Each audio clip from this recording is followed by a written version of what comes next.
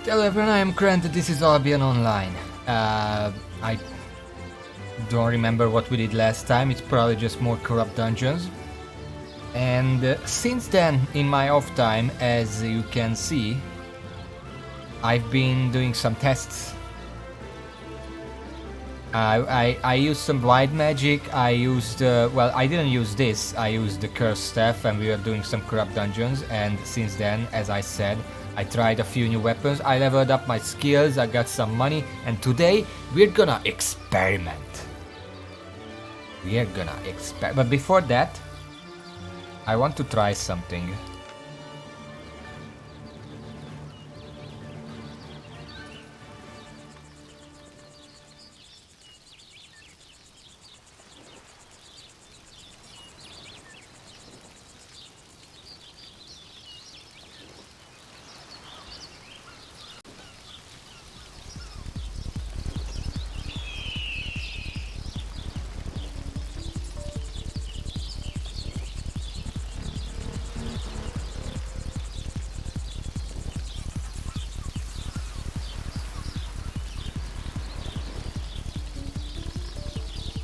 I can barely hear that. I don't know how much you guys can hear, but with that, of that.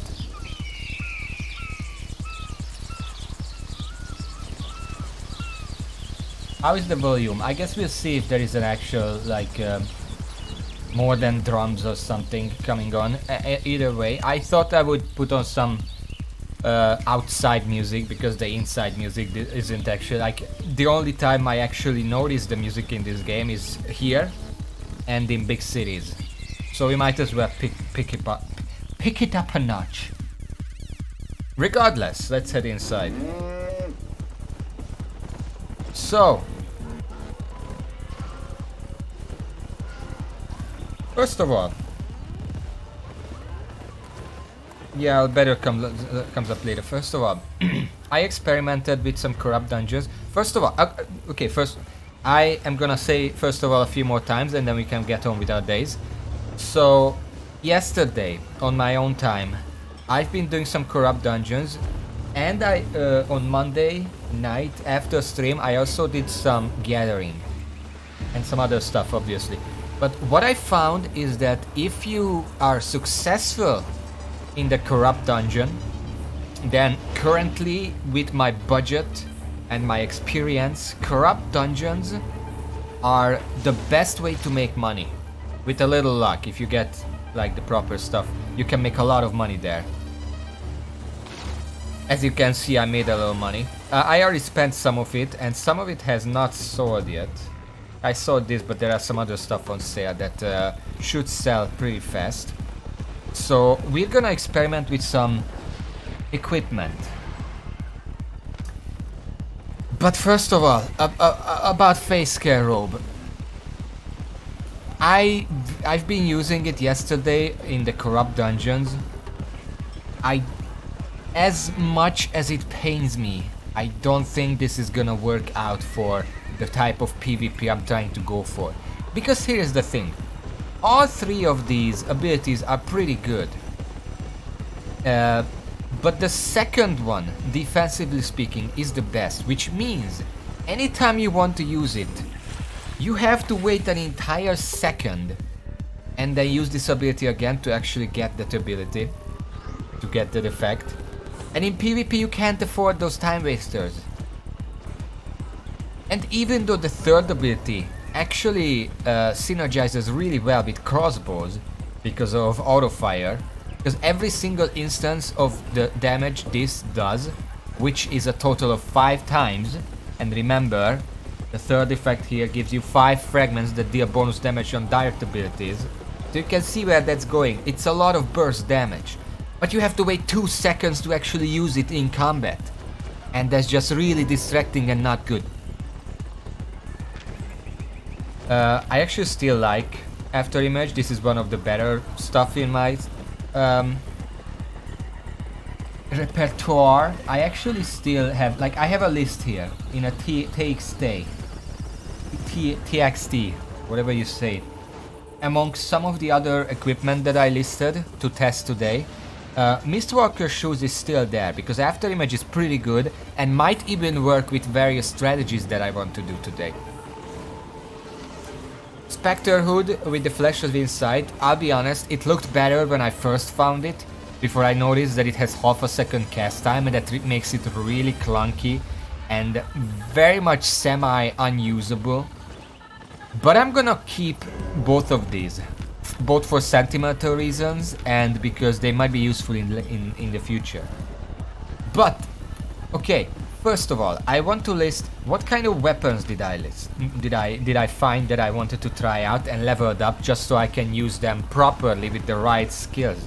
Now, obviously, as you saw, first of all is the Energy Shaper, which I have a 4.1 tier 1 here. And I leveled up enough to be actually able to use Caltrops. I'm gonna explain that in a second. But Auto Fire, I just want to emphasize, this is an amazing first ability. Minus the fact that it's a channeled ability, so you do have to stay in place. But it's a 5-second cooldown on a 1.5-second channel, so it's pretty spammable. And it helps because, you know, crossbows are pretty slow on the auto attack, so this basically just counteracts that. And while you're waiting for the cooldown, you can stop every now and then to shoot, but because it's so low, you're not really missing out on anything. Now on the second row there is a knockback shot, which I kinda liked, but I kinda like Caltrops better, and we're not gonna talk about Thunder Shot. Caltrops puts down, you know what, I'm just gonna show it. Let me put down here. So Caltrops does this. Boom. There's a trap. There's another one. And then there's another one, but the first one disappears. You can have two of them down pretty reliably if someone doesn't step into it. Or if, imagine that guy, Salot, is an enemy. If I did this, immediate explosion. It doesn't even appear, it just explodes right away. So I can apply the effect on demand as I want, which is very useful because what it does is it deals some minor amount of damage. It slows enemies for over 4 seconds on a 5-second cooldown, mind you. 30% isn't even that bad. And also gives me movement speed 30% for 3 seconds. So the difference in movement speed, if I land this, is really cool. It doesn't deal that much damage, but again, it's a low cooldown. So these two can be spammed next to each other, which is really useful. This is a really loud place in here. Let me leave here. But this is actually a music I like and I want to hear it.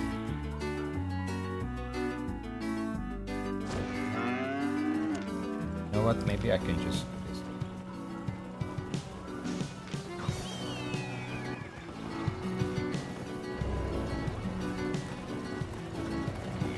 How is the volume?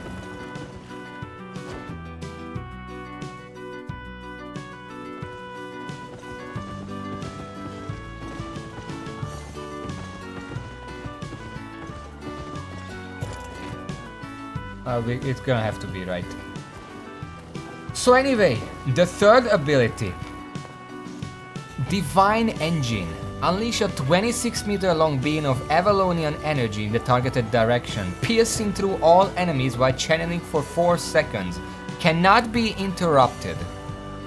Deals 227 magical damage to players and 74 magic damage versus mobs every 0.3 seconds. The beam slowly follows the cursor position. So, Verburner, you play League of Legends. This is essentially Vel'Kaz's ultimate. Let me show it to you.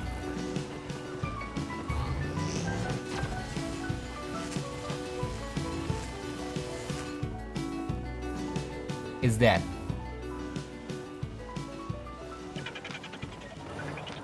Now, I want to emphasize that 227 magic damage every 0.3 seconds, if you can land the entire thing, for 4.3 times 227, that's about 3000 damage. Look at my health right now. I know I'm wearing cloth and leather here, but I don't think... Yeah, that's a lot of damage, point is.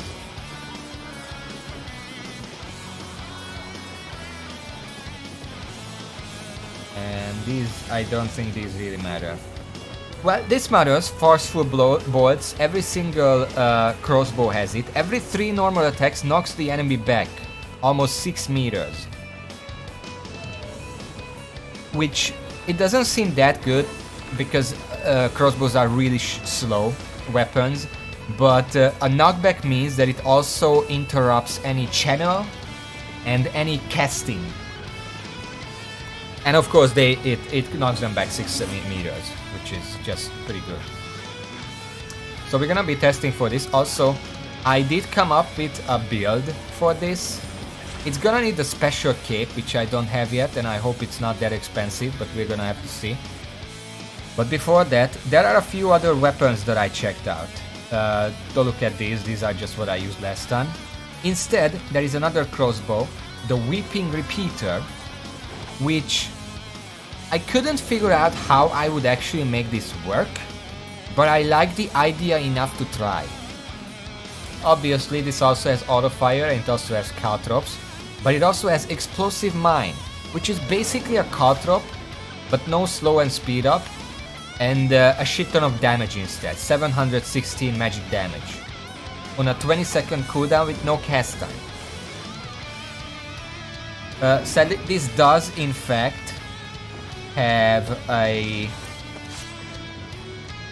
charge time, a charge up. It's like a second and a half required before it can explode. But the difference is that the caltrop can only be procced by enemies, whereas this one, as you can see, it also explodes if I stand on it. So if the enemy is trying to dance around it and I'm trying to use it as like a zoning tool or whatever, I myself can step on it to deal damage to the enemy within 7 meters. And remember, the knockback on the crossbow is 6 meters, so it kind of lines up with the strategy. But you do need a setup for this that adheres to keeping your distance, like a lot of distance making abilities, which I don't have right now, but we'll see about that. And now, the third is the Whispering Bow. We fought this last time. I think it killed me, but that's not why I chose it. First of all, Bow's first ability has multi-shot. It's a knockback and a pretty decent damage in a 5-second cooldown. The second ability, what I chose, is Frost Shot. Fire an ice arrow 2 meters in front of you, which explodes in a 4-meter radius. Basically, it catches anyone in melee range, and then knocks me back 13 meters. It also slows for 7 seconds on an 18-second cooldown. Look at this. It's basically, in World of Warcraft, the hunters disengage with a slow added to it. Which helps to keep distance, because this, if you're using the bow, Whispering Bow especially, you want to keep your distance. And both of these, the multi-shots knockback and the frost shots leap back, help keep distance. Now the third ability, Undead Arrows, it increases my attack range and attack speed by 20% and my normal attack damage by 131. It does decrease my defense, but it can be used up to 8 seconds on a 12-second cooldown. Now the cooldown doesn't start until the activation ends, so it's up to 20 seconds cooldown with an 8-second duration, but still, it can be useful. And I grabbed it so we can try it later. For now, I'm gonna put this on. Now,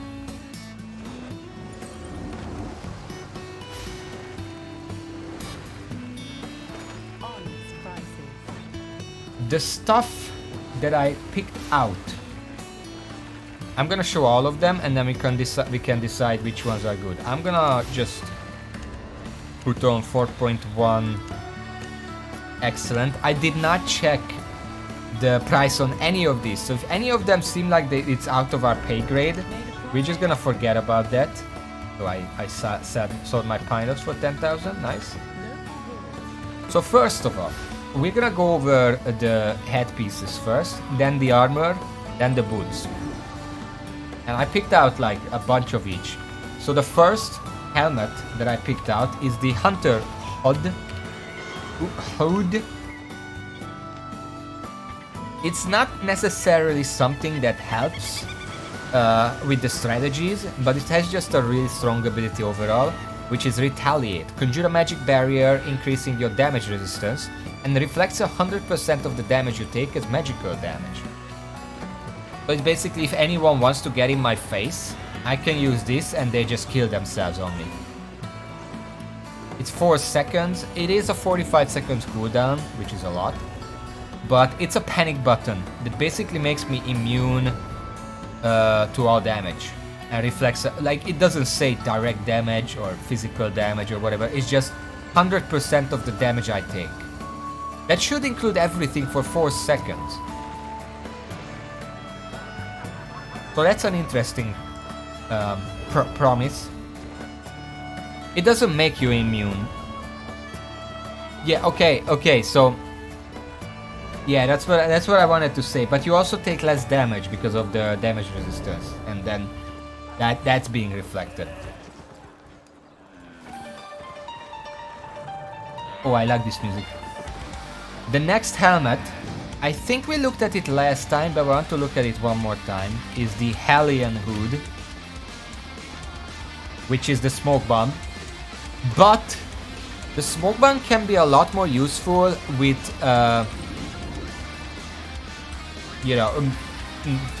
auto attacks.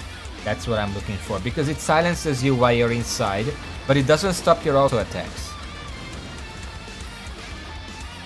So, for example, I'm pretty sure if I have the Whispering Bow equipped, I use E, undead arrows, throw down the smoke bomb, and now I have 5 seconds of free undead arrows.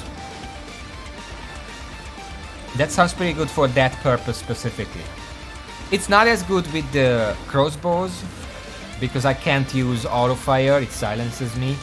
But crossbows do a bit of damage regardless, and I can wait with cooldowns. Like 5 seconds is exactly enough to wait out these cooldowns. So that can be something. And the last one, which is a little different, but it has some synergy that's not apparent at first, which is the Demon Helmet. Looks a lot similar to the Albion Hood, but it's a plate helmet, and it has Hush. Enchant your weapon, silencing the targeted enemy for almost 6 seconds with your next normal attack within the next 15 seconds.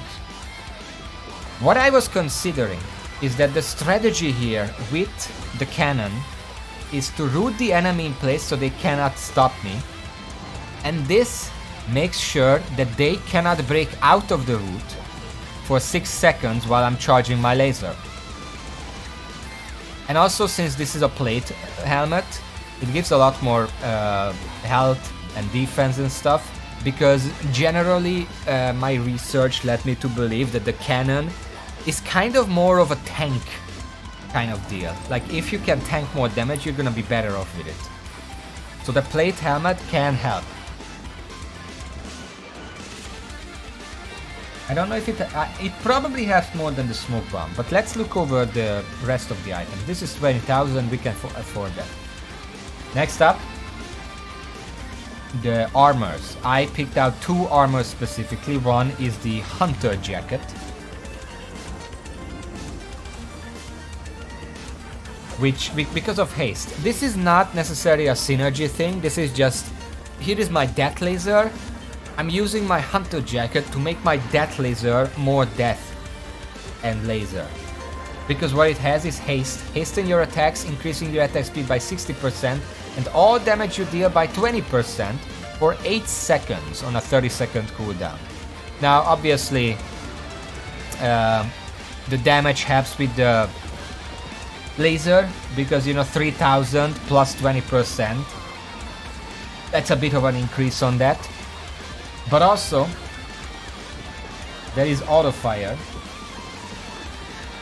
which is also increased by 20%, and even off auto fire 60% attack speed on an otherwise very slow weapon that deals good damage.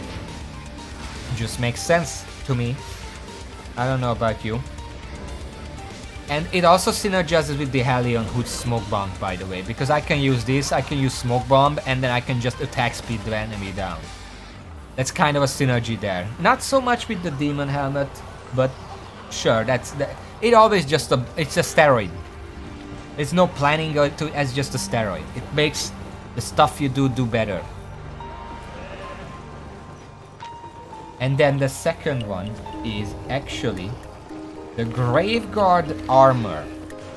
And this isn't gonna make sense until I show you something else that would synergize with it.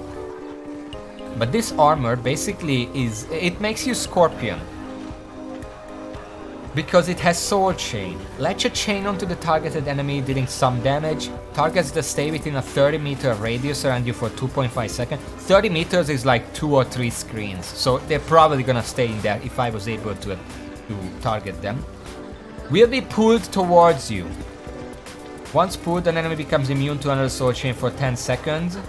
Cooldown 40 seconds. That's just so group content doesn't do shenanigans. That's why it's there. Yeah, that's fine.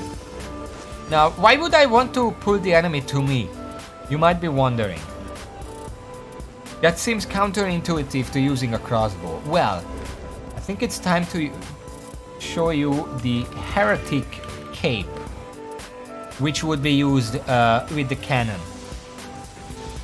Because the Heretic Cape has a special ability called Devious Trap. Condition activates when you cast your shoe slot spell. So keep that in mind because we're gonna look over some shoes as well. Effect: drop a trap with a 2-meter radius below your feet at the starting position, which lasts up to 10 seconds. The first enemy to step on the trap will activate it and become rooted for close to 7 seconds on a minute 30-second cooldown. 7 seconds root means that I can immediately silence the enemy with my helmet that we talked about, and then beam that without them being able to do anything about it. That would be the idea with the laser cannon. Now, it does use the boot ability, which I mean, the boot ability on the Mistwalker shoes works pretty well because I pull them in and then I blink away. And then they can just eat the trap, and then I can immediately cannon stuff. There is that. But there are some other shoes that could work just as well, that may adhere better to the tankiness aspect. But first, before that, there is another very interesting synergy with the trap cape, and that is the Fiend Sandals. And if I read, the entire question here is how much setup time the cape trap needs before it can go off. Because if it also needs like 1.5 seconds to start up, this wouldn't work as well. But if it's instant, if someone is already on top of me, and it instantly goes off if someone is on top of it, then Fiend Sandals is just a one-click immediate route. Because what it has is position swap. I don't think I need to read that to explain what it does. The only problem with this is that it leaves me completely without a reliable escape tool because this is strictly aggressive. Basically, I swap positions with the target. Because of the cape, they immediately get rooted at my starting position. We're gonna have to test the cape before we do anything else, but yeah.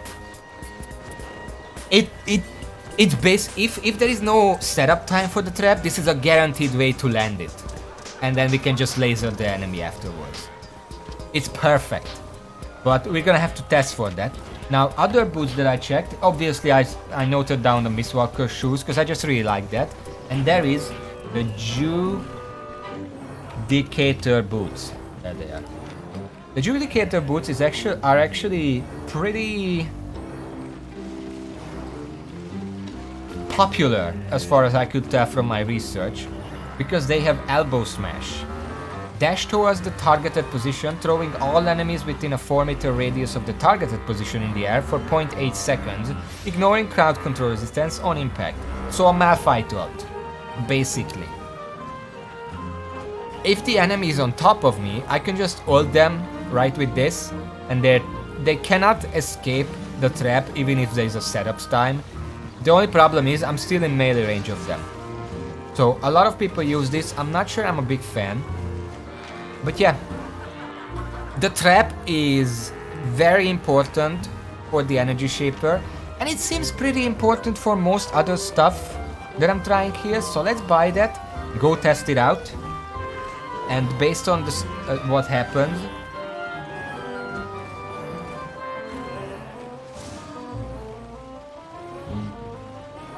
Yeah, here's the thing. Elbow smash has a lot less range. And if you're dashing away from the enemy, it doesn't actually give any knockup. So it's basically just a slower, more cooldown after image. While the range is actually the same, but it's still a longer cooldown. But I've seen people use it for this purpose, so who knows, maybe I'm just not seeing it. I think the biggest thing about this is the 4-meter radius. They get knocked up in a 4-meter radius, which means an 8-meter diameter. That's math. So it's quite a big area. But regardless, let's check on a heretic cape. It's 57,000. We can afford that just fine.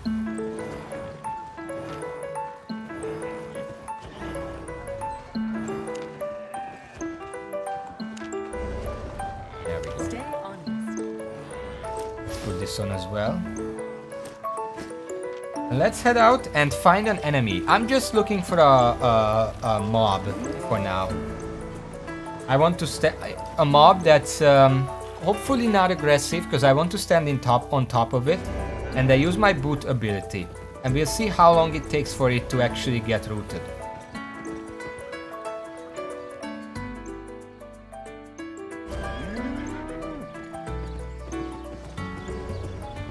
In the meantime, how is everyone today? I am sleepy as hell.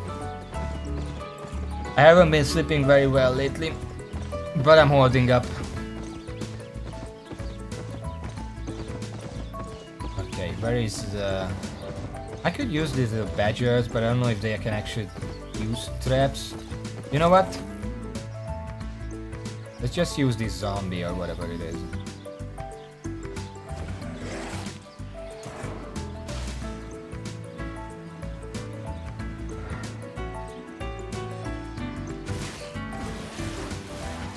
So how did that look?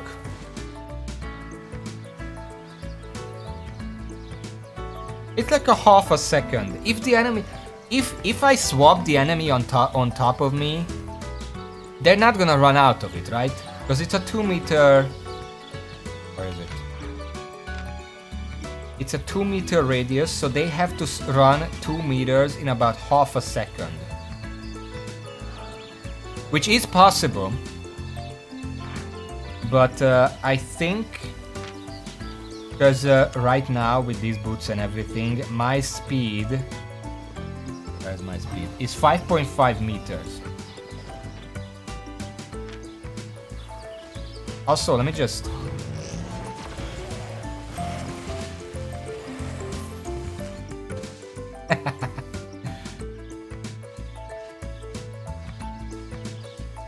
So how does that look? I'm gonna try it one more time. Try to time it with me. I'm just waiting for the cape to go down.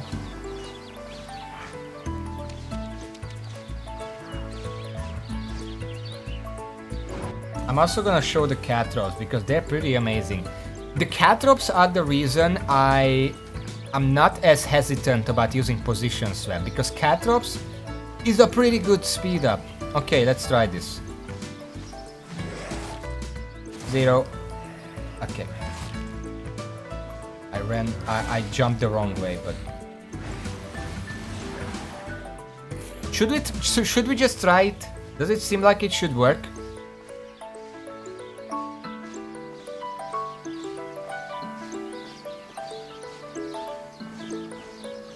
Oh, hello there.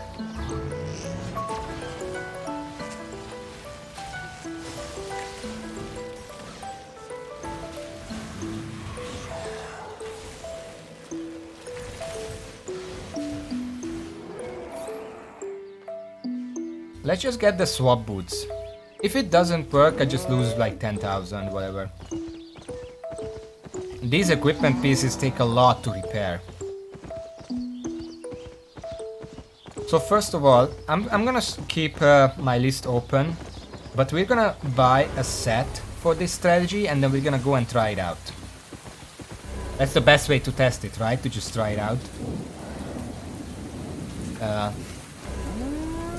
There is a saying, but I don't know how I would translate it.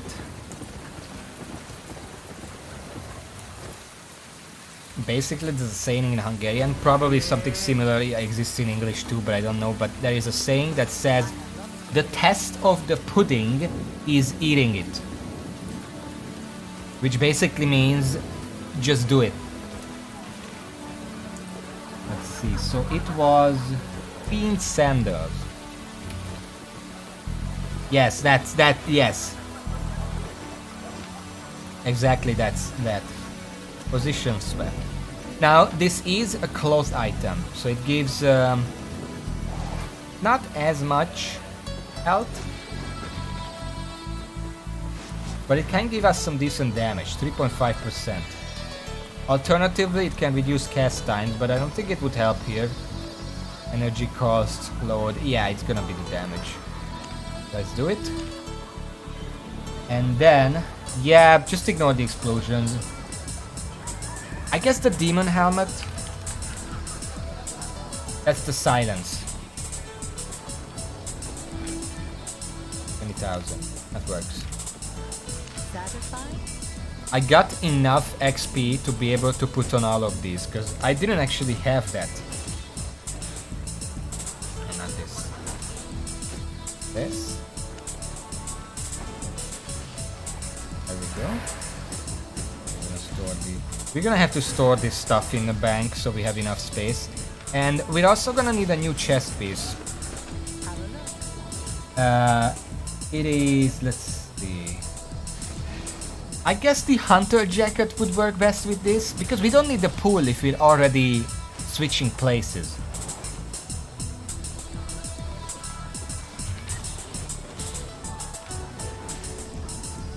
Yeah, let's give this a try.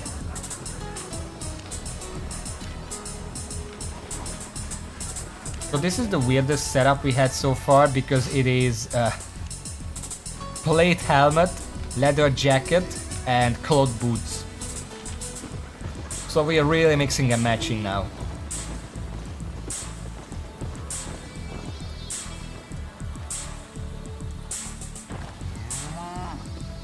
But it might have reduced the damage a little, let me check. Oh, it's the same. Alright. I guess the... I don't know, whatever. Don't listen to me. Put these down here. I'm gonna keep the cape for now, because who knows. We might need that later on. We might as well put these two in here. Alright. Let's find a corrupt dungeon. And I can guarantee I'm just gonna die the first few times, because this is a very specific combo setup that I need to do, right? What I need to do here is slow the enemy with card drops to guarantee that they cannot run out of the trap. Then swap places with them, activate the steroid and laser. That's the strategy. And I know that in a high stress situation I tend to panic and press the wrong buttons. So that's the primary thing that we have to watch out for. Me. Also, I'm gonna grab all the shiny materials because those are just free money. If I need this inventory space, I can just throw them out later. We're not gonna deal with that. I see there is like fighting going on. Also, oh, hello. I looked into factions today.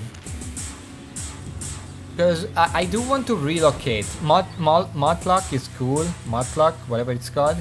But I want to relocate to Breachwatch because I just like that place better. And I looked into what if I enlist for Breachwatch.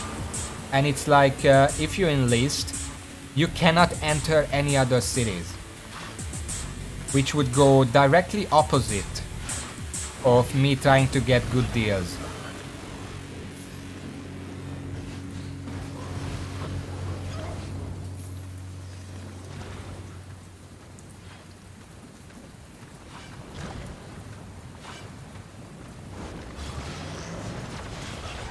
Also, I just noticed this yesterday. If I'm using the laser, that guy's hook doesn't actually hook me in. It hits me, it deals damage, but for some reason the hook doesn't happen.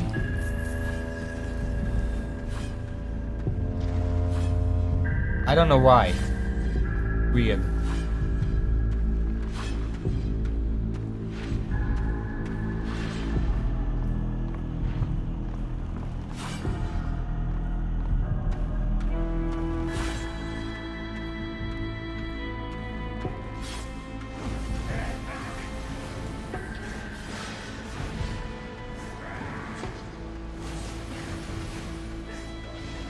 I don't want to deal with the cloud.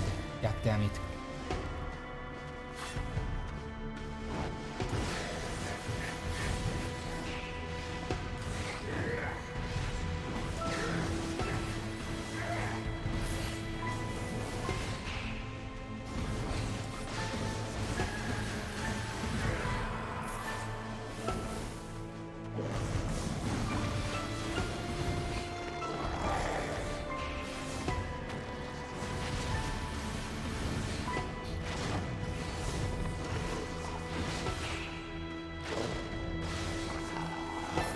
Also, I just want to point out this is my base speed. If I caltrop something, I get sped up this much. And the enemy gets slowed down by the same amount.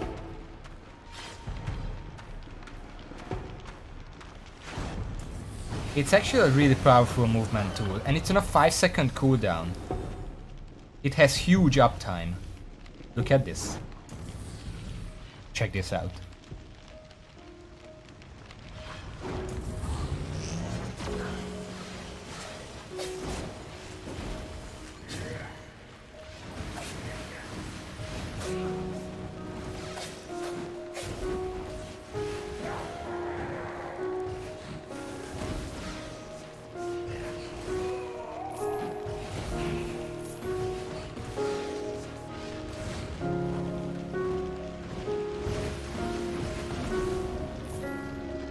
I can actually set up the enemies for my laser so they arrive at me a little later.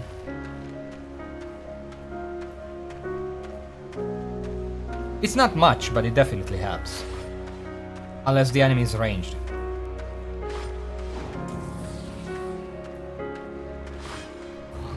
In fact, this laser can go so far. Sometimes enemies just fail to aggro me. That also means that I fail to damage them, because I'm hitting them from outside aggro range.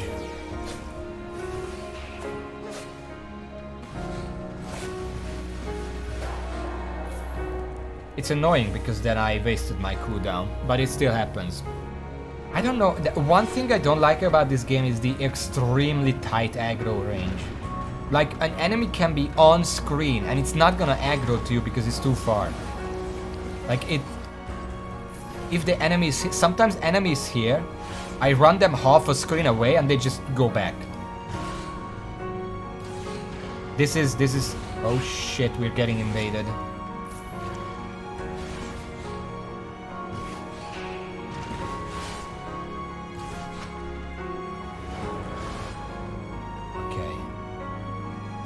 Let's try this. So I want W, F, R, E.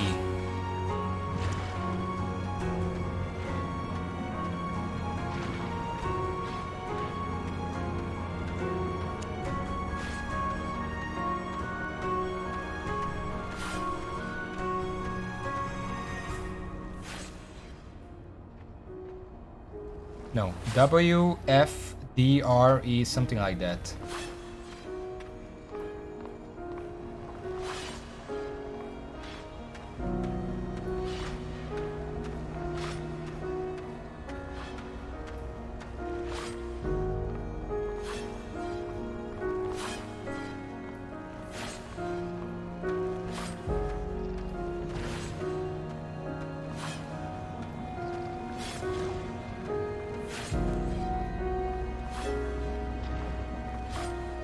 Oh, I saw them on the map. They're down here.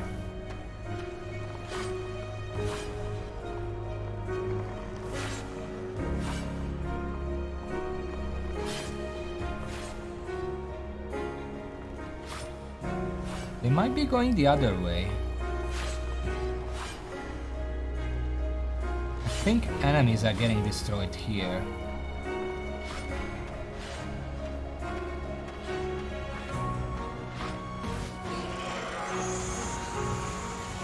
Now they know where I am.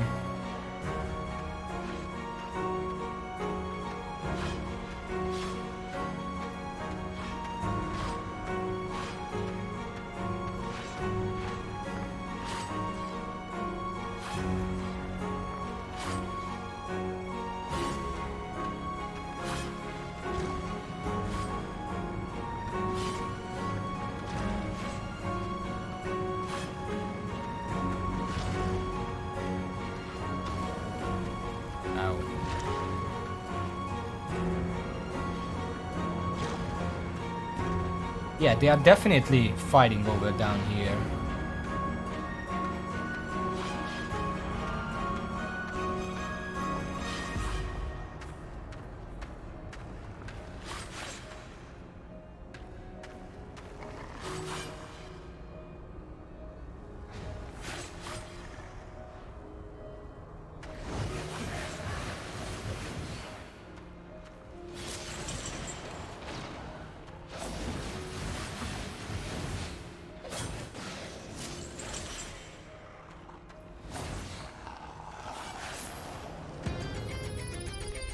I think they ran back. Because I don't see them. No, I think they're right here.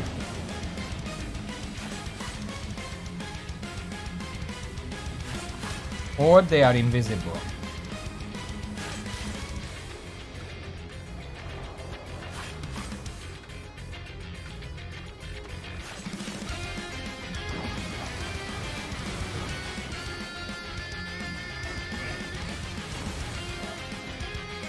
No, I saw them. They cleared the side area. Did they steal my treasure?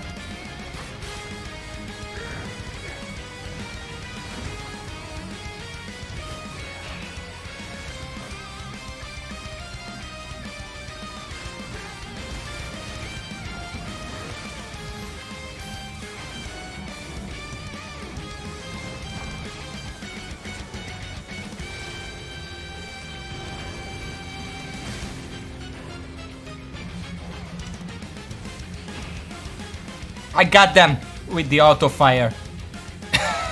It worked. They got into the trap. Did you see that? Yeah, that was really clumsy, by the way, of me. That was really ugly, but we got him. The problem is that fucking enemy got in the way. I didn't see where my trap landed, but I guess neither did he. Yeah, he got... There were some effects here, and I swapped him. And apparently neither of us saw where the trap was. That would be the idea. I just don't know what these are. Which one do I press again? That's my slow. R is my haste. I didn't use it. Or maybe I did. I don't remember. But you saw the insane amount of damage that the laser did. Why they couldn't do anything about it. That's the idea behind this setup. That to trap them in that, yeah, they stole my items. But I think I got them back. This is the stuff he got there.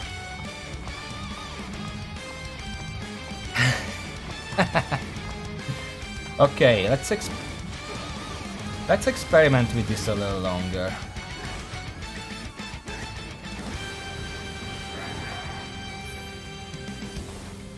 I don't know what song that is, but sure.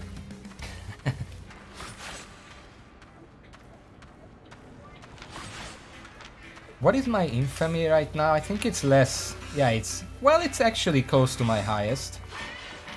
My highest, like 14,000 something. What was your request?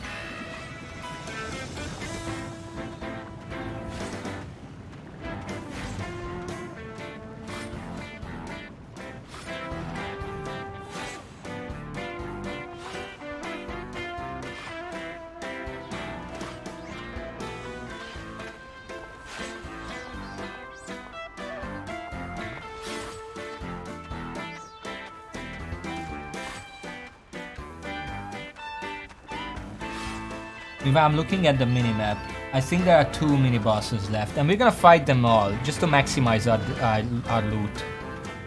Because the faster I get like 10,000 silvers worth of loot,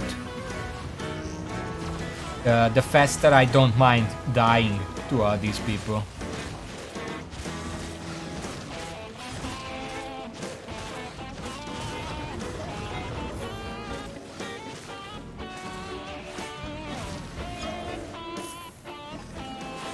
Oh, hello.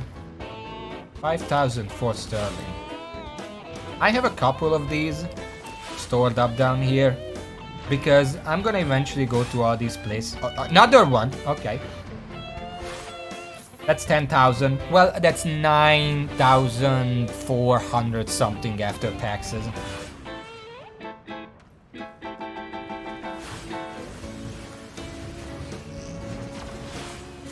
Makes it so easy to fight these guys. They can't actually hook me. For whatever reason, it makes me immune to the hook. I guess it's because it says can't be interrupted, which also includes not being able to be knocked around. Because that would interrupt it.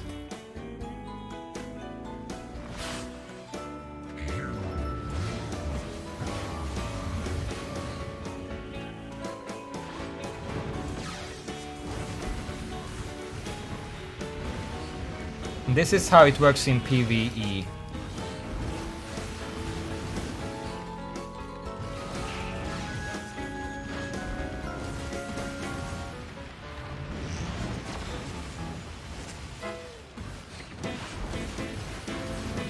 In PvE, you will not really ever get the full laser off, but it's still a lot of damage regardless. And the caltrop just keeps you on your toes.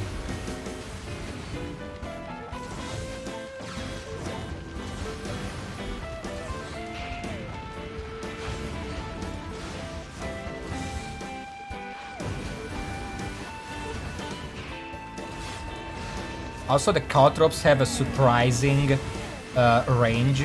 You wouldn't think they can go that far. They definitely can.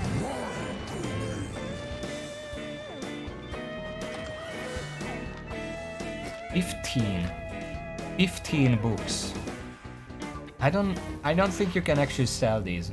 It's not tradable, but it's 1,000 combat fame for the gear that you're wearing. I've been saving those up because I can just use them as appropriate instead of just whatever. Yeah, that was a cool song. Very... jazzy? Is that the right word? I don't think it's... yeah, it's jazz.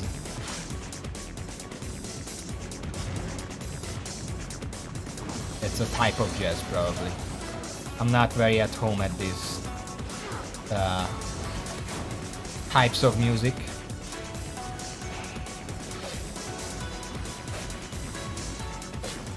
The only problem with this build is that you do actually have to land caltrops. And they're really hard to land on a moving target. Especially if they see where you land it.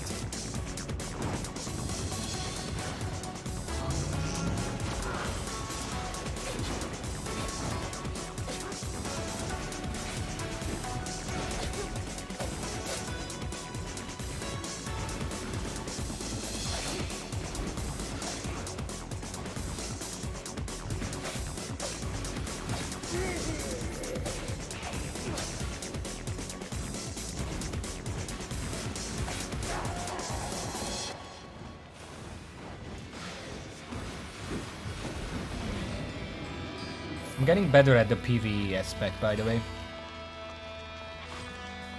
I tend to die sometimes because I pull too many enemies, but I'm getting better at controlling that. I should really use haste more often. Like, let's see. This is the improved... This is the improved attack speed. Very cool. Also in PvE, when you're trying to maximize your damage, I found that one auto attack before auto fire, like that, is the most damage you can do.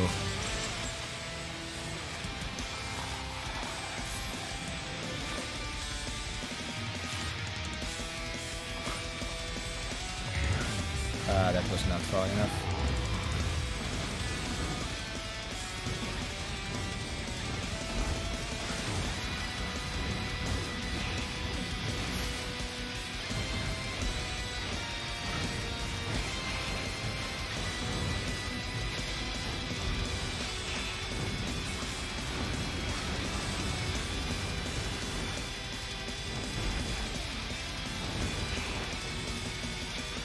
Just ignore that trap, please.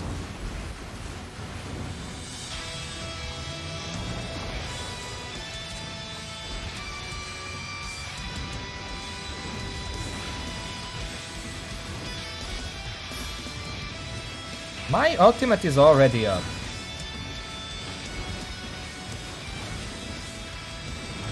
And it just ran out. That's a really good ultimate. Just a steroid. I can stat check anyone with that.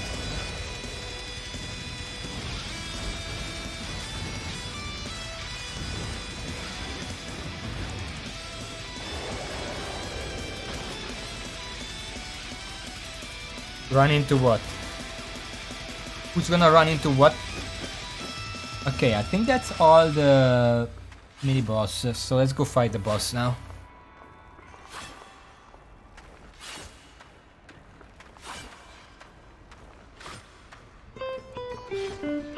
The Caltrops stay around for 12 seconds on a 5-second cooldown. So the only problem is if they don't step into it, or I don't just hit them from the get-go. I don't have any mobility in this setup. Like, position swap is not a good mobility tool.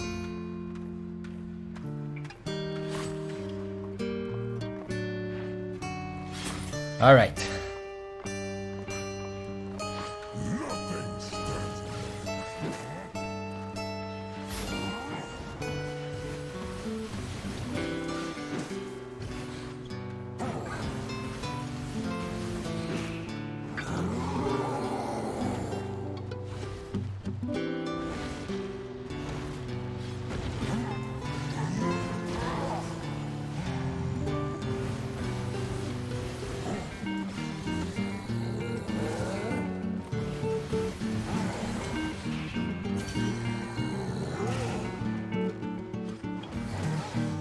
I tried to go behind him. I don't know if it worked.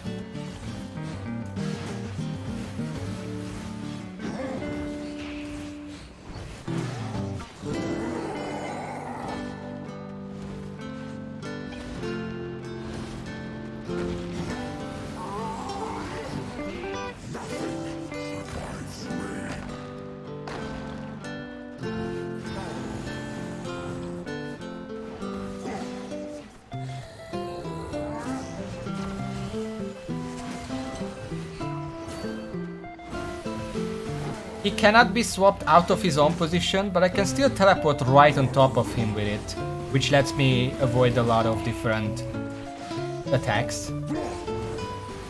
So that's cool. Also, I just want to emphasize how fast the Caltrop cast animation is. Like, I basically don't have to stop moving.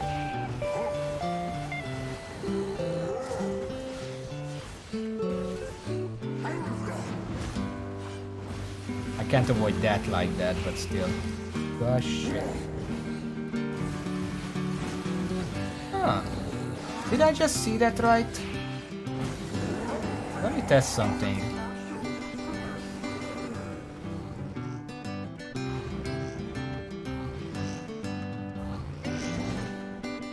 But if I stop it within the 1 second cast time, it doesn't actually go on cooldown.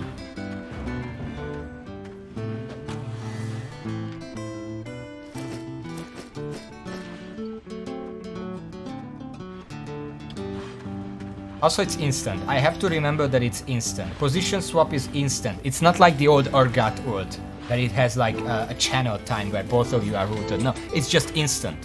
I have to immediately act afterwards.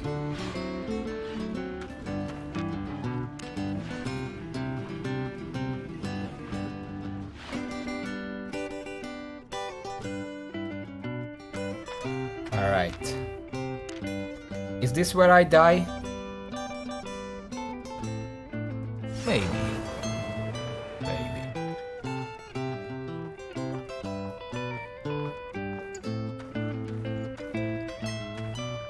I'll just start clearing in the meantime.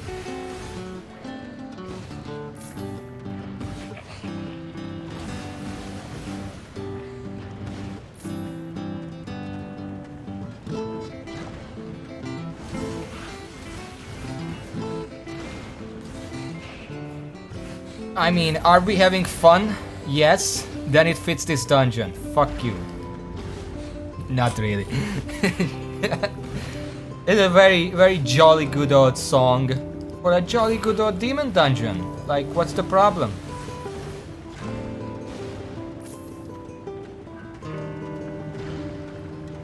Avoid those for now. You're heading to the mini boss. A jolly good demon dungeon. I just found something. Also, we obviously need the XP we get here because my plate, helmet and stuff are very low, so I'm actually lower item power, 890, than I would be with the other stuff. That hit? How the fuck?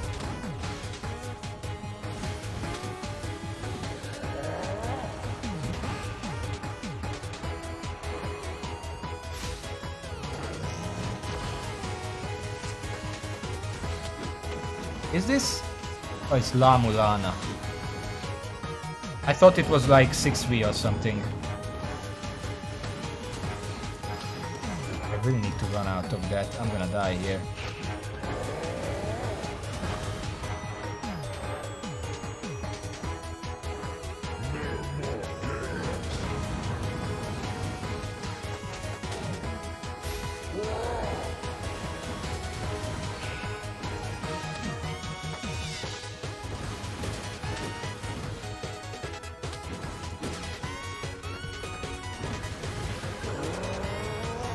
Come on. Ah, he had like 50 health.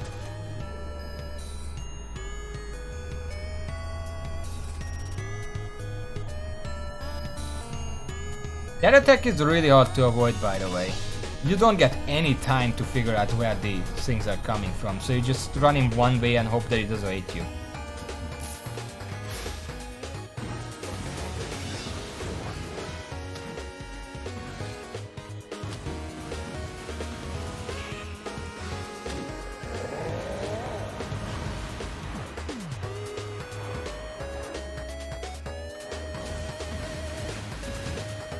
Just have to avoid those attacks. Those are the ones that kept hitting me. Melee circle attack. This is not really a good fight to actually use the laser in, because you're kind of busy every time.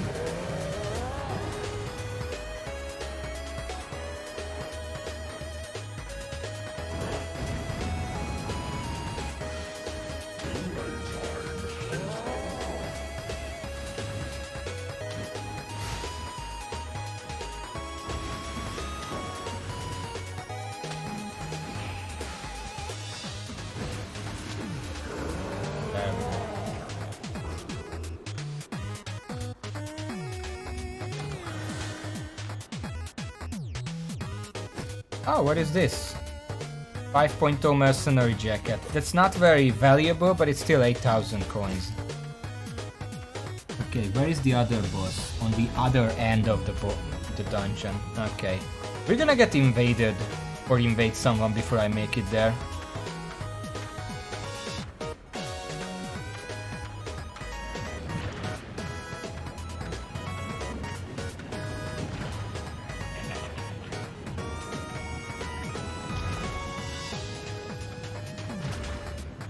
I just need to learn to be more mindful of the PvE danger zones and not get greedy with my auto fire.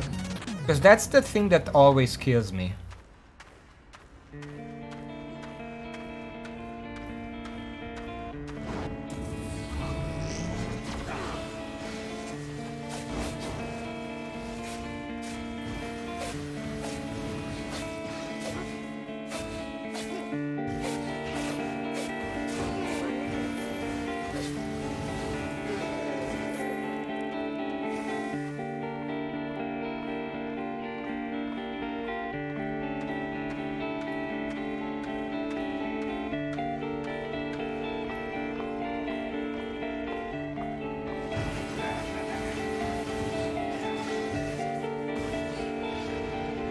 But if you can fully channel auto fire, the last hit deals like almost 3 times as much damage as the rest.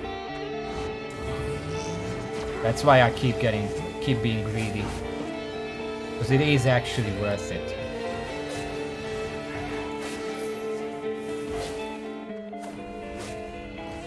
Uh-oh, we're invading someone. Is this where I die?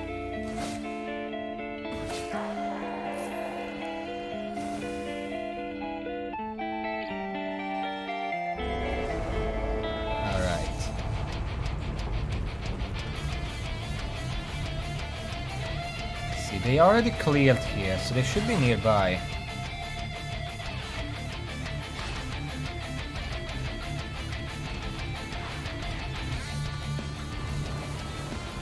Yeah, the music knows what's up.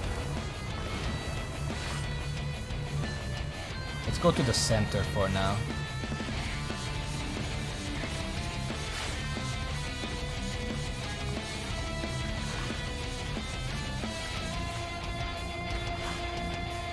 I'm looking at the map in the meantime. Oh! They are destroying that pillar. Which means they're either gonna come this way next, or the other way, and I chose wrong. I think they went the other way. Let's cut them off.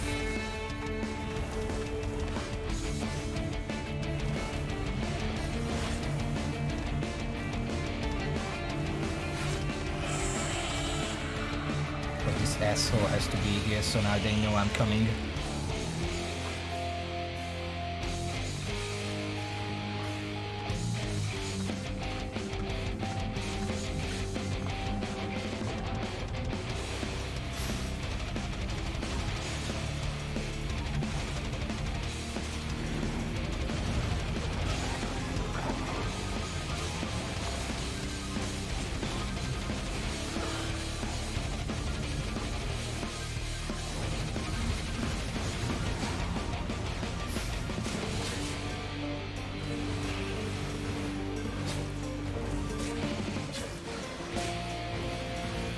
I'm not beyond attacking someone who's attacking mobs. Like, we're not gonna play like that. If they're attacking mobs when they know I'm around, it's their fault. Yeah, it's a chaser beam. Well, if he's gonna mess around with the mobs... Well, it's called infamy, okay? There's a reason they call it that. Yeah, that guy didn't really want to PvP, so that was an easy one. But we take those. Now we can be in peace while we beat this second mini-boss. Well, obviously, because look at my infamy now. I got like 400... 300 from that. That guy, I think that guy just started out, because otherwise you can get like 1,000. From people who actually know how to handle a situation like that. Unlike me, I wouldn't know. But yeah, if the other player just runs into a corner, I don't need to chase. It's a 26 meters long beam. You know how long that is? Like, this is 13 meters auto fire, so twice that. And if I find an enemy, I can show you.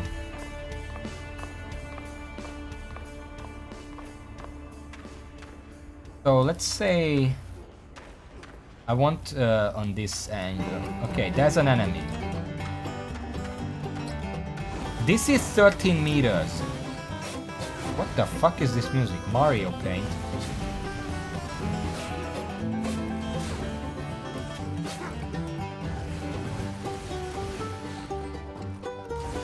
Really?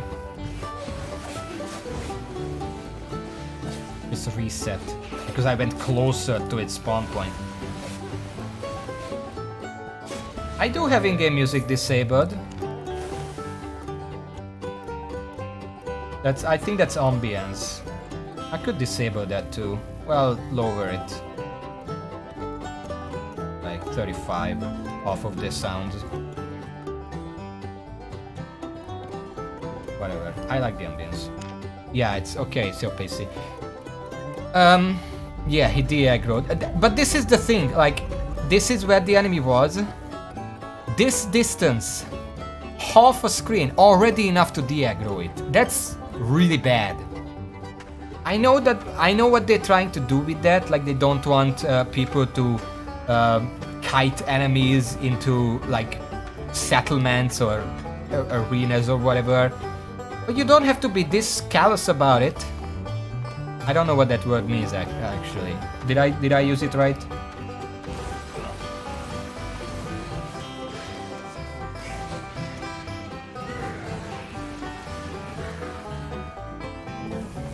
Yeah, that works, okay. Yeah, you can be a bit more lenient about the distance, because it's so bad it actually affects actual gameplay. When I'm not trying to like exploit something, I'm just trying to fight enemies and I'm trying to kite them around, and then they just de-aggro. Kiting is really hard because you have to kite through the enemies every time.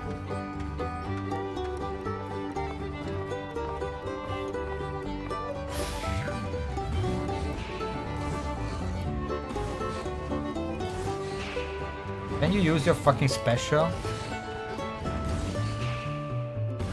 Seriously?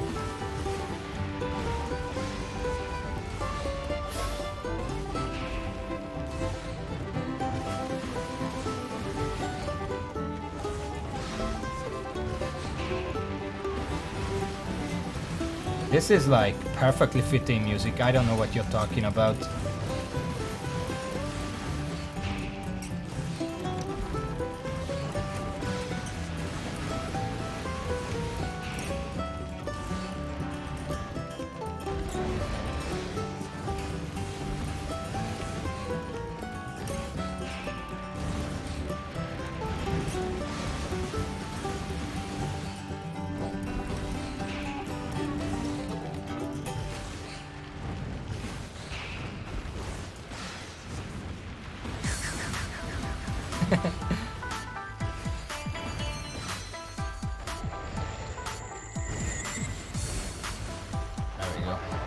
Easy.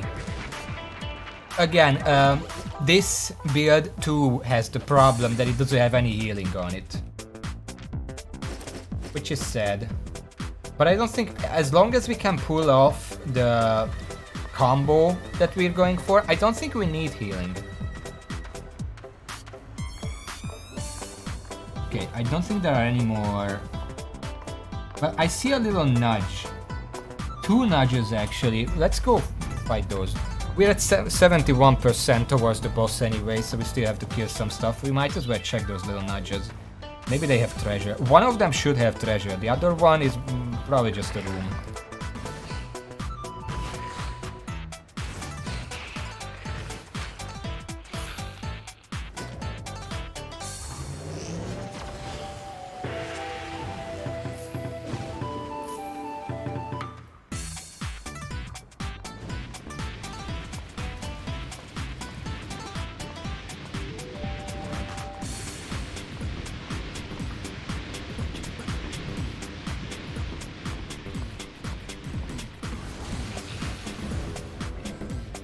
We're also leveling the armor up a lot, which is gonna be necessary, because I despite using a plate helmet and leather armor, because this armor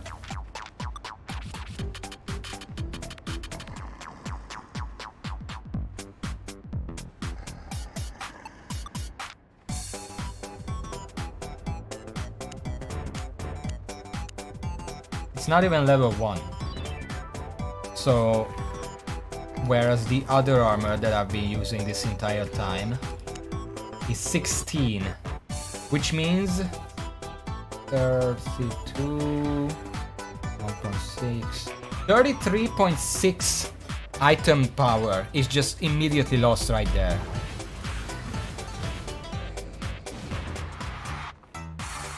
So I am at a bit of a disadvantage when using it, but while we are still testing out various stuff, we're just gonna have to deal with that.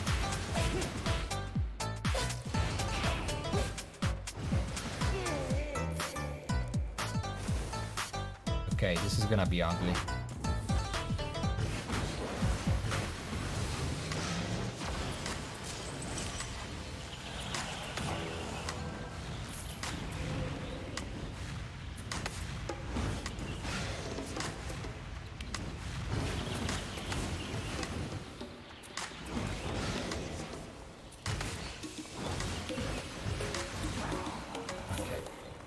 I don't like these guys being combined with other stuff.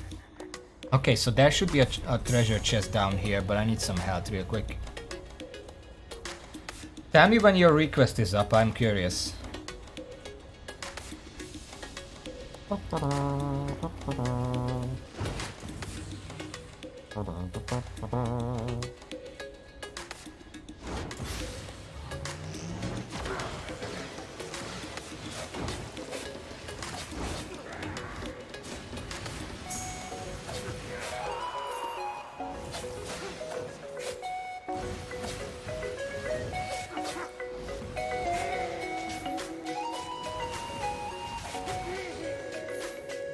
I like how they death cries echo like it's a fucking Street Fighter.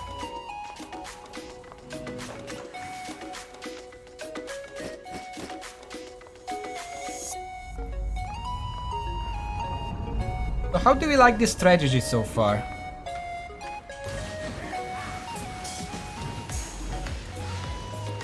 Yeah, it echoes. It just the early I don't know how the later Street Fighters do it, but I think the early Street Fighter was like whenever someone gets killed, it's like ooh, ooh, ooh, ooh. And it just reminds me of that, and it's hilarious.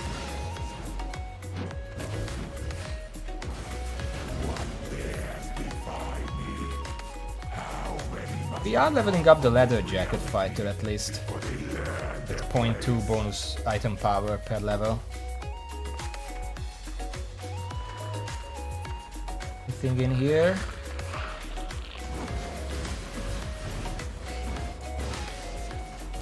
Seem like it.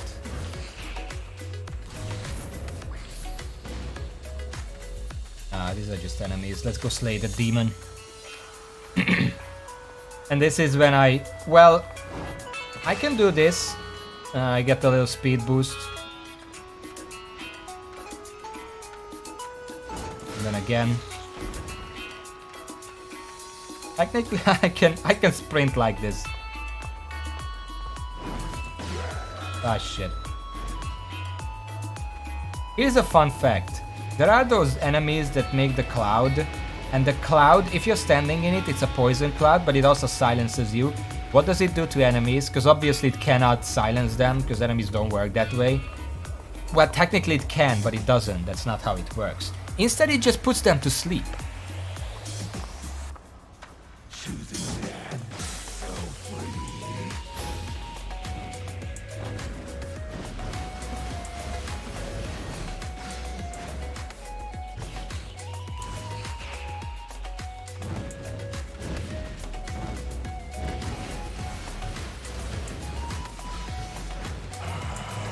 Caltrops is really helpful getting out of those, because I can just throw it down, get the speed boost, makes it a lot easier to get out.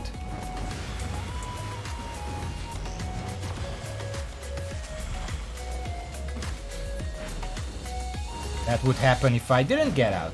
I just wanted to show that.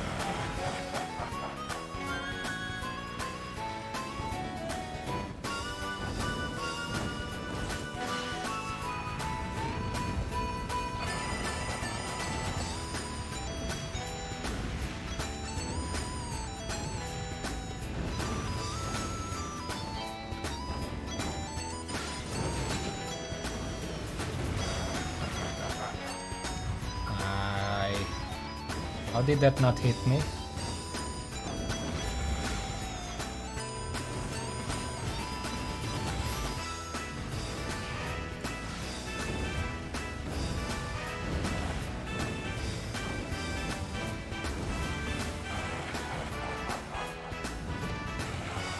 I guess it takes longer. Please die.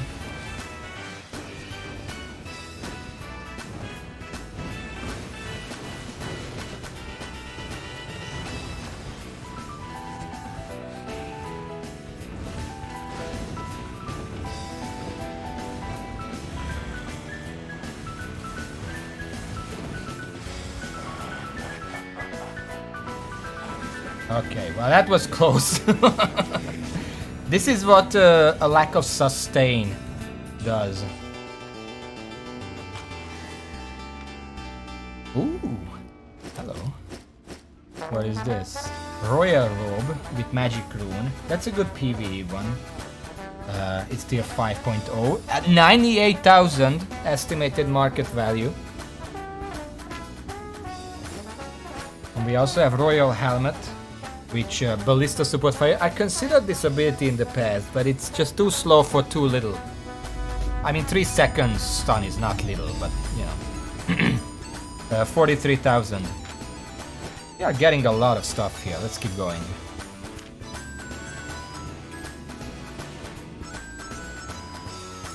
We beat 2 people so far, one of who was actually fighting back. Plock. I heard about that game. Never played it. Alright. Let's go up here first. There is a mini boss right up above the boss room.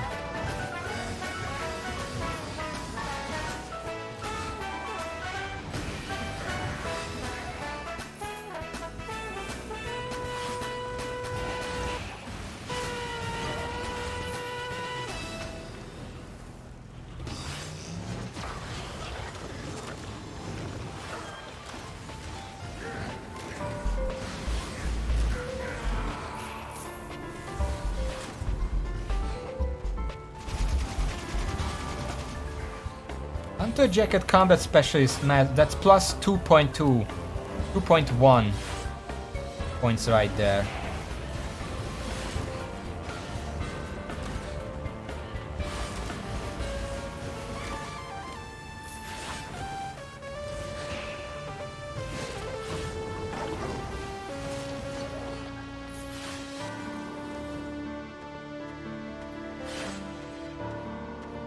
Just slink by here.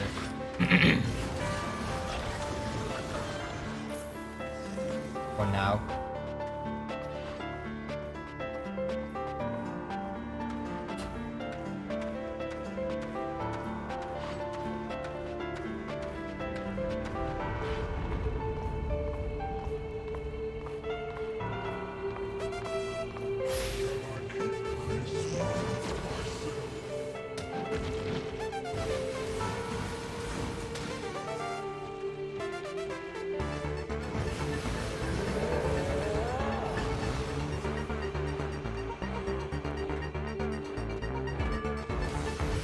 Okay, I think that works actually. If I put down the call drop as he's casting that, I can just keep running.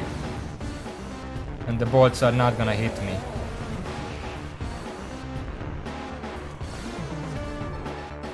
Well, yeah, they hit me now because I messed up, but you know what I mean.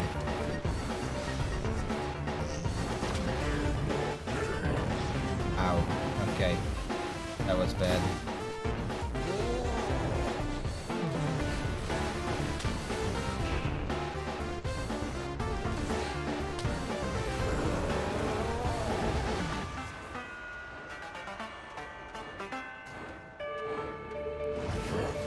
And he's dead.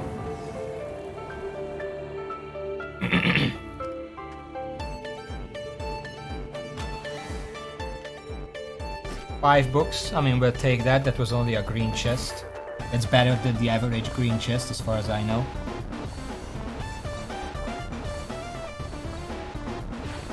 Let's start. There is a boss way down there, but let's start clearing up here for now.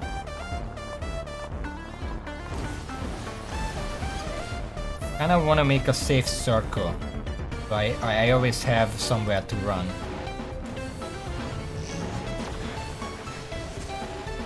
This is what I talked about, like, this enemy was close enough to react to my laser, the other two were not. So they just stood there, not taking damage from it.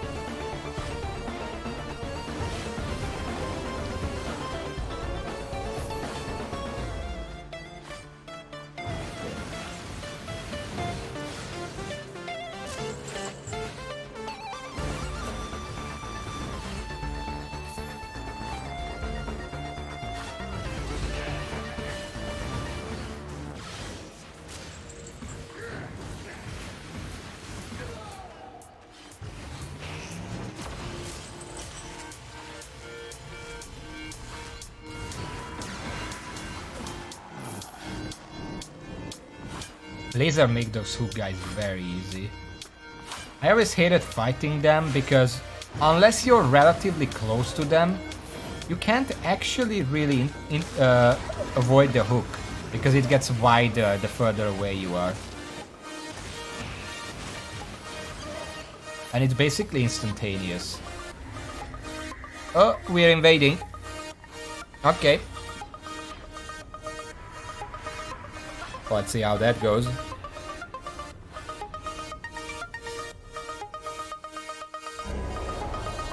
Okay, I don't want to be here.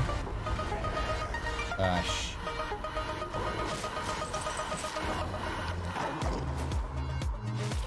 I'll try to get out of this.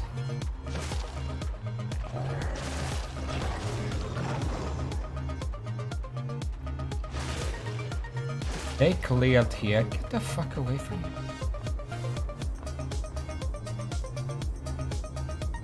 Just wait for health. Okay. Where are you?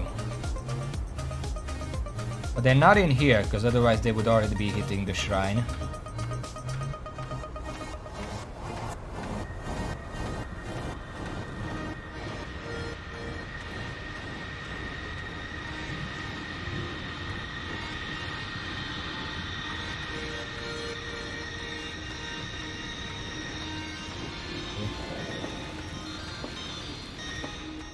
Oh, they're way up there. Okay. I'm going the right way then.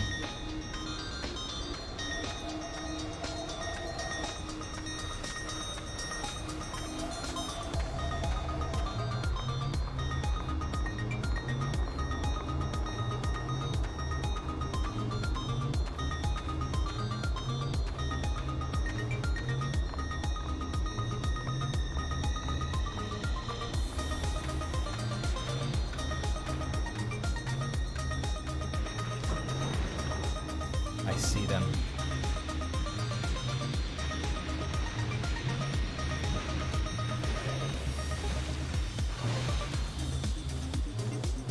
They're running from me.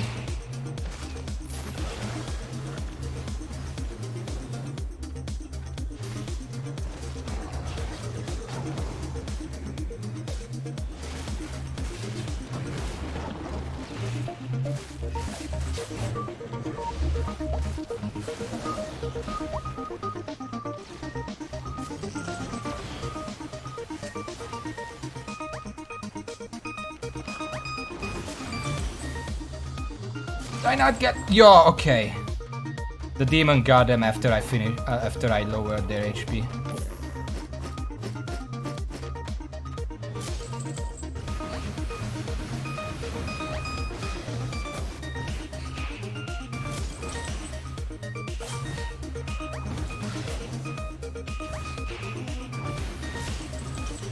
Alright, let's see.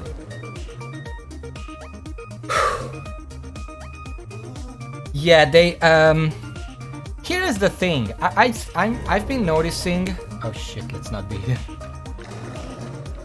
If you're the invader, you're a lot more likely to meet people who just don't want to fight. They're just gonna run away with everything they have.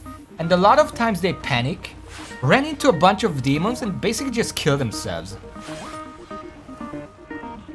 A lot of times all I need is a little push, which the laser really helps with a 26 meters range. Because here's the thing. Yes, mobs need to be in a certain distance to actually react to the laser, otherwise they really don't feel it. Players don't work like that. If a player is being hit from 2 screens away, they're still gonna take the damage. But I want to make sure they don't just flee as I'm using the laser, or make sure that they die to the laser, because if they flee away, I have no movement options to actually catch up to them.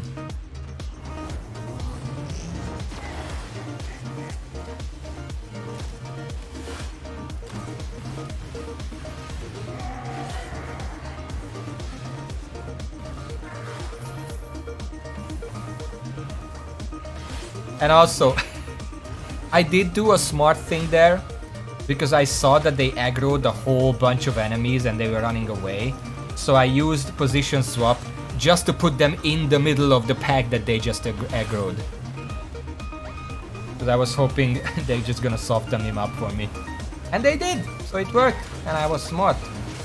And I could feel smart for once.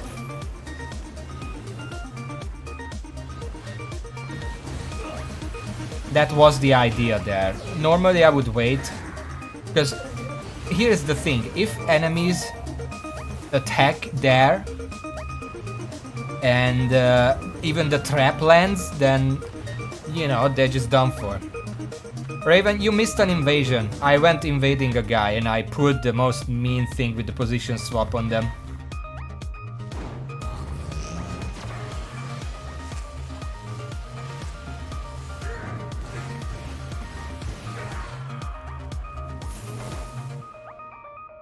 And also I just explained that invading people is actually a lot better than being invaded.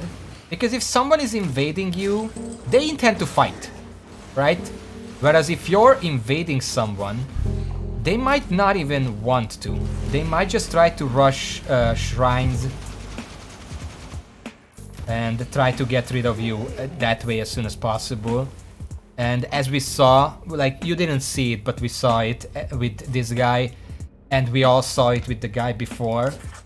A lot of people, when being invaded, end up panicking.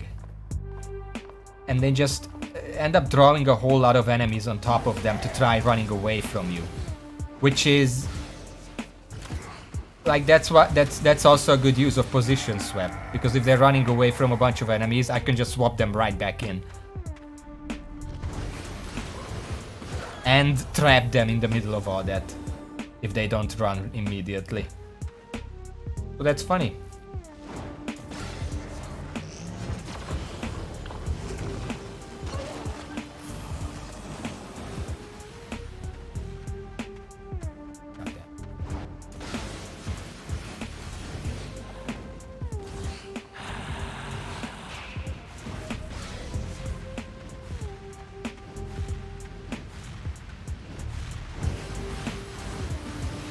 I don't like that attack because it's like 1 or 2 more explosions than I would be expecting.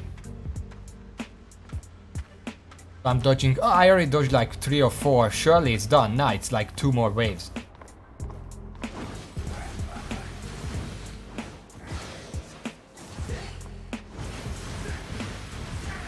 If I kill that guy, what's my infamy? 14.7. We're getting to a new record. Which is not that big of a deal. My original wasn't that big.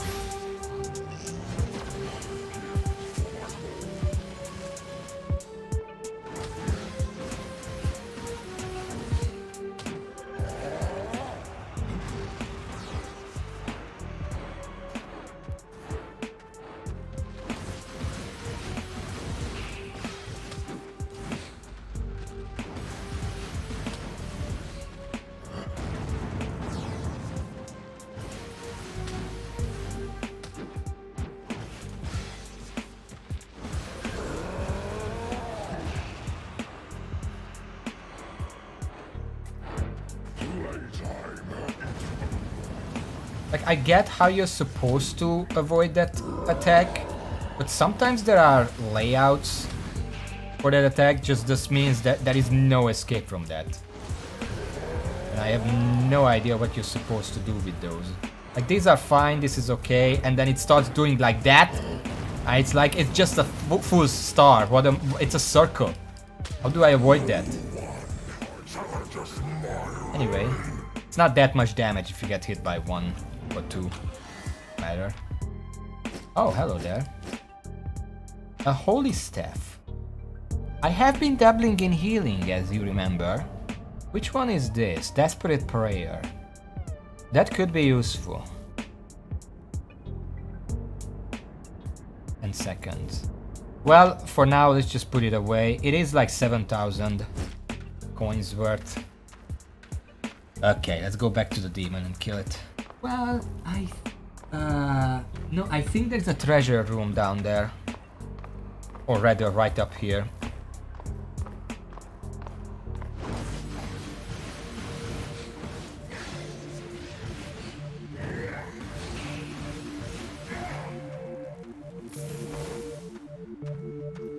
You also get infamy from just killing enemies in the dungeon, but it's like...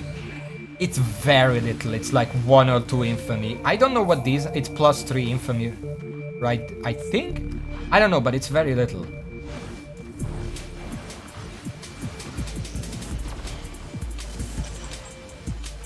Like, 1 entire dungeon tends to give me like... maybe 100 infamy. Whereas killing a player can be a few hundred to a few thousand.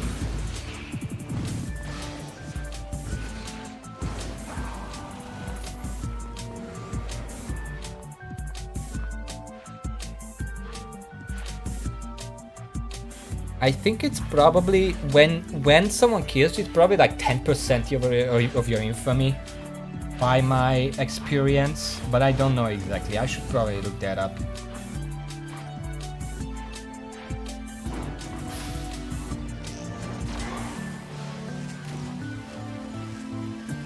Yeah, this guy was in range, the other guy was not in range, so we just...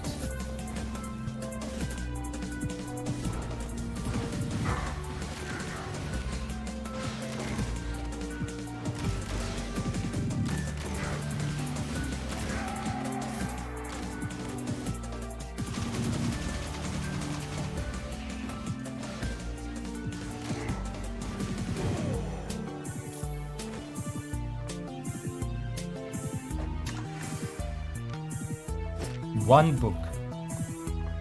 Okay. Can I... wait a second. I'm bad. Let's... Loot? Is there such a thing as... There is loot, but I don't... There's no loot here that I just looted. System save, trading. Whatever. Let's head back, fight the demon. And then this was the fourth player. I don't remember how many layers we're in. We can do 1 or 2 more layers maximum, unless I get killed. After that I have to go back and empty my bags, because I'm at 72%. I've been saving up for a moose lately. Not this way. because a moose is, well, it's faster than what I have right now, and it also gives me a lot more carrying capacity just for having it equipped. It's not like the ox where I have to ride it to get it. But a moose is like 500,000. A little less than 500,000, but it's still quite a lot for my current budget. Alright, so I should still be online when you come, if you come back afterwards, for like 20 minutes, but I'm still gonna be up. Wait, no. Hudson, 7. No, I'll be here for over an hour afterwards. Sorry.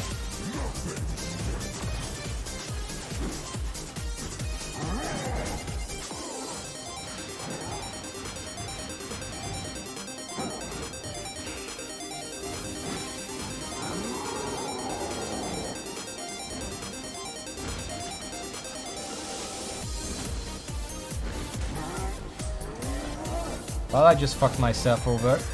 I'm dead. I'm dead. I'm dead. Let's reset this, okay? Let's just reset that.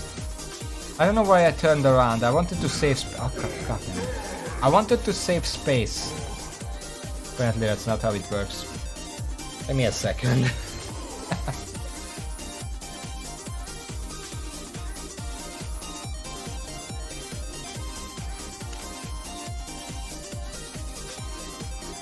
You know, using this, I have no idea how the other two would compare. Especially in chasing scenarios. Because the laser is just amazing. I guess the Whispering Bow's Undead Arrows would be pretty good chaser. But that's not nearly as much damage. And this only really works if I'm being attacked. Like, these explosive mine and stuff don't do anything if the enemy is running away.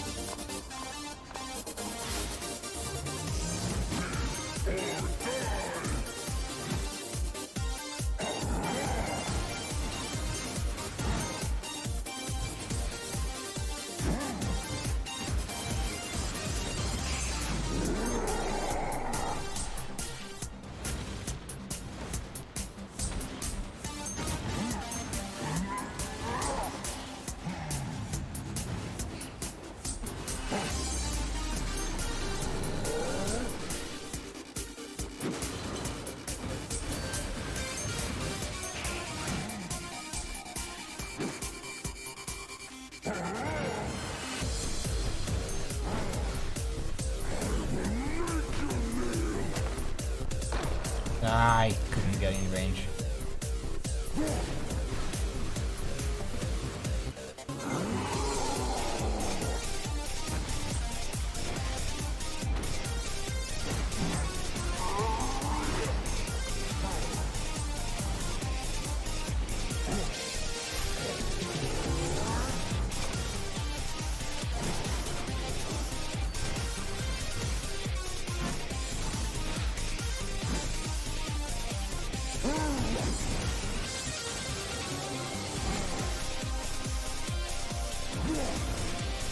I do like how this boss seems to be ambidextrous, because he can swing both ways.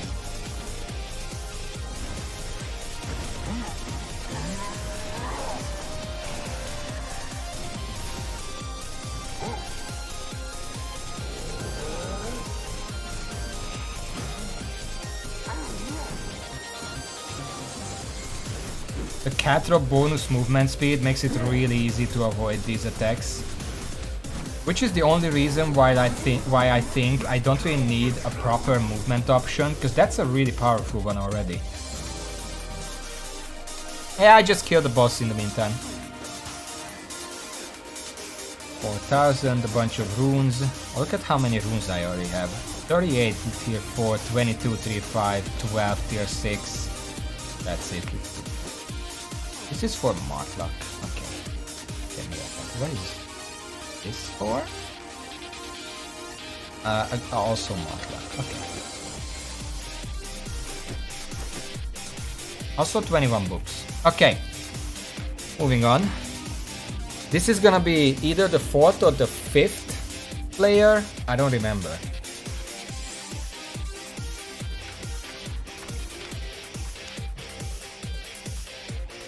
keep invading. I kind of feel like even if you don't want to PvP and you're just here for the money or fame or whatever, you still probably want to activate the shrine, because if you're the one invading, the enemy is a lot less likely to be aggressive. Sometimes they're just gonna go for the shrines and then banish you, and if you don't want to PvP either, you're perfectly fine with that.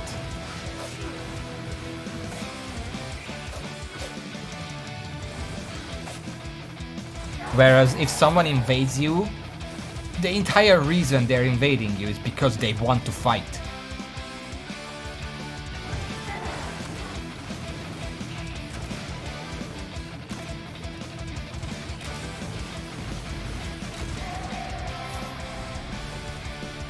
Is this a request? The Old Man and the Devil. Who are those again? I haven't played Tekken in forever, and definitely haven't played Tekken 7. I only played Tekken Tag Tournament on the Wii U? One of those.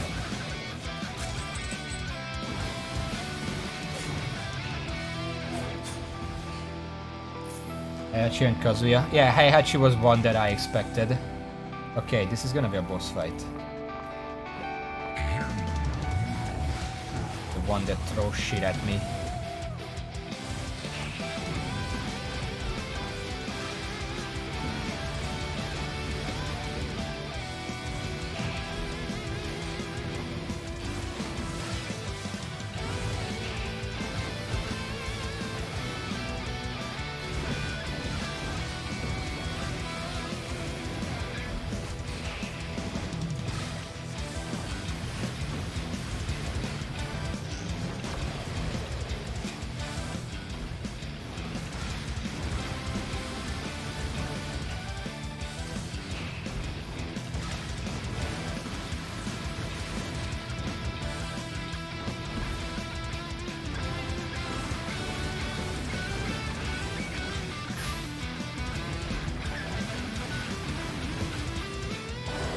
Okay.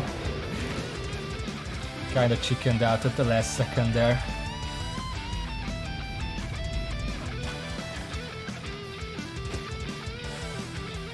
Okay, there I see a treasure room and at least one more boss fight. Let's go to the treasure room, that's closer.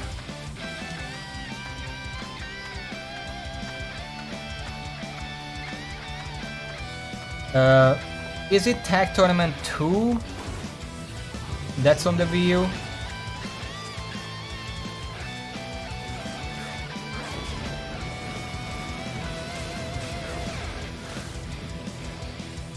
I hate these guys. They are prime enemies to be kited. But with this fucking tiny ass aggro range, you just can't. You can't kite them. Because they just immediately go back.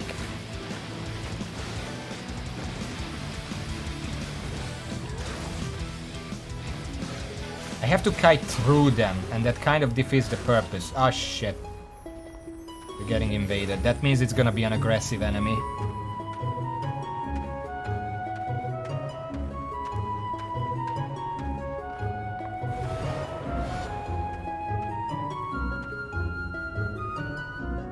I might just die here.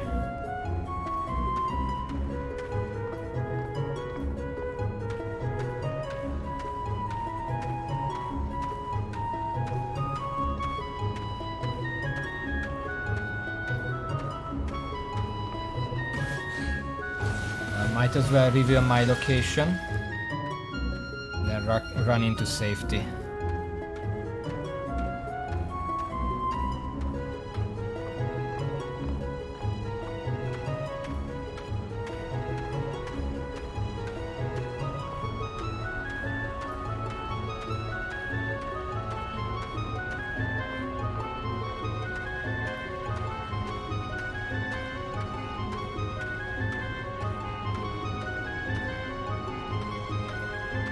Well, it wasn't a sentry, it was a shrine, but they still see if I'm attacking them.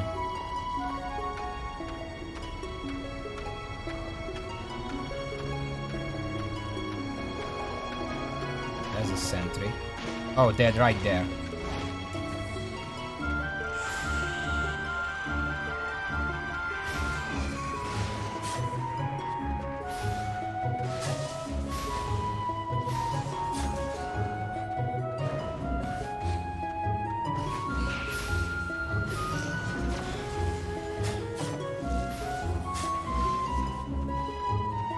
The invisibility is really messing me up. Yeah, I'm not winning that. That was an absolute pro PvPer. I had no chance there. Also, what happened to my trap? I swapped with them and then it didn't do anything. Was it on cooldown? I don't think it was on cooldown. I didn't use the position swap. Anyway, we have a lot of items, so let's go back to town for now.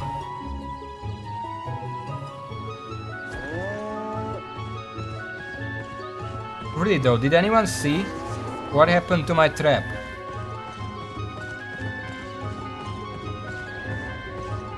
Oh, there's another one here. I really wish Twitch had the option, at least for me as a streamer, to roll back and check my recording or something. You can do that on YouTube. Like if you, I watched some YouTube's and Twitch streams, and honestly, Twitch for me as a Hungarian is better because there are literally no ads in Hungary, which is really cool. But on YouTube you can roll back anytime if you miss something. 20,000. Yeah, because I died once to the boss, a mini boss. So it's 10,000 per death.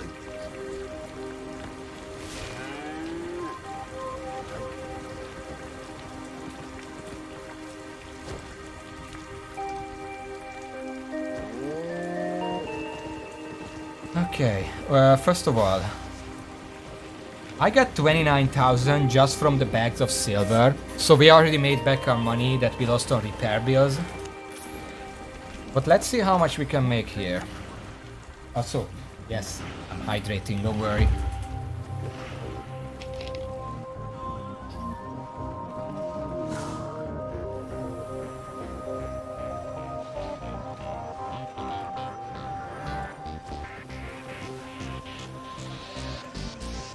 Who needs a super expensive stream deck when you can use a phone? Well, I don't, because I don't have any stream deck. I rely on you on that. What's a stream deck anyway? Anyway, let's see. We're gonna sell all the souls and stuff. Oh, wow. I don't think I have anything that I really want to upgrade here. We're gonna eventually get better gear, but I want to make sure that I know what I want to do first. So for now, let's sell these. Okay, so we had 29,000 from the bags. This is like 2,000 more. So 31,000.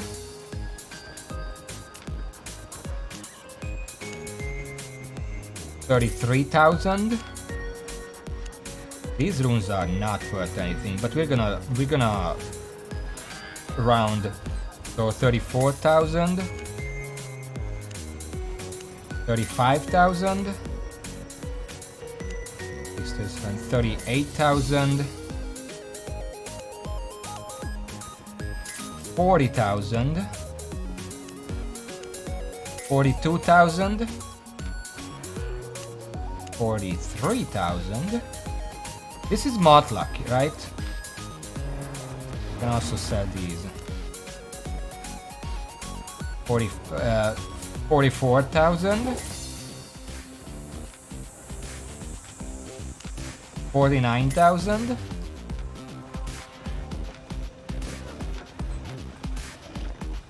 We're not gonna go to Callion.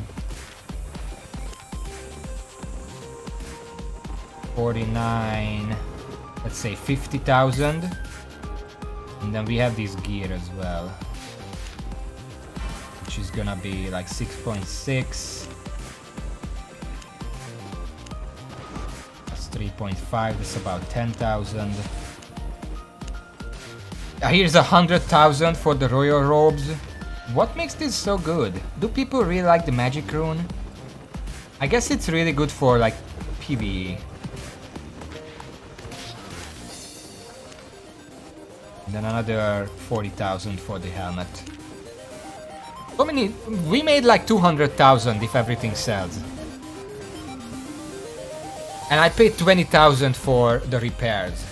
Now, this only works if you actually make it through 1 or 2 layers to actually make that money first. Because if you just start a corrupted dungeon and then you immediately get invaded and killed, you didn't make anything, you just lost 10,000. Now, should I try to do another corrupt dungeon with this setup, or should we move on to the next weapon?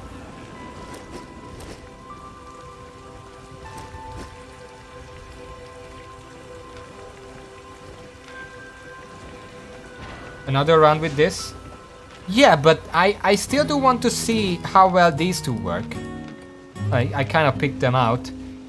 I would need better gear for that. Like these are... I'm not sure these are good gear for that. Well... I guess it kind of works. I would swap this out with my previous boots, but that's about it. As for this, I would need all the escape tools. So these are not good. I would need smoke bomb. Smoke bomb works well with this as well, I guess. Also, we don't actually know if it works pretty well because I fought like 4 people in there. 2 of them didn't want to fight. 1 of them was kind of new to PvP as far as I can tell. And then there was 1 guy who killed me. So technically, we fought 2 people who actually fought back. And 1 of them killed me, so that's a 50% win rate. Which isn't that good. It also matters who invades who, because I have a lot better chance, in my experience, if I'm the one invading. If I'm being invaded, people are a lot more likely to be good. But I guess let's try this again. If nothing else, I can try the other 2 in my own time and then report next time. Where was that? Remember there was a corrupt dungeon here somewhere.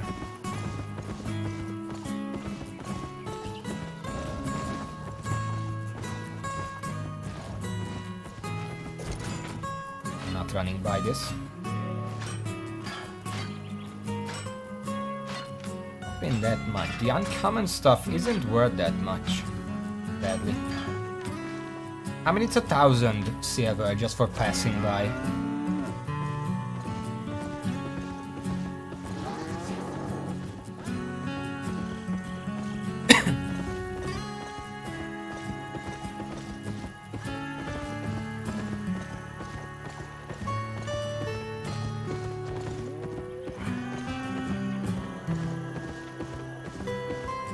Music really fits just traveling.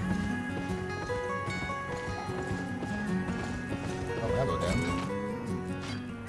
Game design opinion. Extremely mechanically detailed games only having video tutorials, no in-game menu, a quick reference guide to refer to. What kind of mechanical detail? Was the game designed for the mechanical detail? Like Hollow Knight, Noita, or whatever? Or is it just an accidental detail that maybe the devs decided to run with, like Celeste?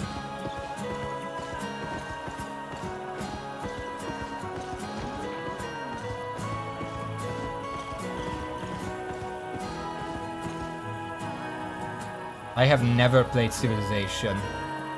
But I'm gonna assume that it's intended design. If it's intended design, you should, first of all, you should have a tutorial that, first of all, tutorial levels that explain what you can do, what you should do, and then lets you do it. It's not like, okay, here is the thing. I started playing another new mobile game because I have to write a review about it. And it does the tutorial sin of gaming where it's just like the entire screen darkens and one spot on the screen has like this arrow pointing at it. Hey, click there. And I click there, and it's like, oh, now click here. I click there. Oh, you done it. And I'm like, what the fuck did I do? Even if there is like a text box, I'm like, okay, I get that this is, but let me do it myself. You don't have to hold my hand like darken everything else. See this idiot? This button right here that I'm pointing at? Press this and nothing else, idiot. Not that kind. But if you have a very complex game, it's good to have a few tutorial levels that the first is like the basics. It explains it and then lets you do it and see the result, and then it maybe tells you, hey, good job, you did it, you did the result, see the result, that's you did that. And then you move on, and every single like 2 or 3 tutorial levels, not long, like 5 minutes each, maybe 15 minutes, and you're perfectly acquainted with the game. Each a little more difficult than the last, and then maybe you have a 4th optional tutorial that shows you advanced strategies or whatever, just to show you that they exist. That's how it should work if it's a really because if it's a really mechanically detailed game like Civilization, I guess, the devs expect you to play it for hours and hours to master it and engage with all the mechanics. A 15-minute tutorial is not gonna dissuade anyone who's into those kind of games.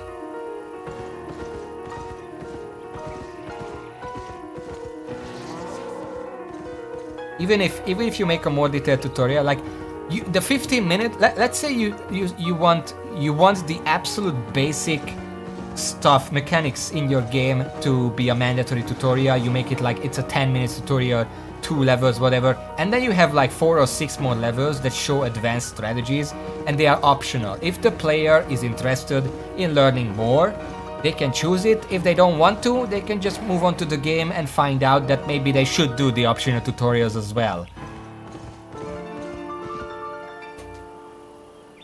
A reference guide is probably the worst way to do a tutorial. Like, even if there is a video and then there's a little text underneath, hey, this is how you do X, idiot. That's still better because you're both reading it and seeing it. If it's just a fucking reference guide with a bunch of text, people don't like reading, especially not instructional manuals. So if that's all your tutorial is, it's like a series of text prompts, nobody's gonna... okay, not nobody, because obviously some people that are really dedicated are gonna read it, but nobody's gonna like it, is how I say it. A tutorial should be something that people like, otherwise it's like homework. And nobody likes homework. Oh, there is one. Saw the mercenary jacket, nice. Okay.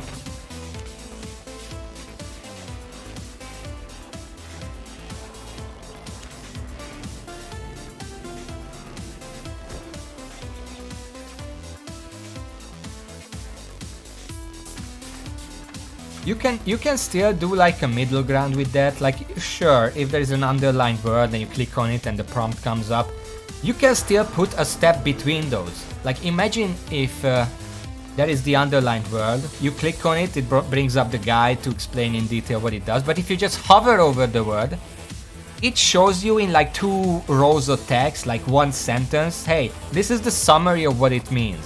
If you want to know more, click on it. And then if you're familiar with the game but you just need the reminders, then you just have to hover, and you're gonna remind yourself very easily.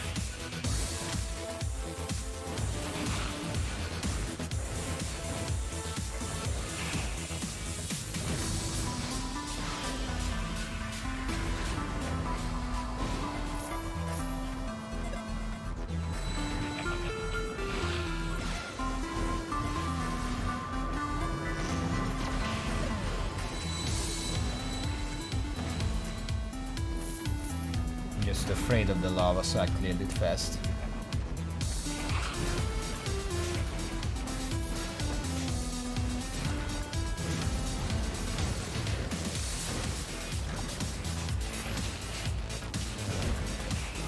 Well, video only, I prefer videos.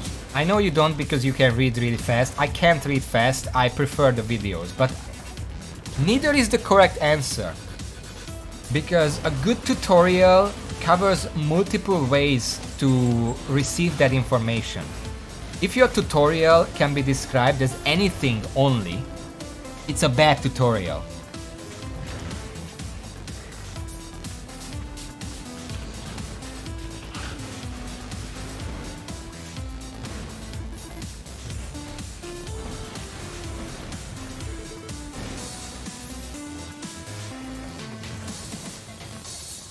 Like in this game specifically, you know, Albion Online, I remember the tutorial was done through quests, and it's like... One second, I need to survive this guy.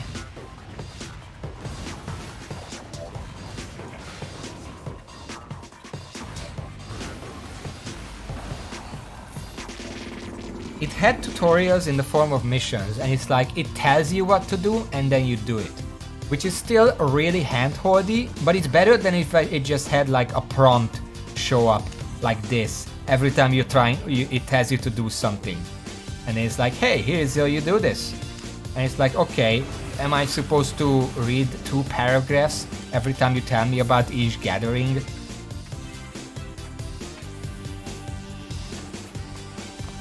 So it's better that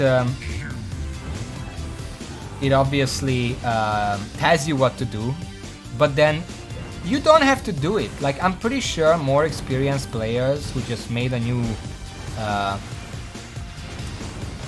account or whatever, they don't even accept the quest, or even if they accept the quest, it's not gonna stop them from doing whatever they want. So the tutorial is there for people who need it, but it's not intrusive.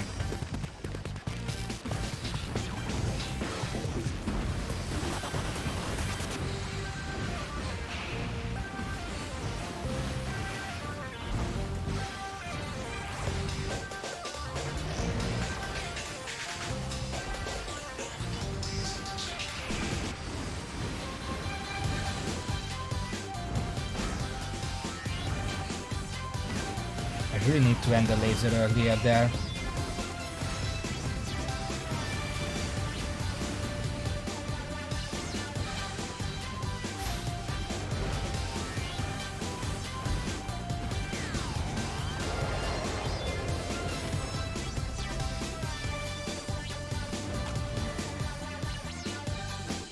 Oh, what do we have here? An Adept's Bow 4.0. That's 2000. Well, they take it. Let's see. Next up, there is a boss here and the treasure room here. I don't know what that is.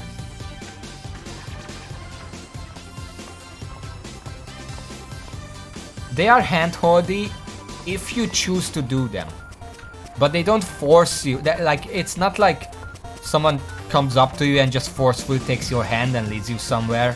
It's just, if you want the help, it's gonna hold your hand through it.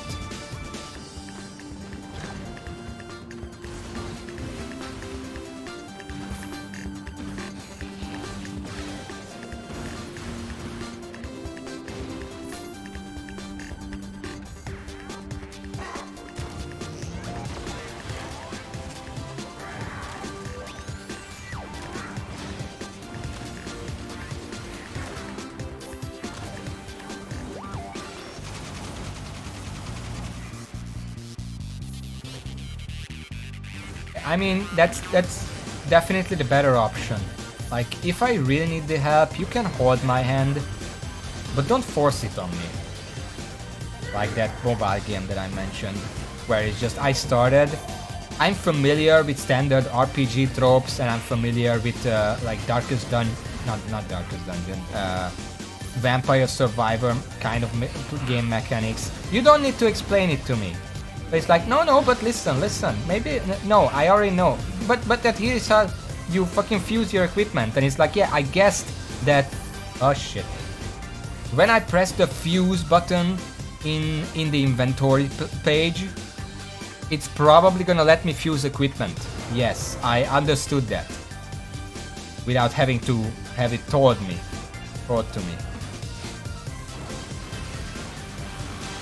Oh, they know where I am.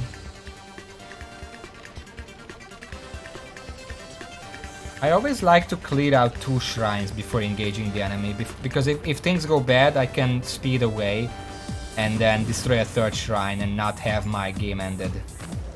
Ah, fuck.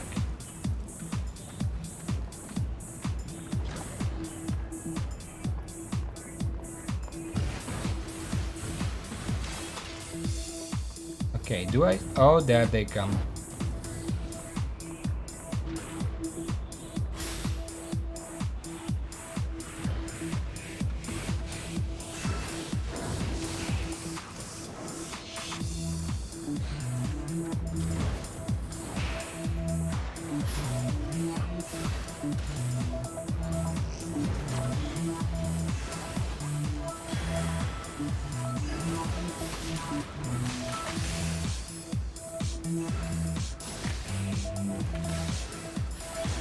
Okay, well they have healing, I'm dead here.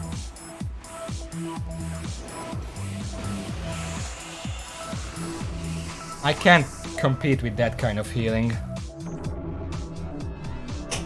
This is when it would be nice if someone in the chat actually knew the game and could tell me what the fuck just healed 50% of their life. Also, why did my silence not go through? I'm pretty sure I hit them with it.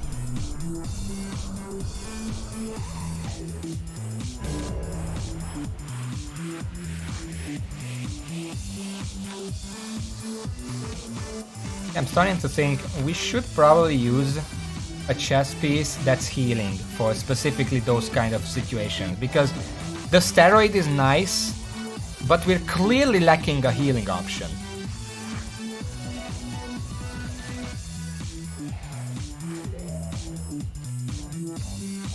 Let me check. I don't remember which ones actually give healing. I don't think any of these give healing.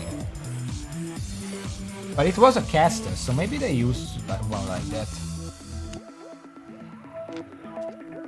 Well, obviously there is this, but this is only for outside of combat. It takes forever to drop combat in player fights.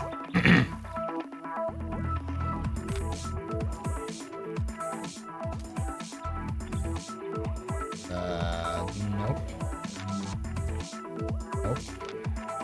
Nope. This is an option. Maybe they use this. Levitate above the ground, restoring 7.5% of your max health, not affected by your healing cast modifier, and 5% of your max energy every 1 second, while channeling for up to 4.5 seconds, increases your damage resistance by 125. It is interruptible, sadly I don't have any abilities that can actually interrupt it.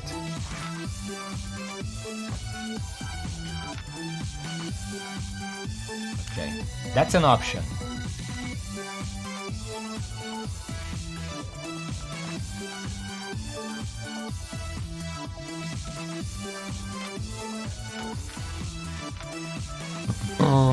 Given to your bloodlust, restoring 81 health whenever you deal direct damage within the next 6 seconds, applies up to 7 times, 1 minute cooldown. 81 times 7, huh?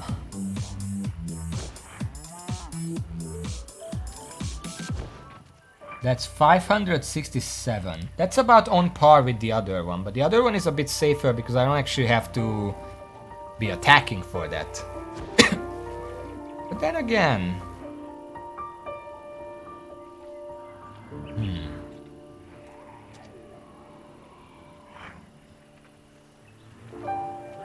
I can activate this and then use an auto fire and it heals up like a quarter of my health. But it's a 1 minute cooldown, which is really unappealing.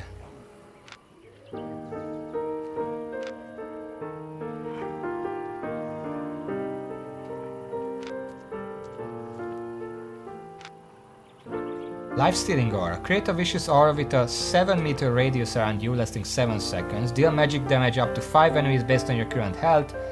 Steal 100% of health enemy has lost. This is for melee mostly. I don't think I can use it with crossbow very much.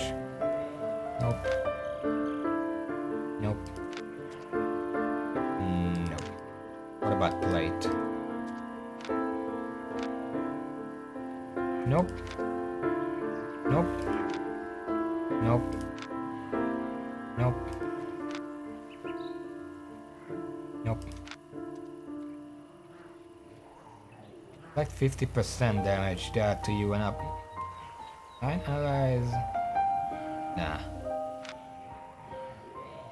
No. No. I guess it's mostly just the one up here. The cultist robe.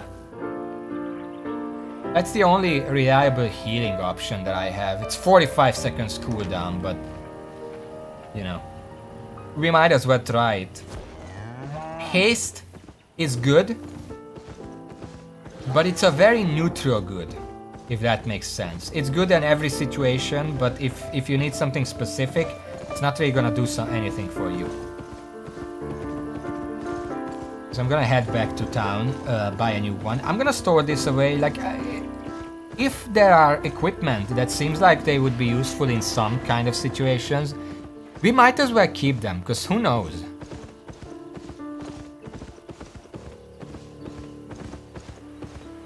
Haste is definitely one that can be like... I actually kind of think this can be useful at some point, just not right now. Also, did we make enough money to make up for the 10,000 loss? We did get some equipment, like one equipment, which is 2,000, 4,000. I don't think we made 10,000 back there.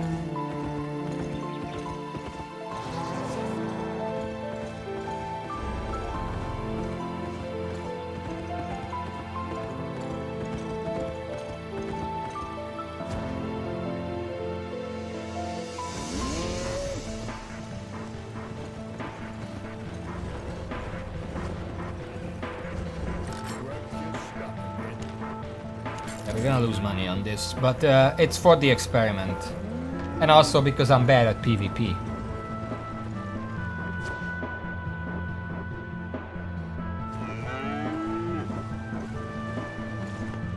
Okay, what did we say? Cultist robe?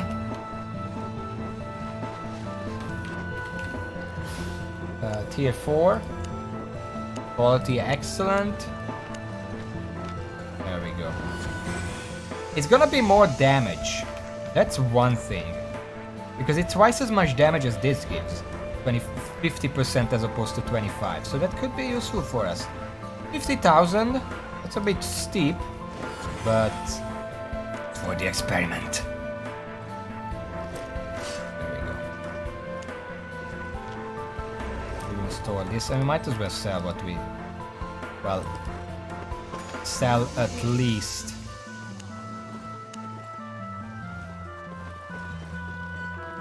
Stuff taking up space. Alright. And the rest can stay.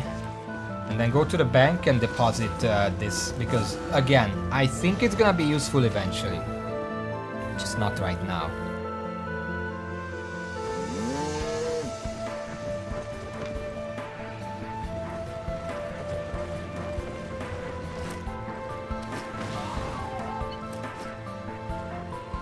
Just ignore the explosions. They are standard in the city.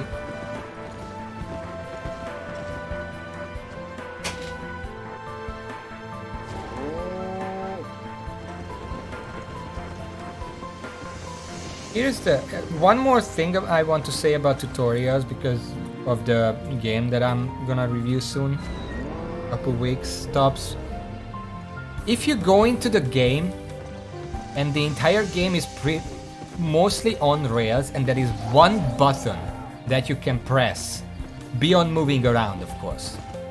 You don't have to tell me what that button does. I can guarantee I'm gonna press it first chance I get. And I'm gonna see exactly what it does.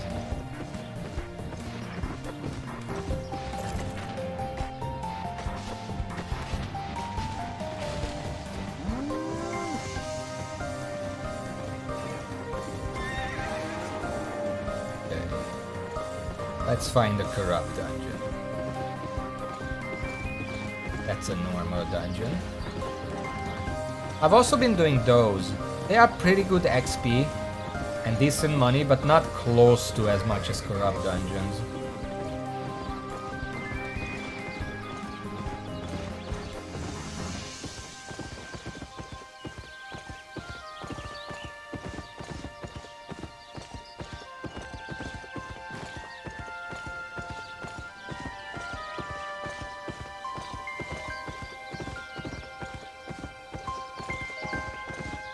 Hello? Sometimes I just ride for 5 minutes and just completely empty. Not a single corrupt dungeon.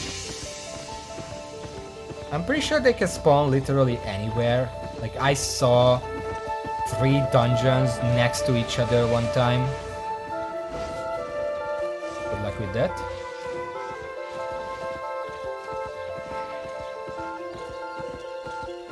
And sometimes it's just completely empty like this. Where are the dungeons? I want dungeons. Do they only spawn inlands or something? I don't think so.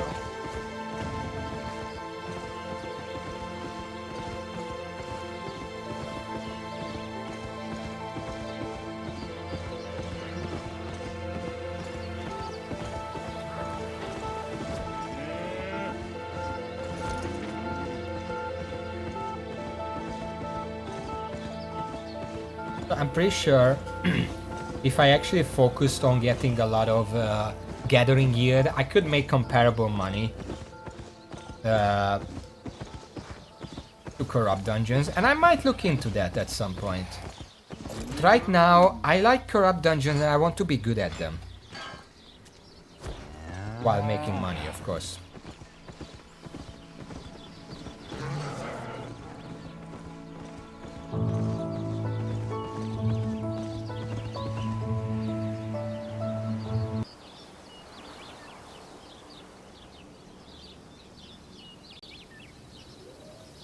Excuse me.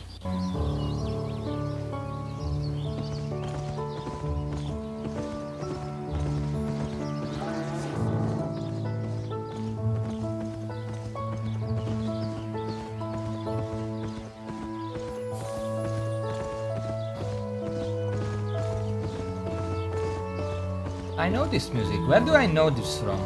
It's not Terra Enigma. Oh. There we go.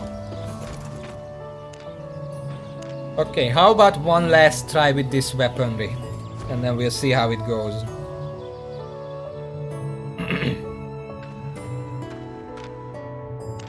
Now remember, R is healing. It's not a steroid, it's healing. Which is gonna be very useful at the mini bosses whenever I fuck up. Okay, there should be a boss down here.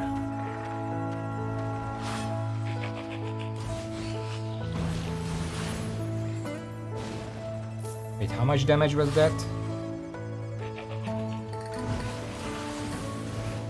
I'm doing considerably more damage. I'm pretty sure that was like 30 something with the other gear.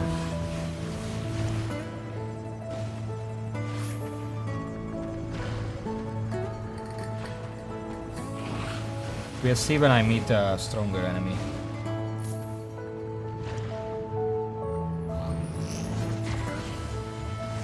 I'm too far.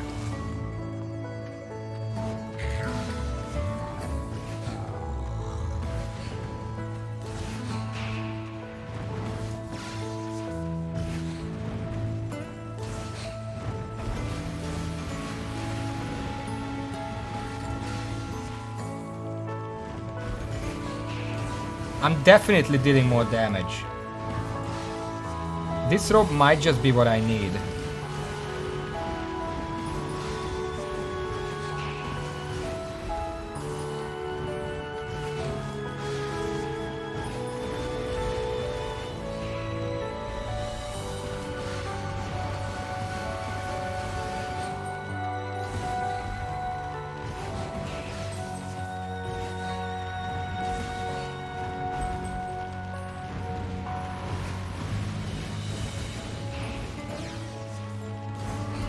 Let's try the healing after this boss.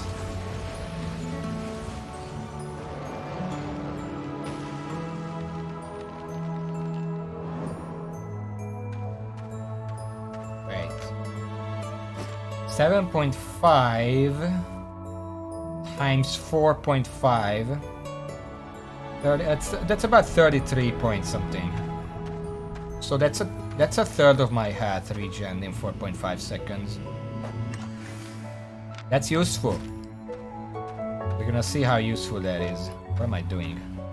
Let's head back. The other boss is in the opposite end. And then there's a treasure hunt up there as well.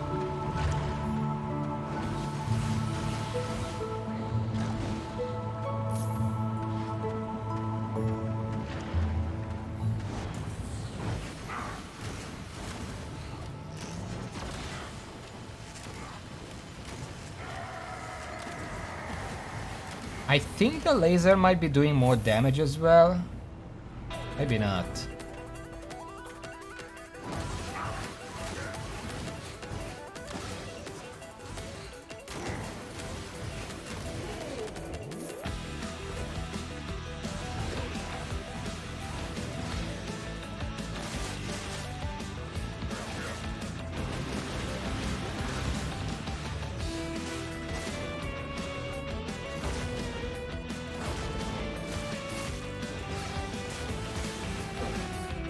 I wanted to see how much the damage reduction matters.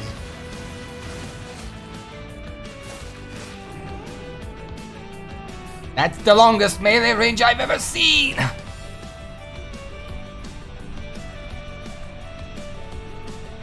Yeah, I swapped out my chest. I can't show you because for whatever fucking reason you can't open the inventory when this is going on. But I swapped out my chest piece for levitate.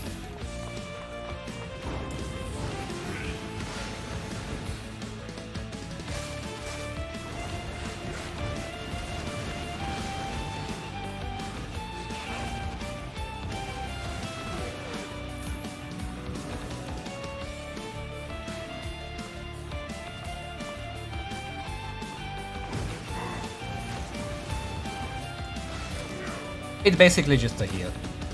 Like, it's nothing special. I have to channel and then I heal a bunch. Sadly, it doesn't heal on the first tick, which would be the primary use for it.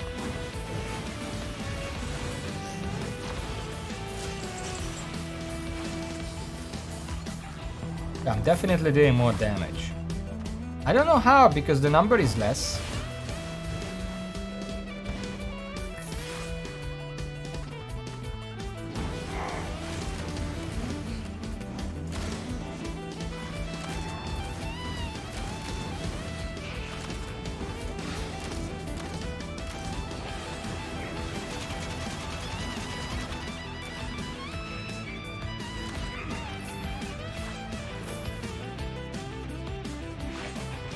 Let's go to the treasure chest first, because if I get invaded, oh fuck, we are leaving. Okay, I'm going. This is it. I'm going. But we are the ones invading right now, so maybe we have a better chance. Beam me up, Scotty.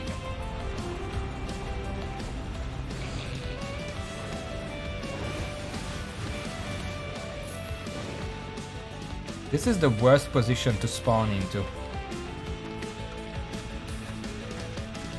Okay, they are at the very end of that corridor. You see on the map?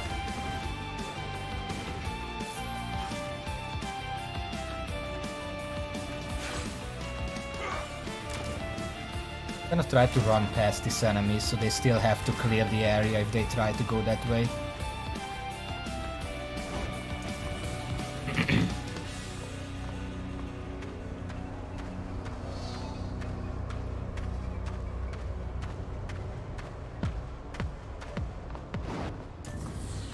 Still in there. Yo.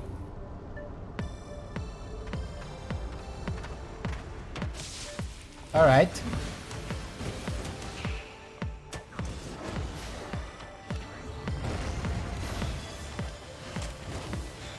Well, I fucked that up.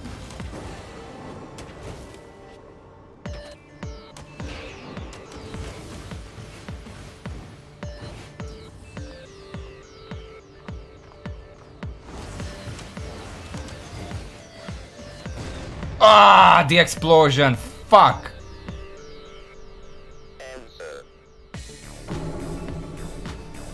I needed one auto attack and I win. Something exploded on me, but I fucked that up. Somehow the trap is not going off. I don't know what to do about that. Maybe we need a new boots. That makes it more likely, because they can just run out of it that way.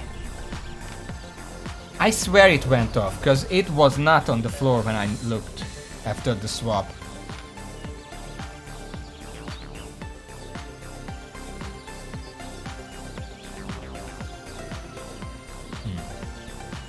I don't know. Well, let's find another dungeon. Hello, Decker. Yes, this is Albion Online. Welcome to me fucking up PvP repeatedly. I'm pretty sure if I just stand and auto fire at that guy, I could have won a lot easier. Somehow the trap is just not going off. Like, half the time it doesn't do anything. Ah, there it is. There it is. Okay, it's really warm in here. Let me take off the sweater.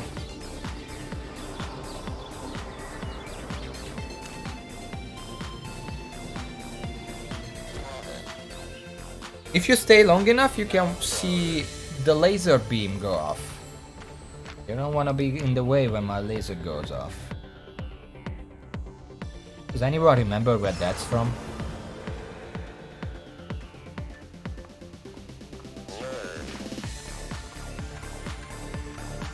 You know what? There is also the option of just using my laser the moment I know they can't run away because they're in like a dead end or something. Because then, because they're so far, it's a lot easier to follow their movements with the laser.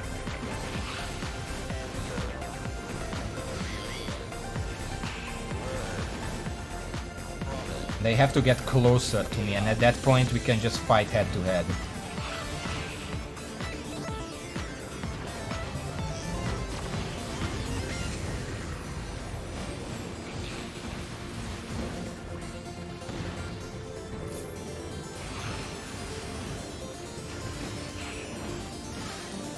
What next song?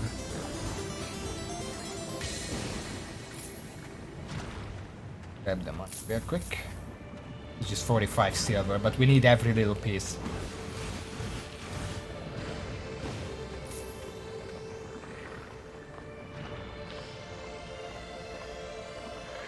Okay, let's clear this area. Just a moment.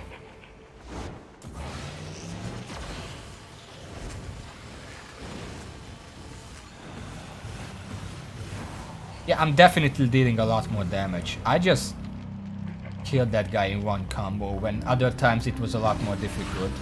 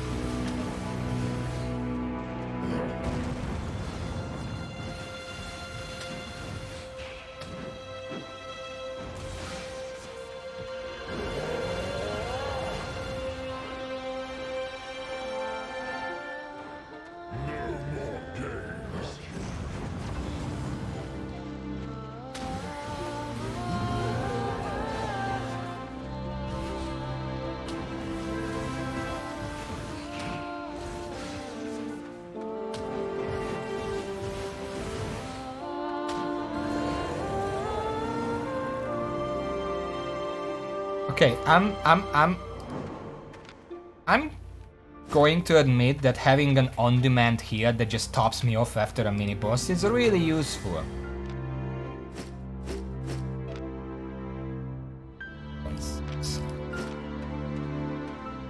The other mini-boss is in the other corner. They're so far away every single time. And yeah, I know this song, obviously.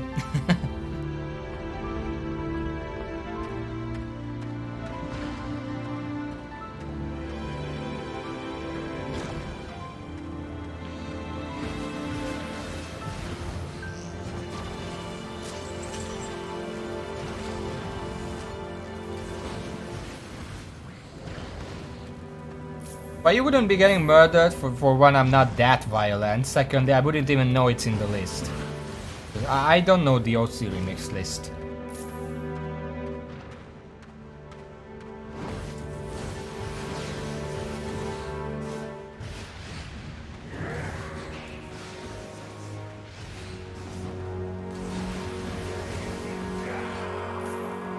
Nice. I do like this crossbow, by the way. Just generally how it works in every sense. I mean, every single crossbow would work like this, mostly.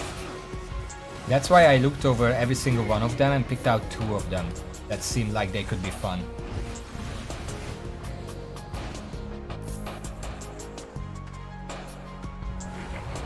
Up! We're getting whisked away! Okay, let's see if I don't fuck up this time.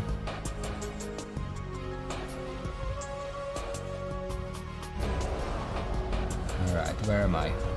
This is a cleared area, so we can just come this way.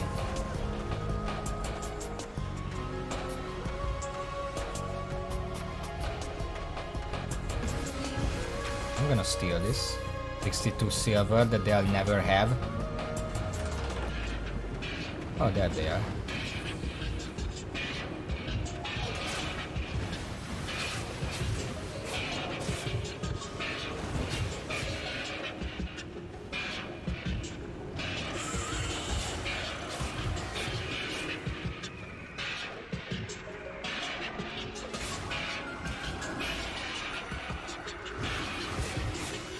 It doesn't work. The trap does not go off. Like they literally, where did the trap go? Do I have the wrong cape on? Something? I didn't even see it spawn. Not that it didn't go off, I didn't even see it spawn. I swapped and then that's it, nothing happened.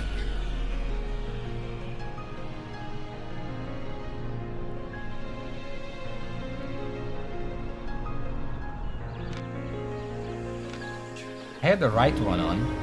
It just doesn't happen.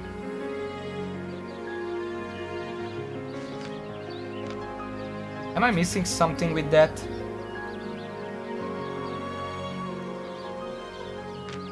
Is just everyone immune to it somehow? Regardless, I still like the idea of position swap, but I don't think it's working out very well. Let's go back and rethink it.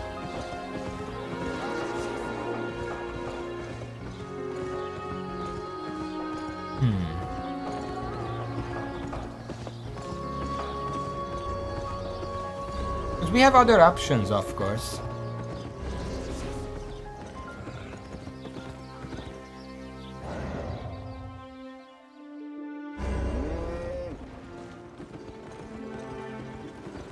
What should we try? Because this is the Fiend Sandals with the position swap. We also have After Image in the bank. And then there is the Knock-Up Dash. Should we try that? How much is that?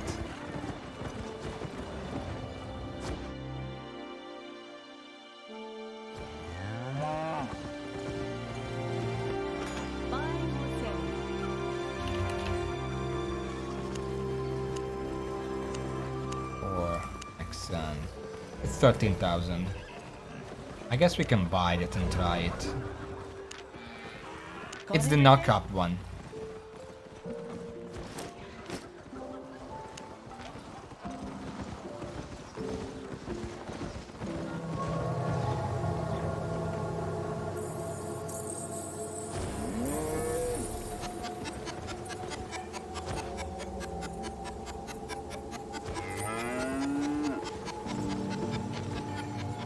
In here temporarily, because it can be useful later, but I don't need it right now.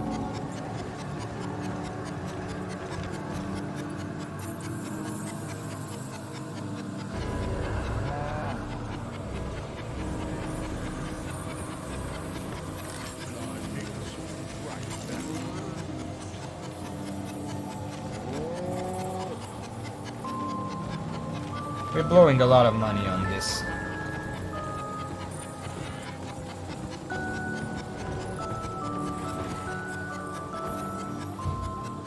Okay, first of all, let's see how this works.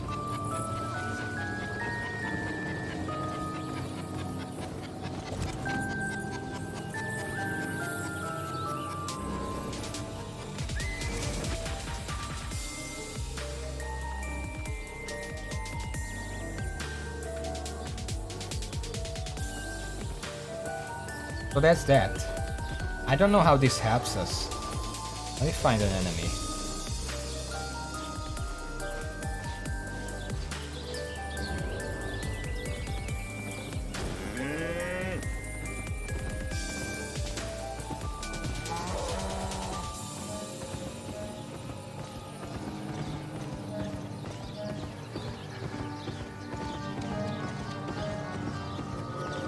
Kinda need a melee enemy.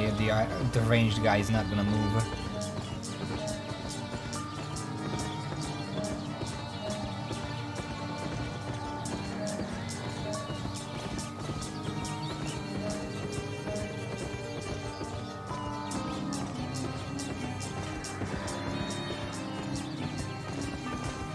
Okay, I just need my capability back.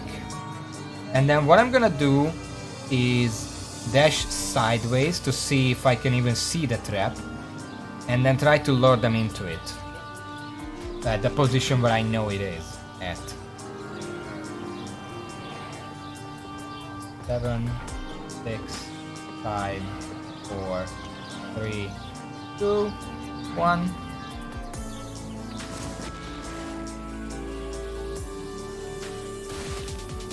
Yeah, no wonder I don't see it go off. It's just invisible. It literally becomes invisible to me as well. I don't get to see my own trap. What?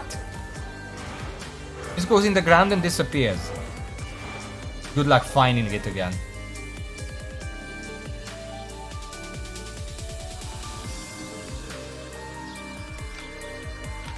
Well, that complicates things. Head back to town. I want to think about this. Do I try these boots? Because I don't see how these boots are better for this purpose than After Blink, for example. Or After Image, or whatever it's called. Or even Swap. Like, the Swap is just not as good because, you know...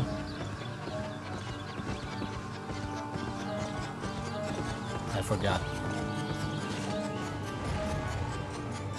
Position swap is not good because the moment they move directly after the swap, the trap is not gonna go off. But I do have a thought about After Image. Here is the thing. What After Image helps with, and I sure hope the enemies don't realize this, is that when I use After Image, wherever my image is where the trap is.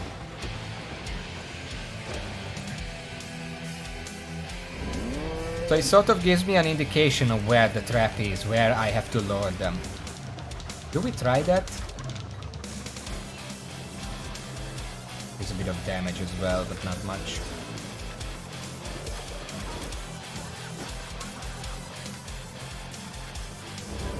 Because After Image is a lot more flexible in every single way.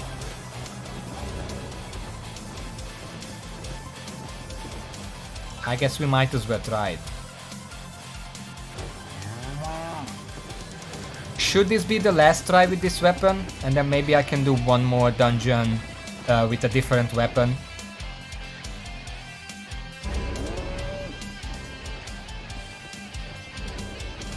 Which should be the next weapon? Should I do the other crossbow? Which is only really useful when the enemy is aggressive, and when the enemy is aggressive, it's... I don't know how good it is, because it's just traps. The other one is good when chasing or running away, and that's gonna need an entirely new set in order to focus on mobility.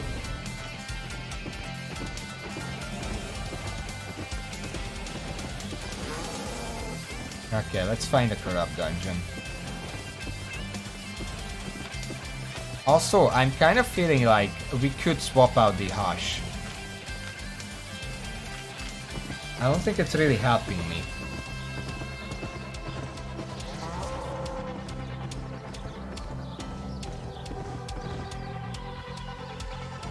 I mean, I'm good with trap characters, but it's a little different in a 3D environment or like a flat 2D environment. I almost feel like Smoke Bomb or Reflect could be pretty useful. We could try both of those, even with this weapon. Because the silence is nice, but it's, you know, kind of clunky to use. Because it needs an auto attack, and this is a really slow weapon.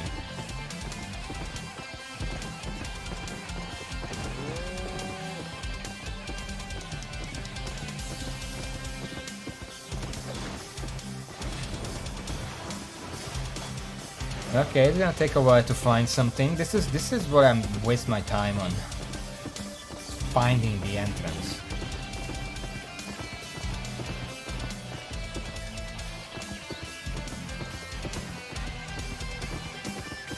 Ah, there's one. Okay. I still do like the laser. I feel like the laser almost works better than the curse staff did. Even though I keep losing. But I'm learning. Okay, let's go.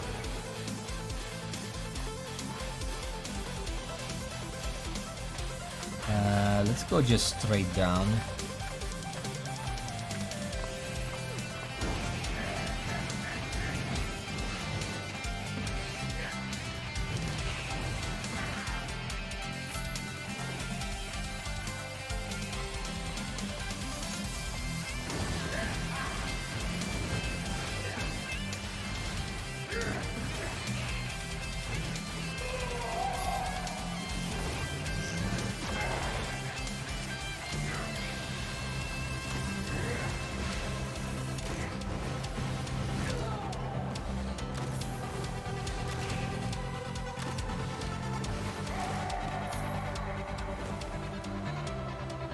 I'm trying to think of how... Oh shit.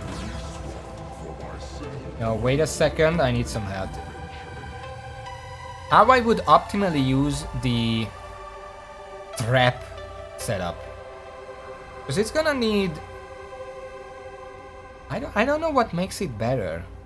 If I can knock the enemy around, maybe?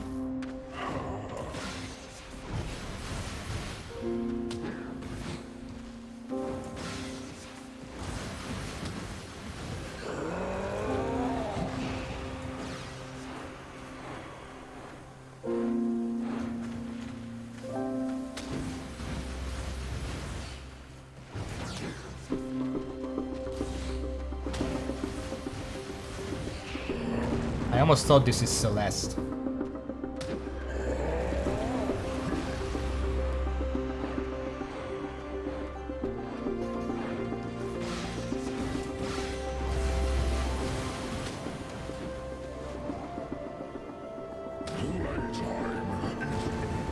I made a mistake, but I can just heal it up.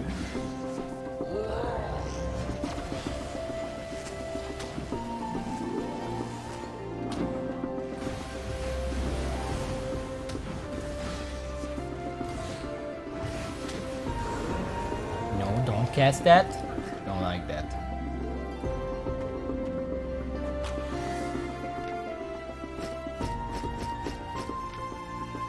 .0 Adept Cape.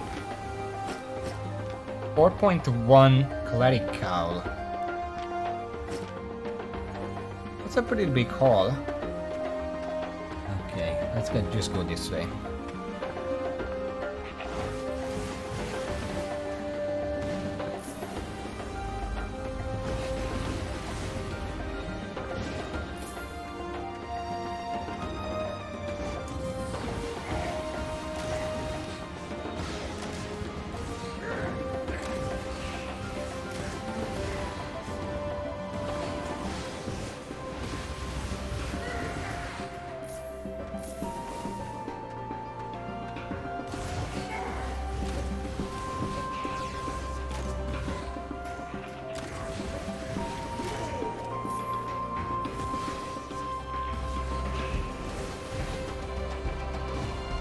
Is this a better demon hunting music than the last one? Do you think it fits better? Ah shit, we're being invaded.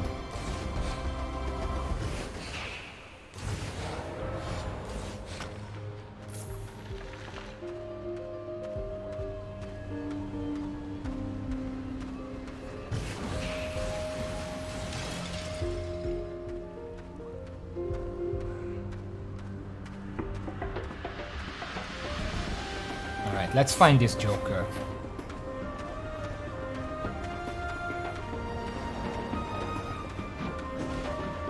There they are.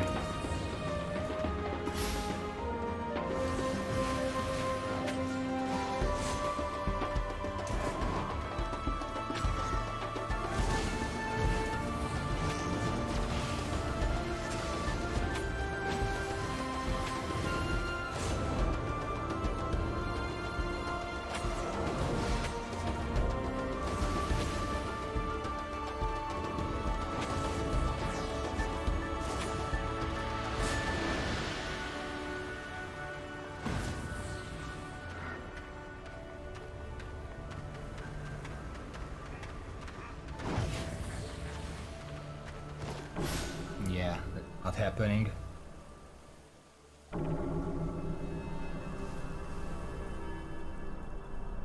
They did run into the trap, but they're just way too mobile. I don't know. I don't think my helmet is really doing anything. Like, I can silence them. It's not gonna do anything for me. Unless I silence them in a very specific time and position. Really not doing anything.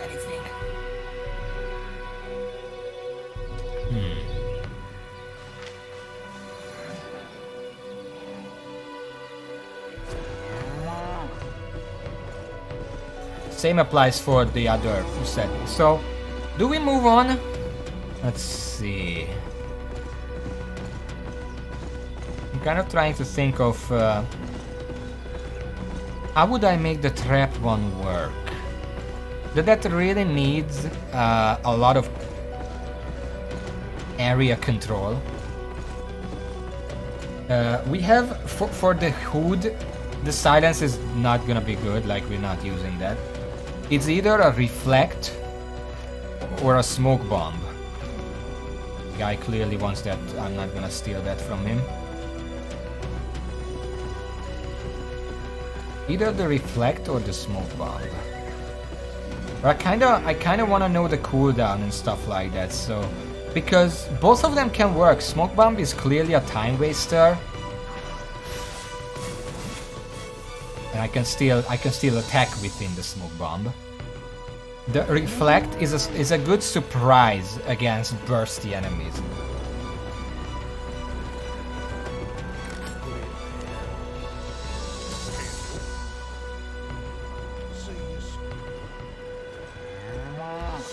Which one should I try?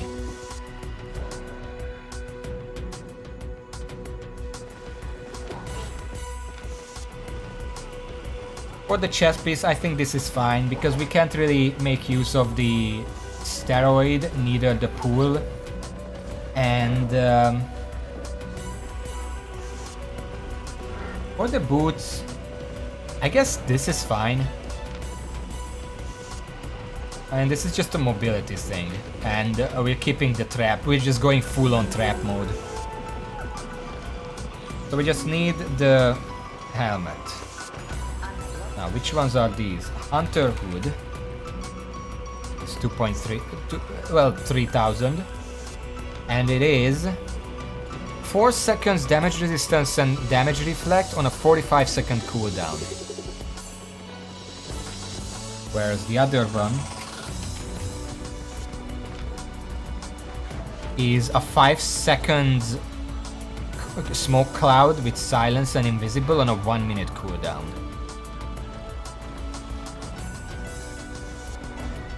I feel like as a reset, this might be better for it. 11,000, let's try it.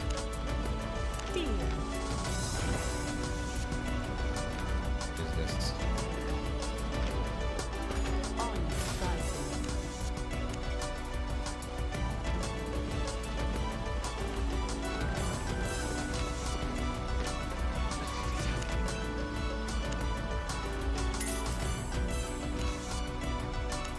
Grab things real quick.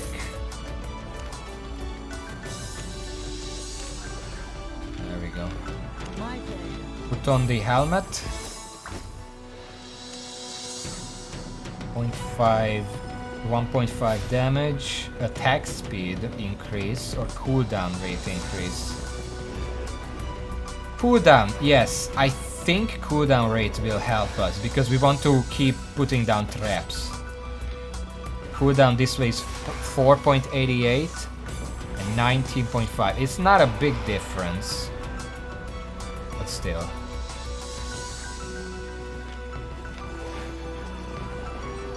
Our healing is a little less as well. Like everything is reduced a little. That's good. Alright. We're gonna see how this works. By the way, I just assumed that the smoke bomb also silences me. I don't actually know for sure, but I would assume that it does, otherwise it's really overpowered.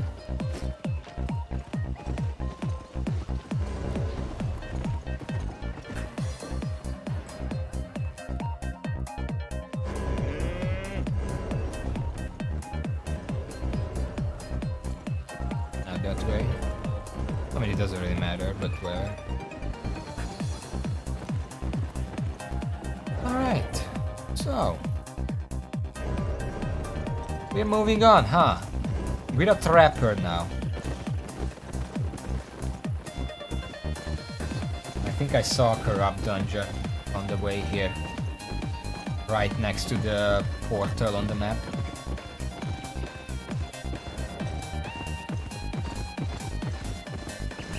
Just gonna grab this. Apparently fully restored since that guy cut it down.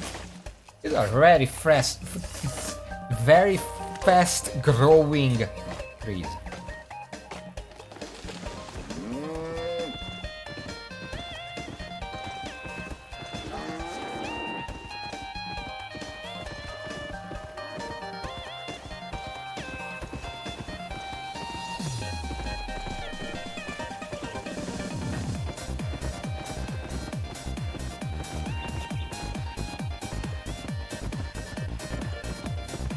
I think it was here somewhere. Apparently it's not here anymore.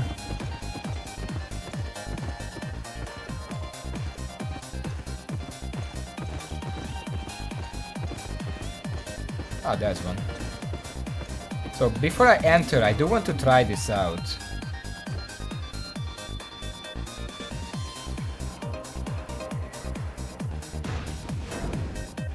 Yeah, I am silenced.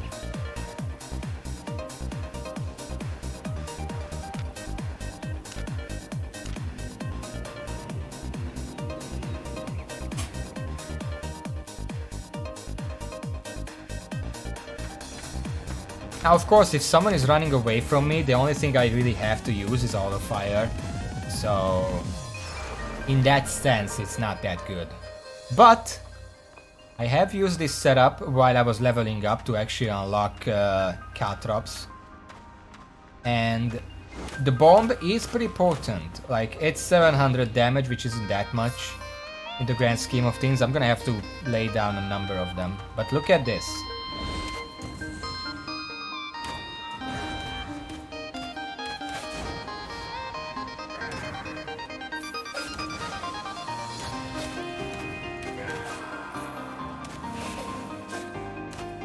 It's a bit of burst damage if the enemy actually steps on it.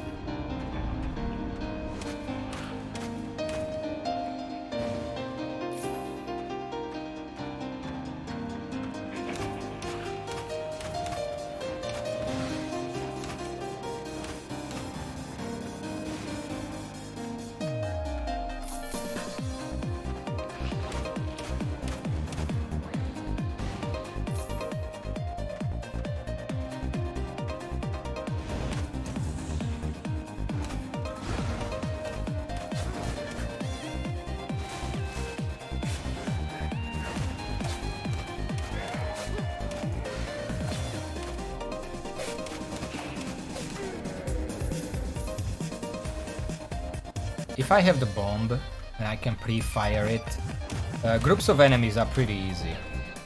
Because remember, the last shot of auto fire also deals AoE damage. So the two combined, I can clear out the area pretty fast. Oh, hello. Carleon 5000. Well, we're not gonna go to Carleon, but...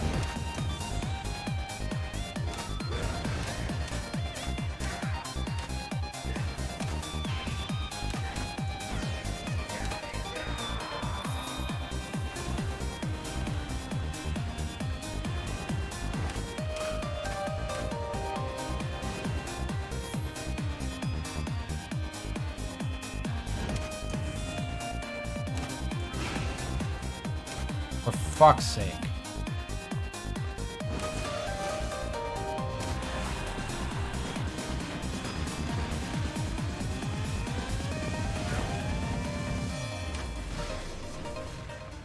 There was an explosive little fucking bug there that knocked me out of aggro range and then immediately healed all that damage.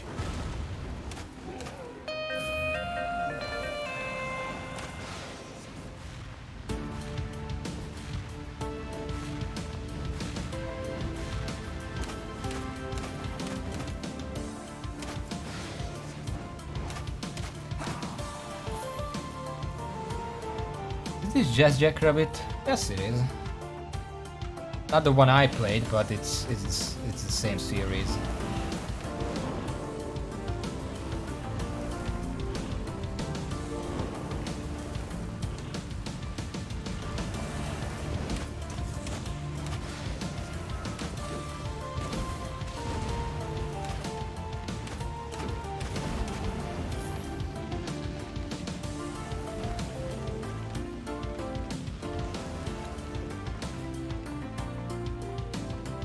Time. The boss is gonna be weird because I don't know how the trap actually works with them. It still deals a lot of damage, and if it's a boss like this that doesn't move very much, then I'm fine.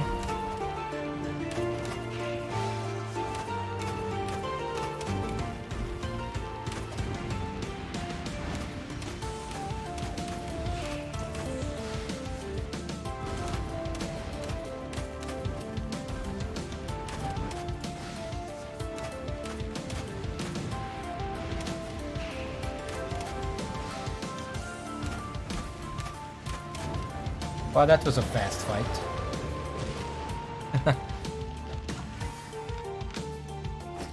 That wasn't worth the time. Up, we're invading.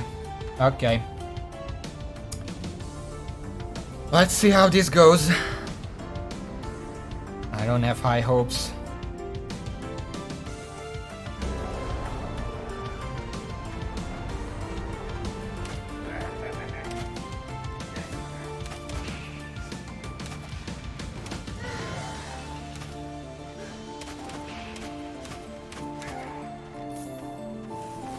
Trapped inside the enemies right here. I need to fight my way out.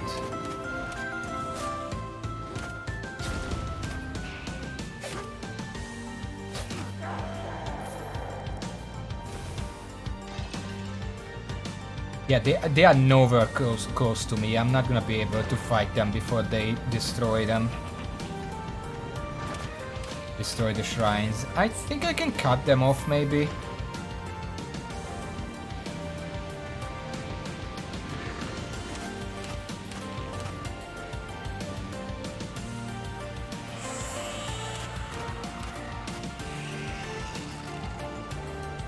They're probably going to the top right.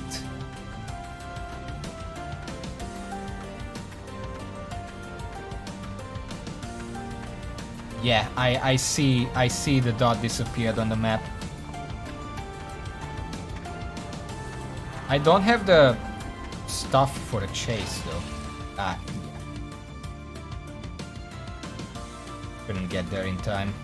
They were just in the perfect position for me to just not be able to get to them.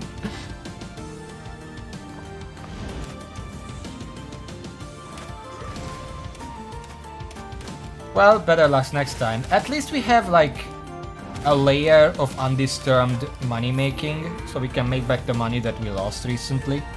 Where am I going right now? This way.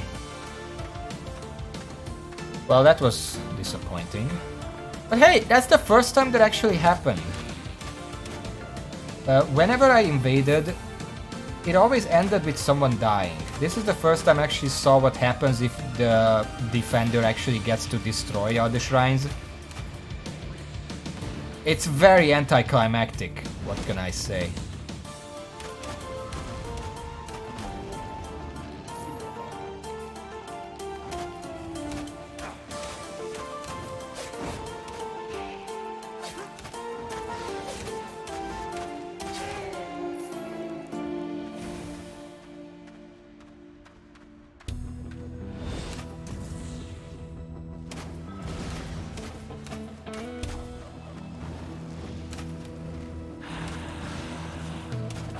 Fucking move, please! I hit the little things. I accidentally attacked them, and then I just stand in the fucking thing like an idiot.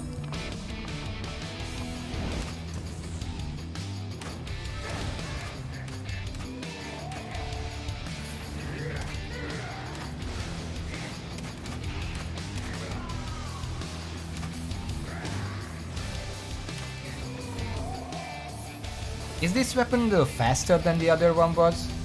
I can't tell, but it may be faster. What do we have here? 4.0 Assassin Jacket. And we'll take this, it's not worth too much.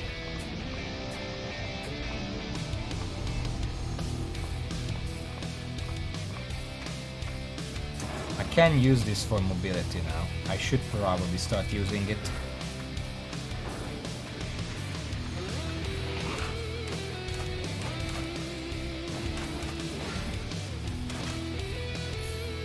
Trap the chest.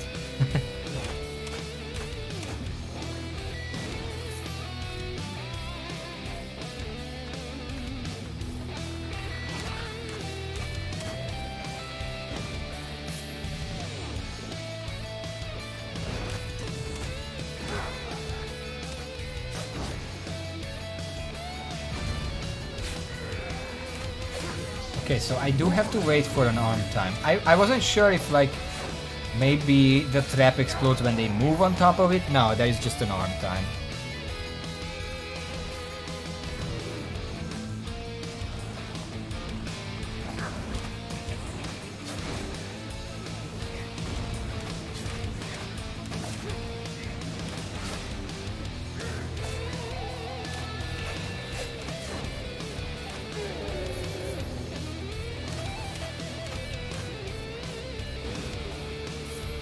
Not this way.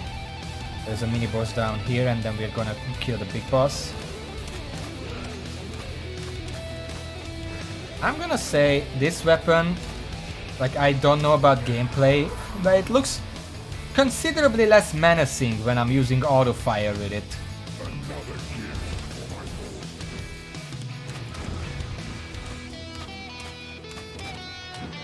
Is it just me?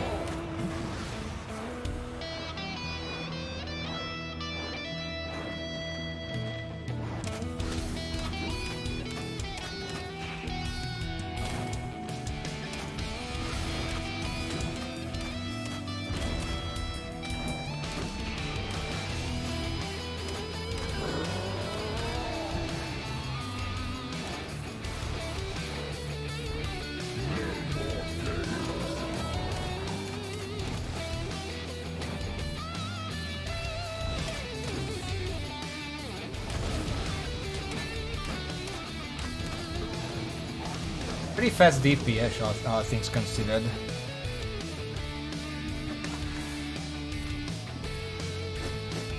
Well, it's like the cannon has like these laser balls that it shoots out, whereas this one is just red lines. It's red lines.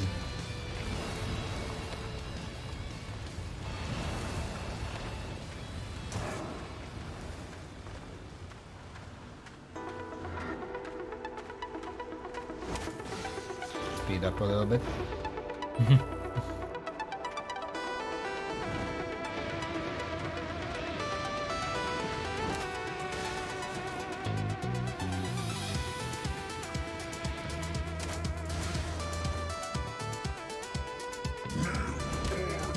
Also, I also tried Smoke Bomb on mobs, but it just resets them immediately, so it's not really useful.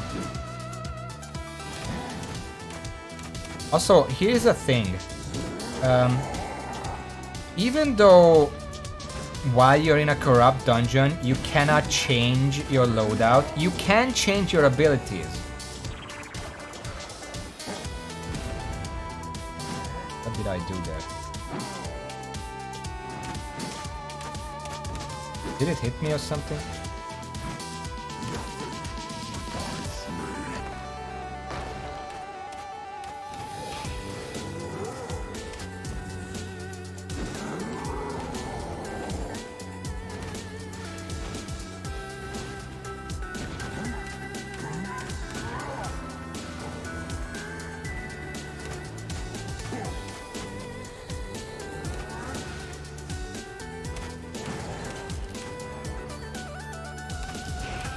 I very much prefer After Image to whatever other stuff we've been using. Especially in PvE. Like, we didn't do much PvP for now. Not even dodging that, fuck off.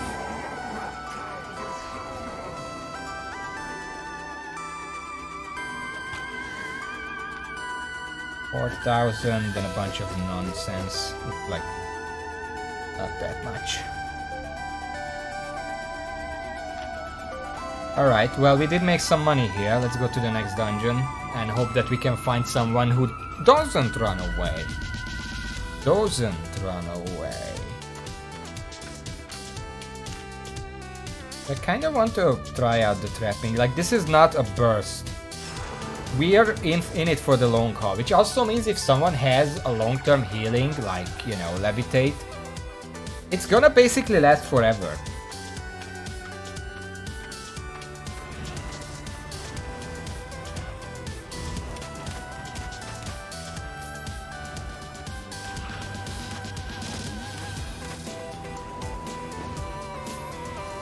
Well, not forever, because I can guarantee they just come up to me and kill me, but you know what I mean. I don't have the type of mobility they seem to have.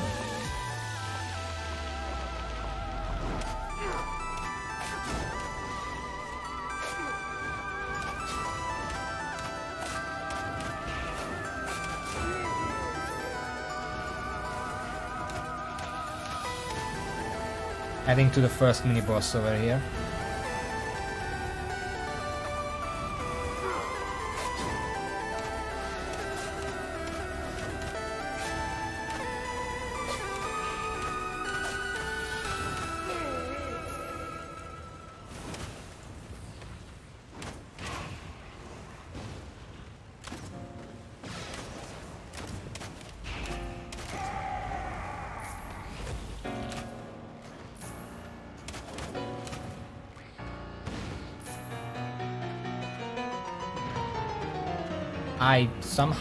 I don't know this music, and somehow I knew it was Final Fantasy.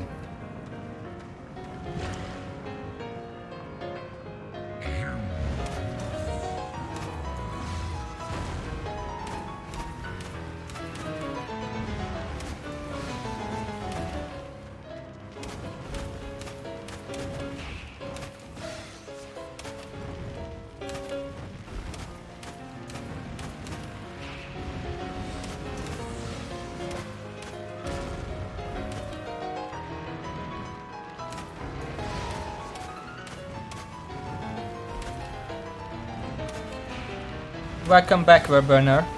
We swapped weapons by now. We tried a few iterations. That. Now we're trying out the other crossbow. The Trapper. Or like the Weeping Repeater, or whatever the fuck it's called. Well, since I only tried one weapon today, I would have to say it's that one. The cannon. But if you mean overall, I do like the cannon more than I liked the cursed staff.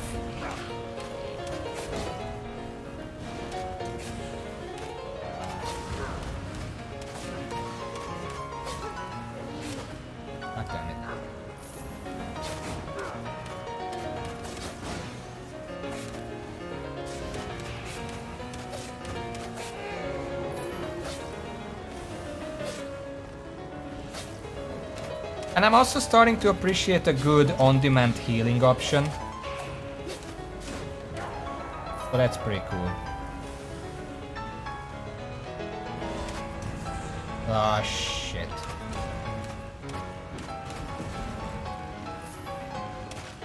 It's an invader, so they're gonna be aggressive.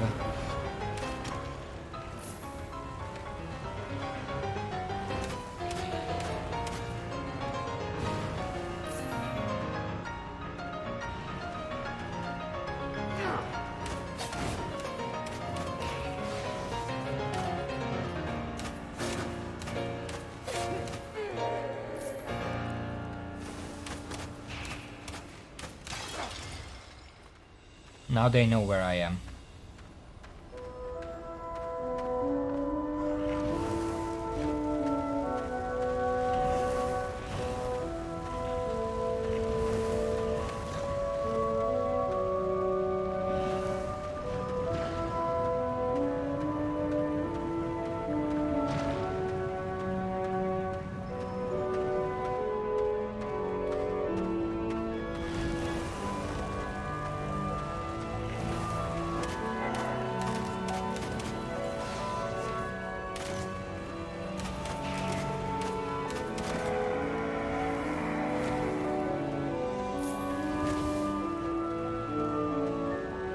Ah, they're coming.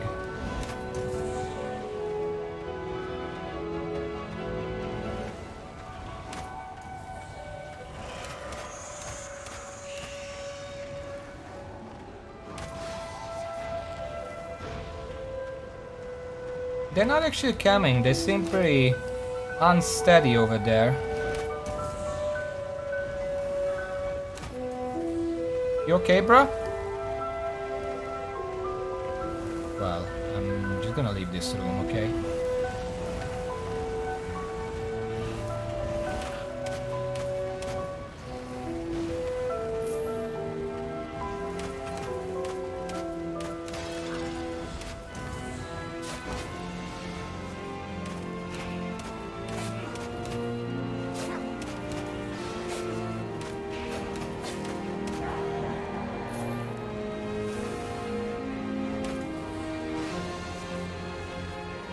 It's a druid.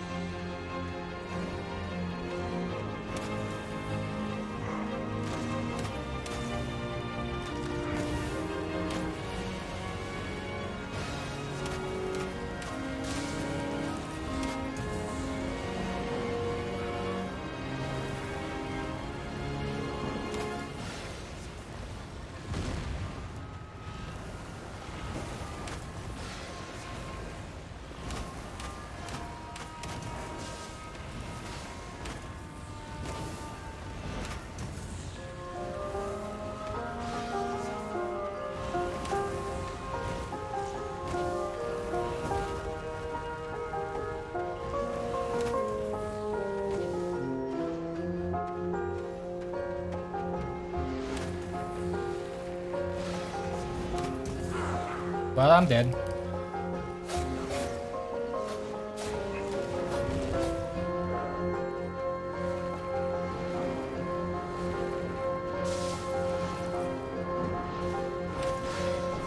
Yeah, I could not run away from that.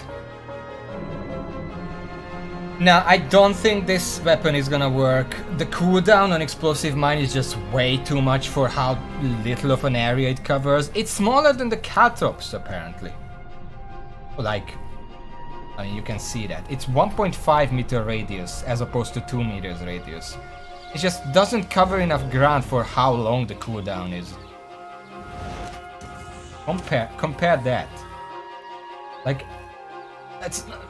A lot of people are not gonna step on it.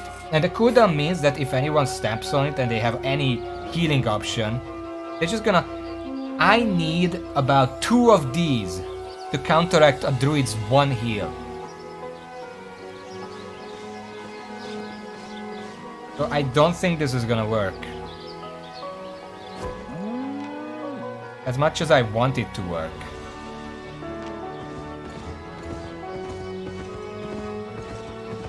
Also, auto fire didn't really do much damage to him.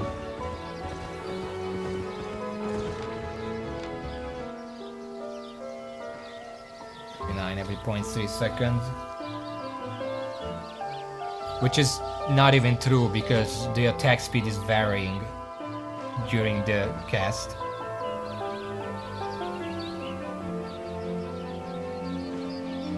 Yeah, but even then, he stepped on every single relevant explosive mine, and I just couldn't do anything with it.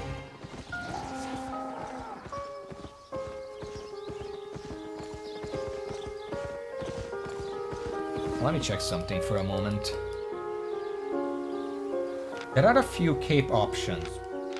I want to remind myself what they're good for. So obviously Sandstorm is a slow on a normal attack, which is pretty good.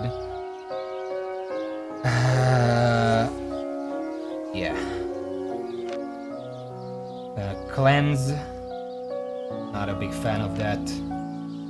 Energet's not good.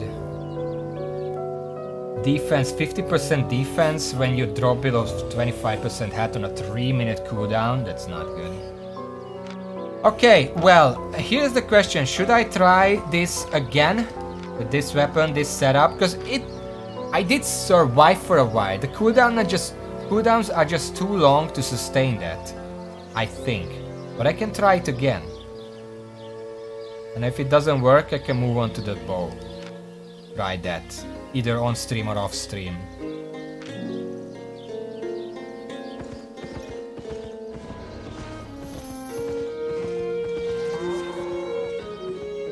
Oh, but that was easy.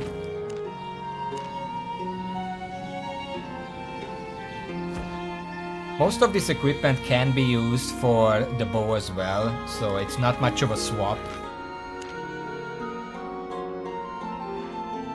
Okay, where are we going? I see 2 mini-bosses. I see the mini-bosses and the treasure room, so I guess we're going down first.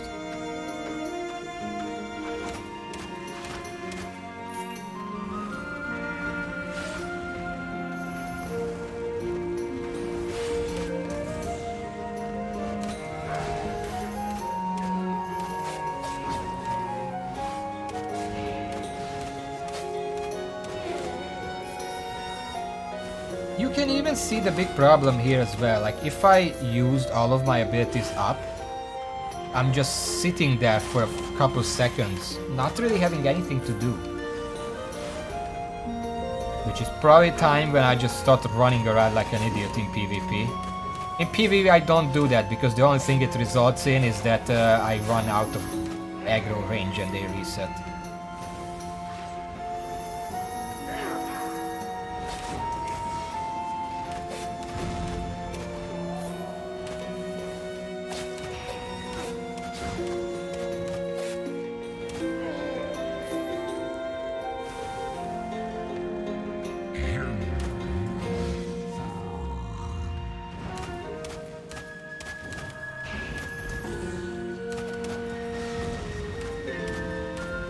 How long is that arm time, by the way?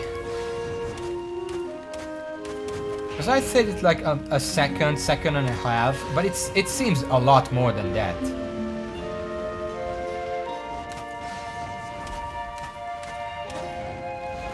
0, 1, 2. It's 2 seconds. Basically exactly 2 seconds arm time. It's not really good in combat. It's really just either to set a trap. The duration is a little short for that. Or to zone out an enemy from somewhere.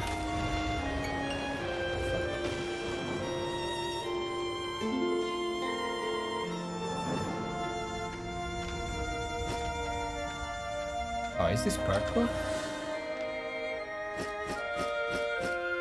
Oh, what is this? 4 adapt, okay, it's not worth much. And 5.1 Satchel of Insight. 112. I think I have a better one. Yeah, I have a better one, but we can sell that for like 30,000.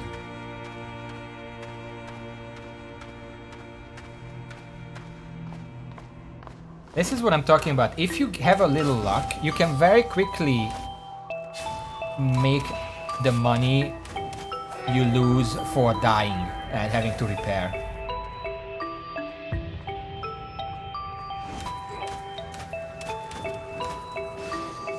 Technically speaking, one purple chest is enough to make that money. Blue sometimes gives enough, and the green usually doesn't. This is not where I want to come.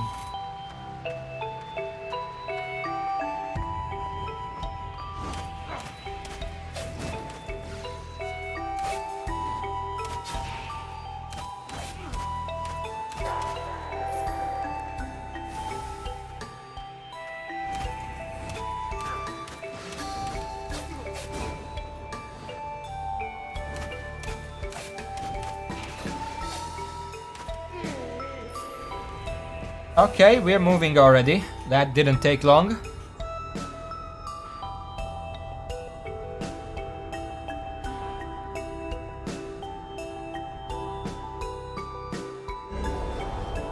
Okay. Let's see. They cleared on the upper side.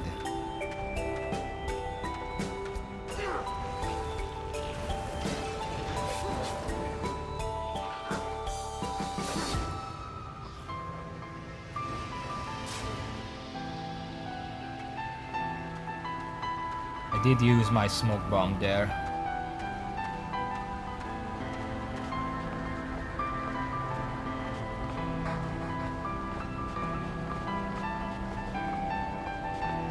Looking at the map in the meantime. Yes, they're destroying that, so they're gonna go... Are you fucking serious? Get the fuck out of my way. Why are you even coming this way? I'm gonna try to cut them off. So now they know that I'm doing it.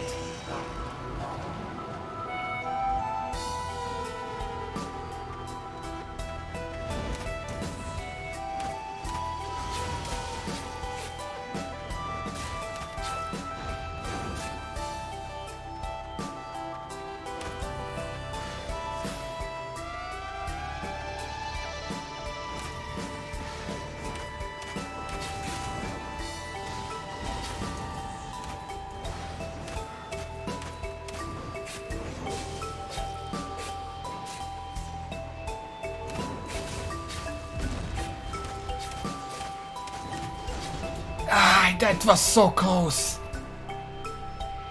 At that point, I don't know if it's just a gear difference.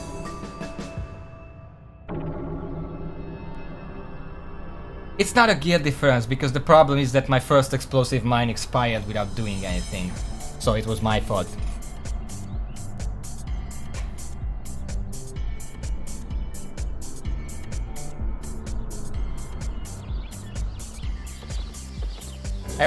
I'm also not sure what to do with this when it procs. Like, do I just do like a fucking auto fire and that's it? Because it doesn't seem worth it.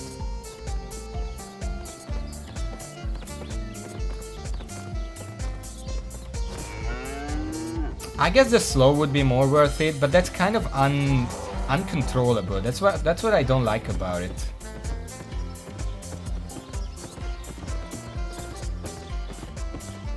But here's the thing.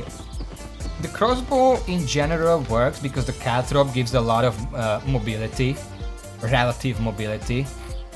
I don't know about the explosive mine. It deals a lot of damage when they actually step into it, and people don't seem to know just how big it is. And even if they don't step in it, I can step in it, and if they're chasing me, they're gonna take damage regardless. But it's just not enough.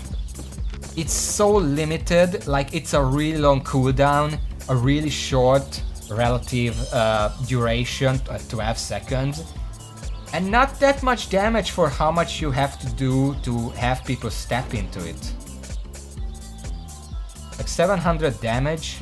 If you compare it to this deals damage 5 times.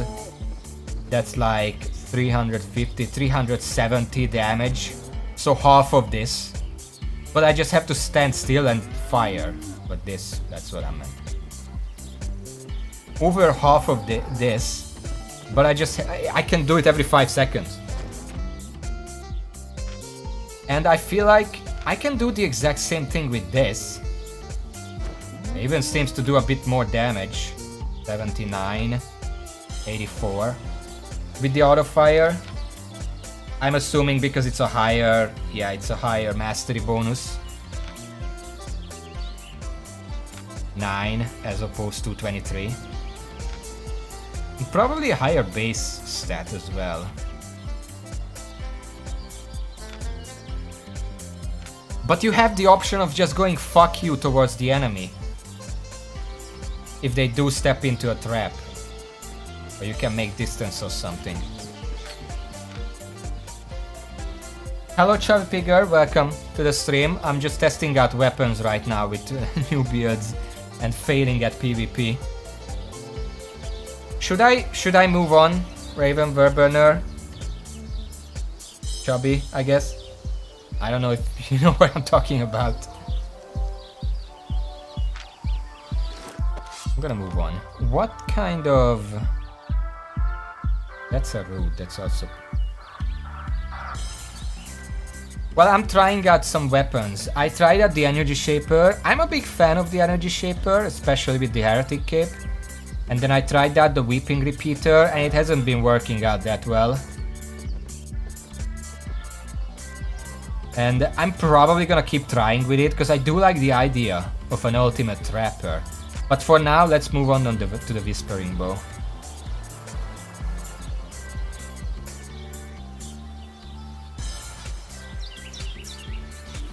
Yeah, that looks fine for now. But before that, I'm gonna go and sell some of this stuff.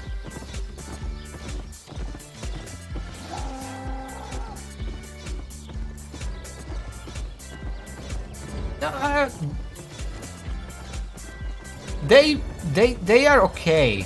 Like, I've been trying them. Obviously the trap one is not that good because you can't control the enemy. But the cannon works if the trap goes off. Like, I managed to make it one time when the trap went off on them, like the cape trap, and I just unloaded on the enemy and they could not do anything about it. That was fun. I should probably repair first.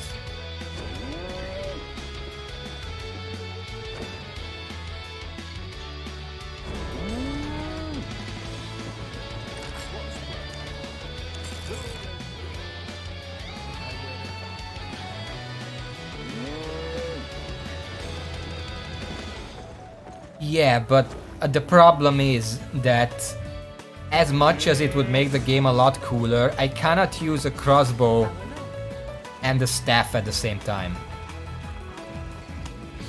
Imagine the possibilities though.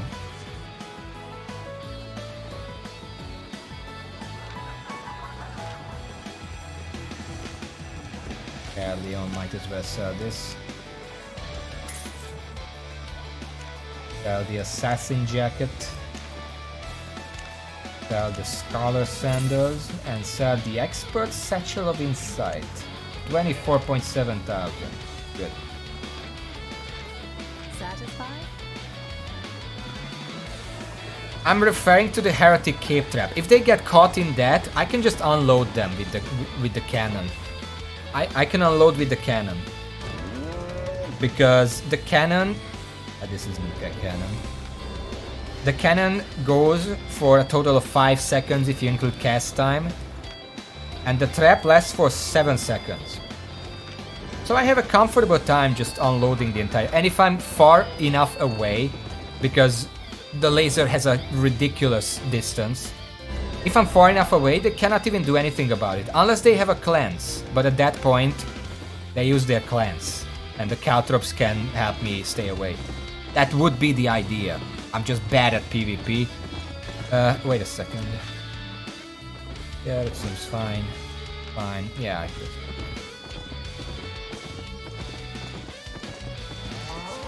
Yeah, but you would be playing with 2 weapons against enemies that use with 2 weapons. That would be a lot more variance. You can combine a lot more things. That would be pretty interesting. And Wolf would... Well, Would it be overpowered? 'Cause if everyone can do it, is it really overpowered? Like, if everyone's super, then no one is, right?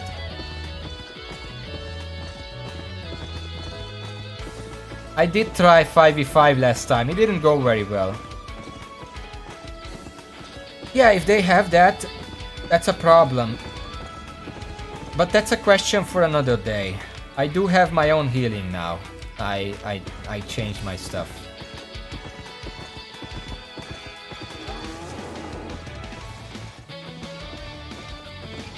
Healthy cape is 1 minute 30 seconds.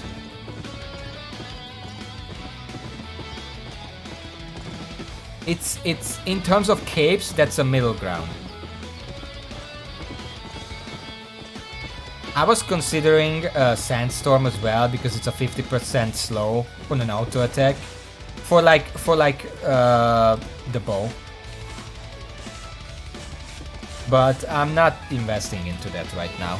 We'll see if it would. Oh, hello there.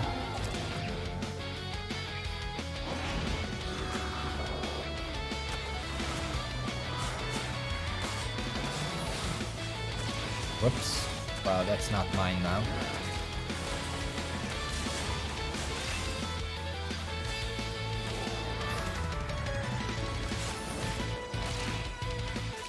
I'm gonna reset if I continue like this.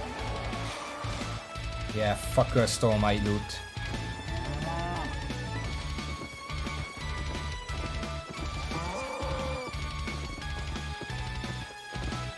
So I have to remember that I don't have auto fire anymore. That's why I was firing off my Q everywhere.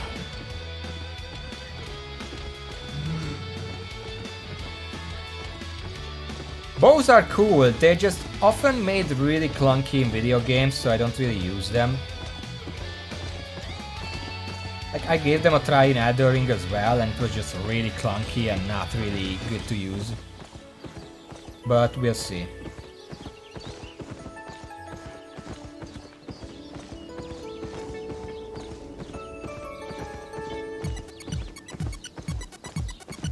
Well, I mean in games where it's like an RPG. I don't mean like League of Legends where a bow is just auto attack number 56.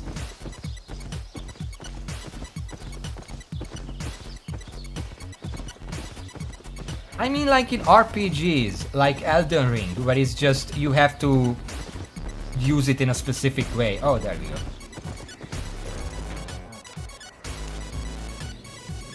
Skyrim...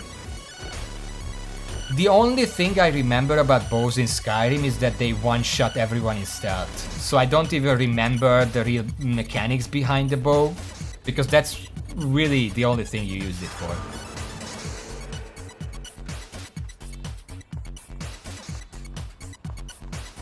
Okay, let's go to the mini-boss. I guess that's easier, mini-boss.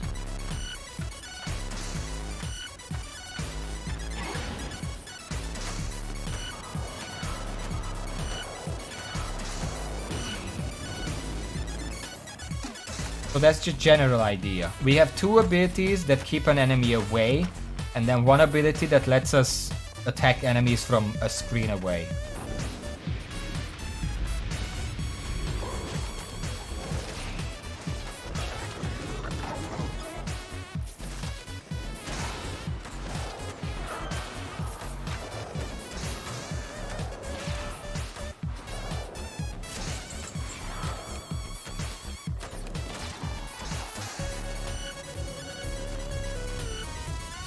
I lost a lot of infamy. Holy shit.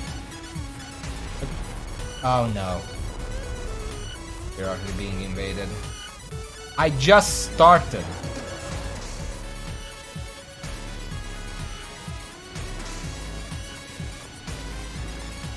Yeah, I didn't get much practice here. No. This is gonna be ugly.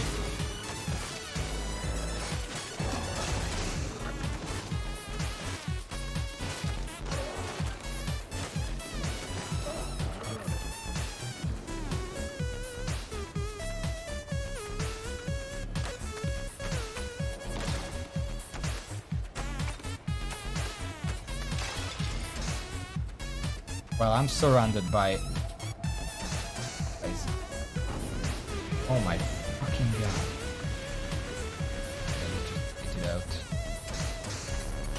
I don't see where they are, but I think I hear them.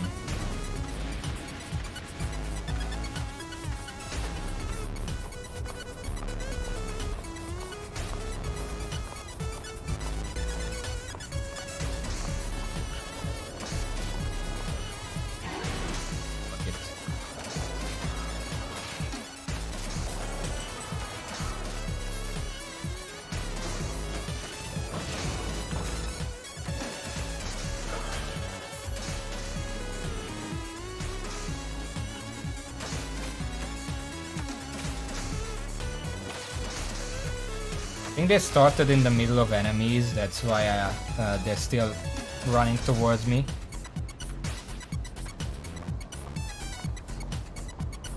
Okay, that's...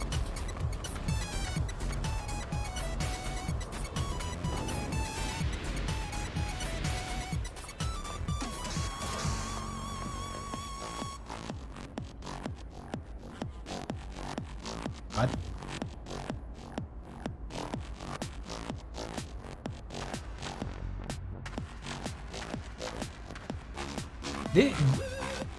Did he just die to mobs? Where was he? I want his loot. Can I still get his loot? If I find it.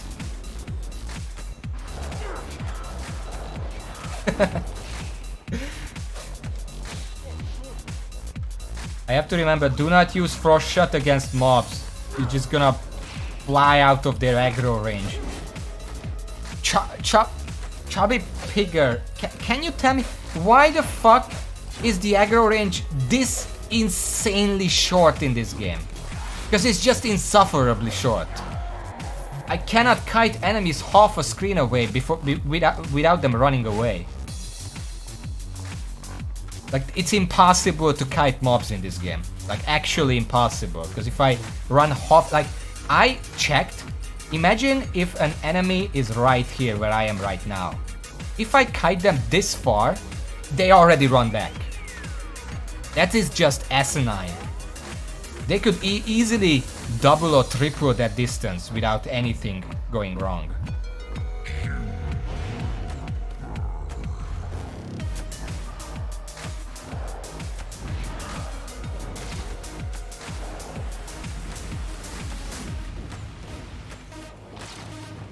Let's see how well this works in PvE.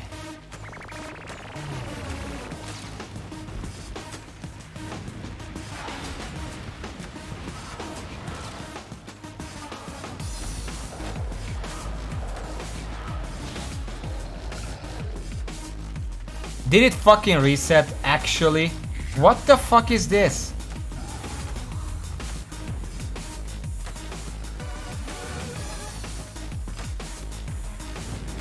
This is horrible.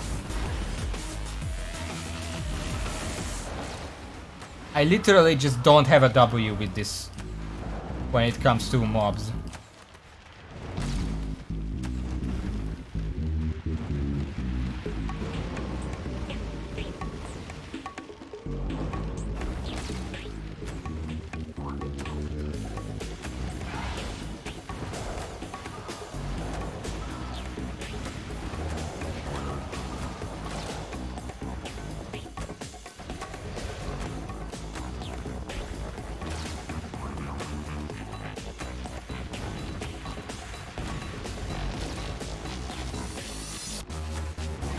Like, this guy has an attack that's legit almost as wide as his aggro range.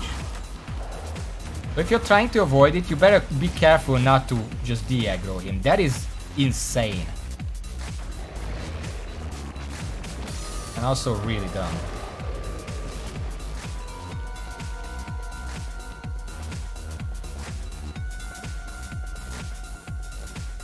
Yeah, I know that that's what they want to do, but there is still a way to do it.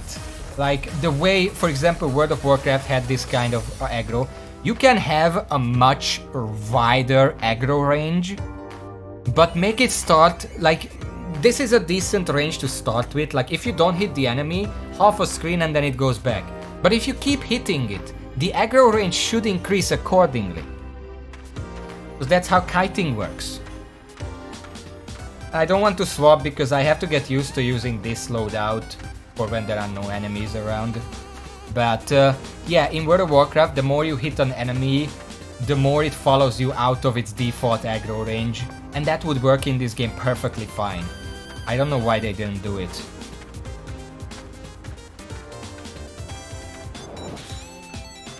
Might as well use it as mobility.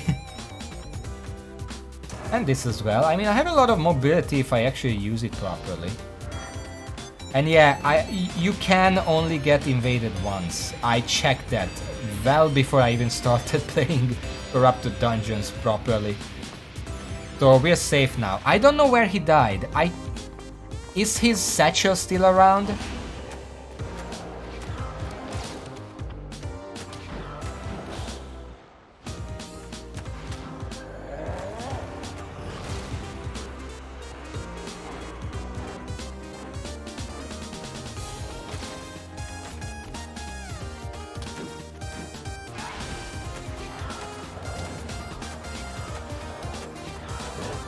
Well, how easy it is to kite like that depends entirely on how much damage you have to do to keep them kiting. Because sometimes, if you do that properly, there is still a distance where you have to turn around and go the other way. But it's a lot more generous because you're actually kiting and not just pulling enemies. Okay, let's heal a bit.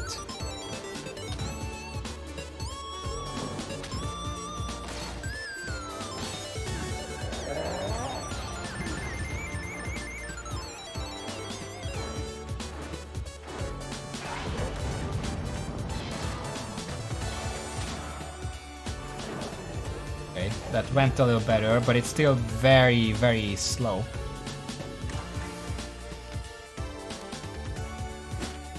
Wolf PvP can be fast-paced, depending on how bad the one-shot is at the time.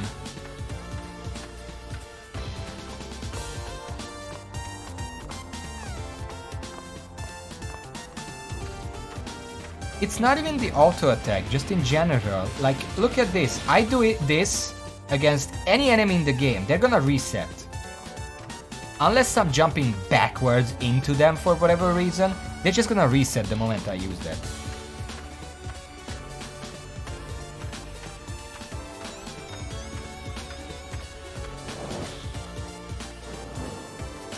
It's the wrong button.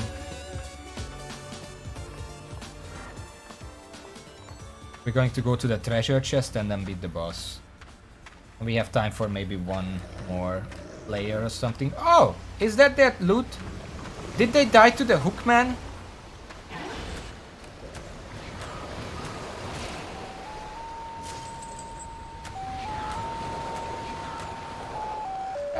It is their loot. Loot of Akuze.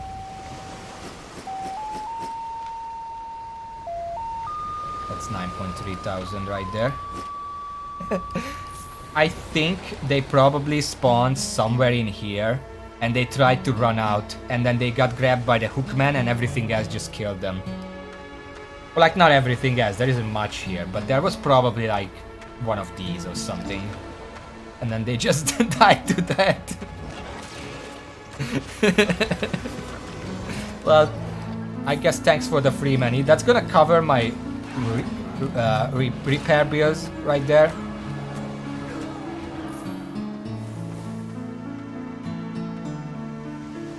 They might have tried to... someone took it once, and I was pissed off. It was like, that's my treasure chest, why are you like that?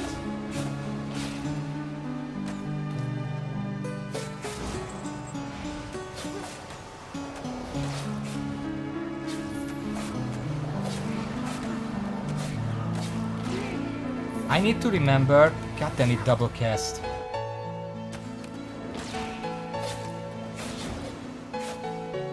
If you're casting something and you press the exact button again, it cancels it. Can I turn that off? I cannot see myself ever using that. Controls, maybe? Nope. Probably not social, it's not keybinds. Probably not interface.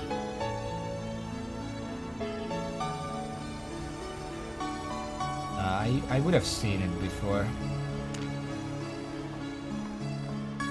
Oh. Forgot about the treasure chest.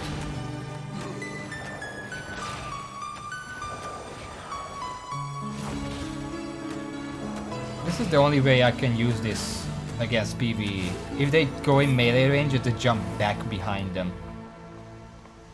Is this a blue one? Oh, this might have some good stuff. 2000 and a bunch of runes and stuff. Okay. Now it's boss time, and then I can do maybe one more layer. Also, I saw something. The assassin jacket for 1000. Nice.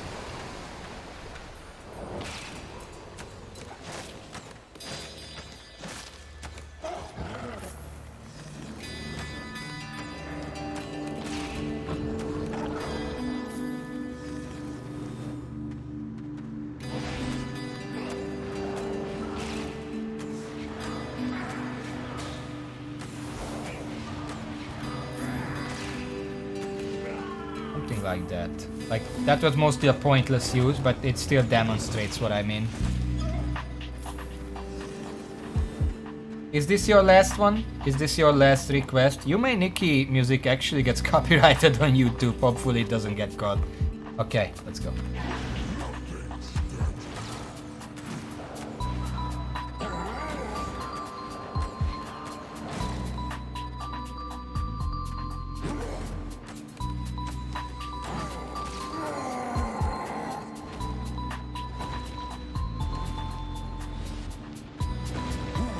That's the wrong direction.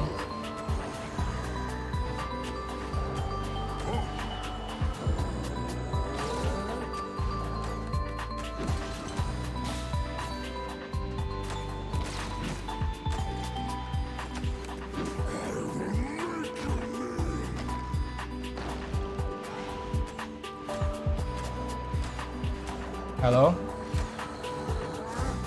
World of Warcraft did a lot of quality of life things with their UI and controls and stuff that makes it play so well. Whereas a lot of other games like this one don't actually see that kind of effort, and they just don't copy that because they have no idea what they did. Like in WoW you have pre-casting. When you're in the middle of casting something and you cast something else, the game is smart about finishing your current cast and then starting the next one. It's like Coyote Jump, but for the UI of an MMO.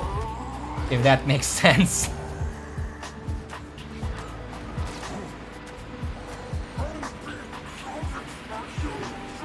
Yeah, ability buffering or whatever it's called. Yeah, but this game doesn't do that. Oh, what did we have here? It's a curse staff. Exactly the one that I already have. I put it away, but trust me, I have it. How much is this worth? 7,000. That's pretty good. Okay, one more layer. Whether I die or win, this is gonna be the last one.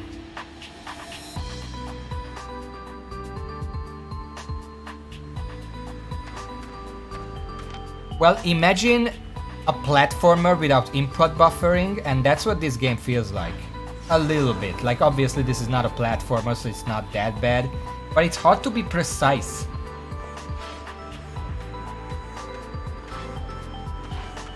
Might be a boss in here. Oh, no. But still, I wanna come this way.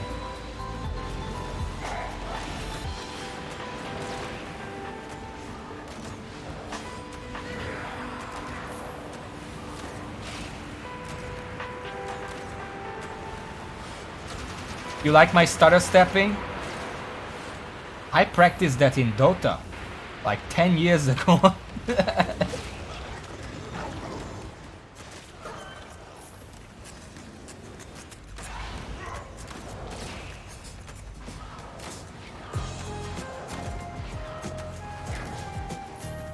I call it stutter stepping, I don't know what they call it here.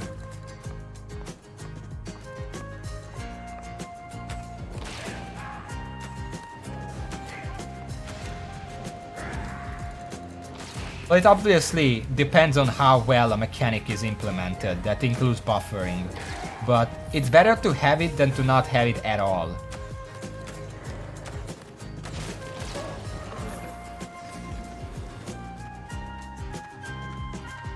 I'm here anyway, might as well kill that guy.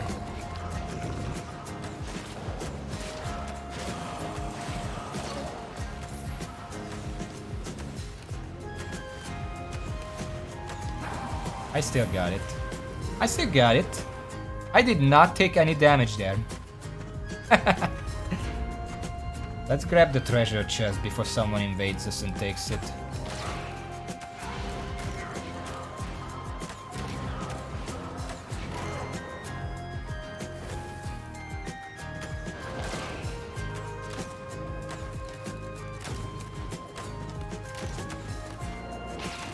I really wish all two attacks did a little more damage. This damage is pathetic. It actually doesn't do anything. Okay, how do we...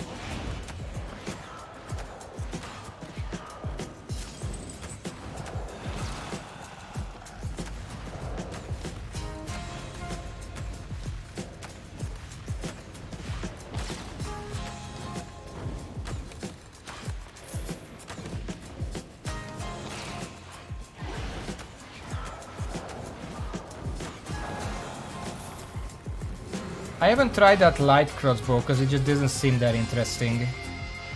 Which one is that? I probably saw it, so I should know what the ability is.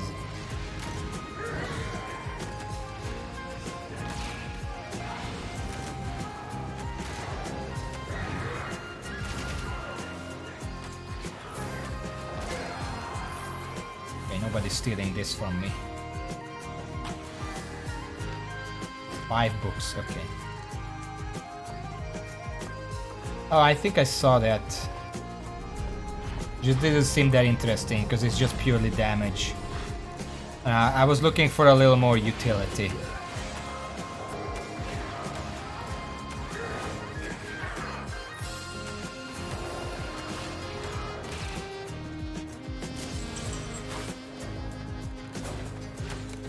I'm gonna check it after I'm finished with this dungeon, before I end the stream. Maybe I can try it out on my own time and then report back about it.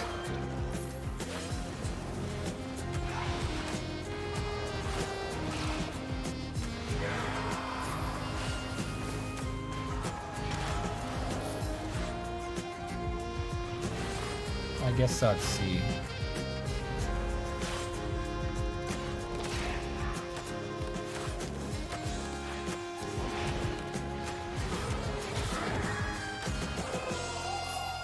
Did you see that dodge?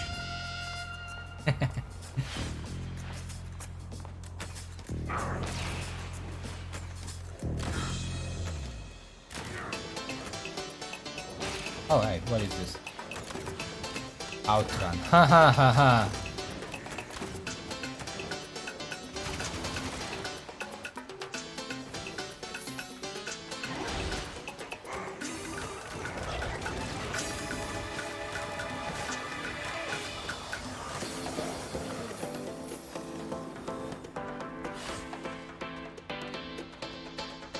I'm at 63 out of 100. We still haven't found the dungeon. Also, I saw something. Cleric Skull.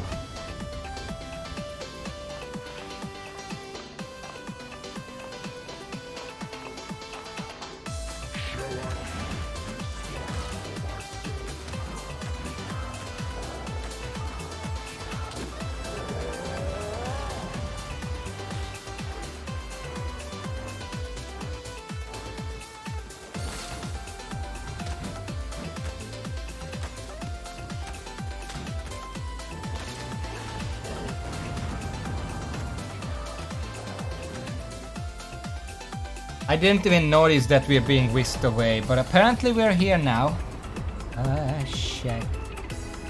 Okay, let's try this.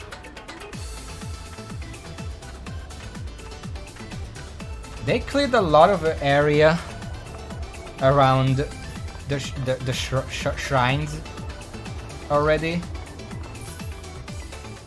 They must have been here recently because they left in a hurry.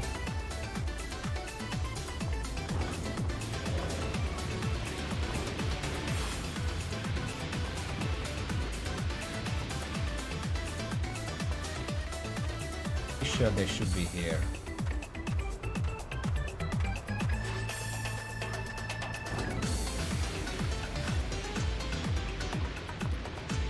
Maybe I'm going the wrong way. Let's think about this. No, they're at the other direction.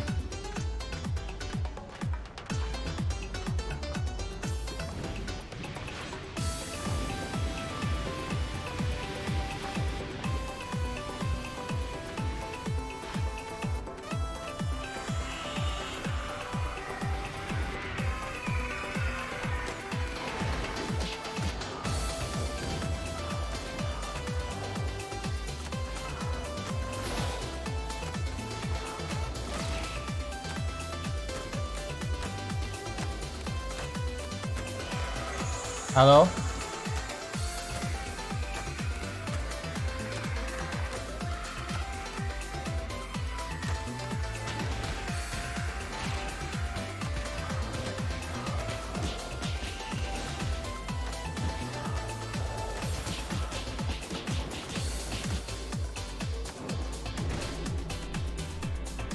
What just killed me?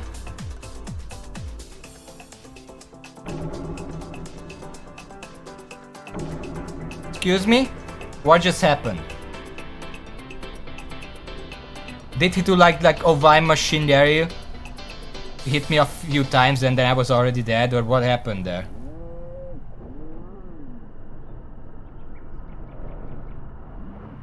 Let me look at some war glove. I had like half my HP left. He ran away and then I died. Let me look at some of these. No. What was that ability, that many punch? Punch commentary turning a Chang. It wasn't this. What was that cone that did a bunch of punches? Ursine Mauler. Raise a flurry of fist in a cone in front of you while channeling. Deal damage. The cone slowly follows the cursor's position, so it's like the laser. 2 seconds after the last striking fist hits, the enemy will take an additional magic damage for each hit they receive, stacked up to 10 times. Damage can be reflected. But that's good to know. We learn something every stream. If I knew that, I wouldn't have just stood in it. So good to know, I guess. I feel like this is the biggest hurdle a new player has to overcome, because all these, the wacky effects are good that the game has them, because, you know, you can just do whatever you want. Like the laser is pretty cool. That glove is pretty cool. Like it's literally just that you're already dead meme. I'm under you.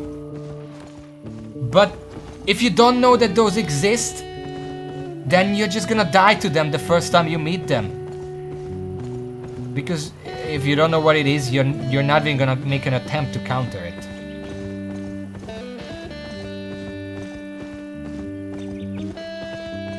Also, I do feel like the bow wasn't doing very much damage. Like, for one, the auto attacks are completely worthless.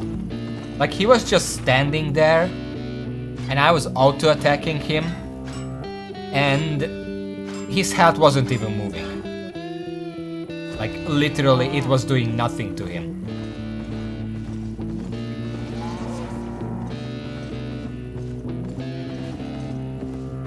And I'm pretty sure that's most weapons. Like, most weapon auto attacks don't do jack shit.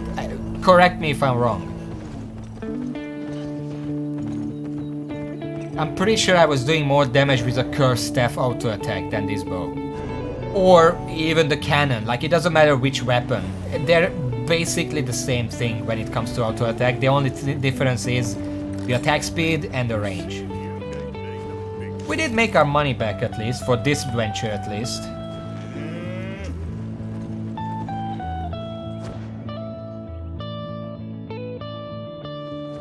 Well, there is nothing about this weapon. Can it be?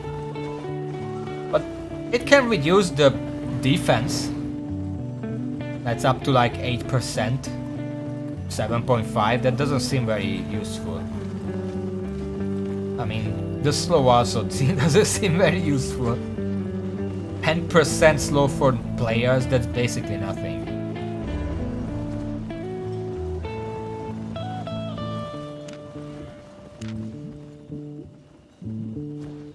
That would require level 20.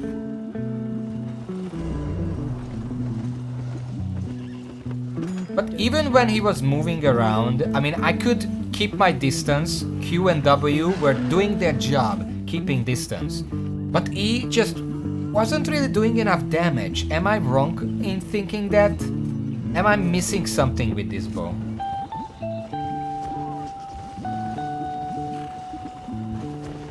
I mean, obviously this bow has the E that buffs the auto attacks, but it's not. It wasn't doing enough for the cooldown, for the amount of cooldown. Like, even if you channel it, or like not channel it, just have it active for the full 8 seconds, it's still not even a 50% uptime. I'm not even sure if 2 E rotations would do, and at that point, like, in my experience, unless you can kill them in like a 10 to 15 second interval, they're just gonna either run away or kill you or heal your damage up, and then you're back at square one with nothing left. Anyway, let's sell this stuff real quick. 1.7, 2.5, 4.1, 10.1, 11, let's say 12,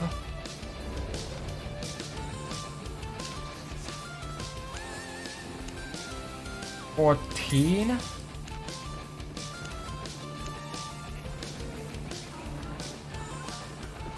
I'm bad at math. 23, 33, 37, let's say 37, 38, 46, 48, 50, 59,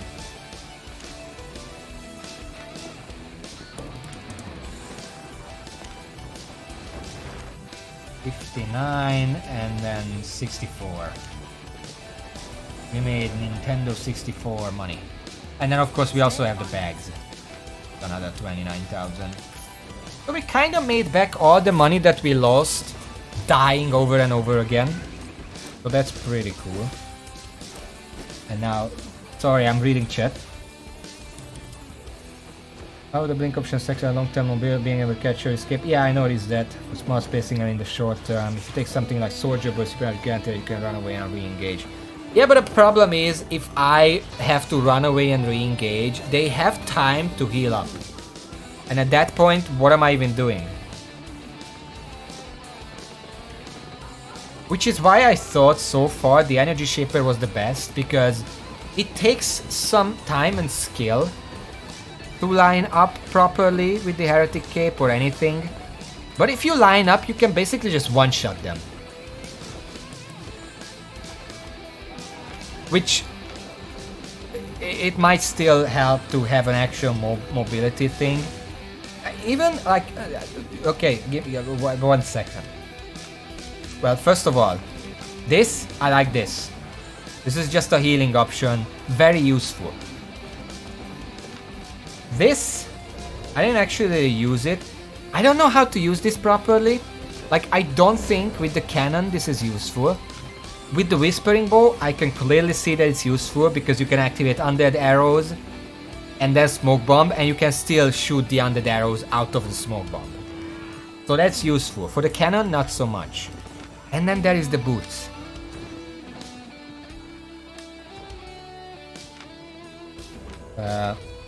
There is, of course, always the option of using the runaway that also heals you. That's a second healing option, but I want something that's relatively low cooldown, like around 20 seconds tops.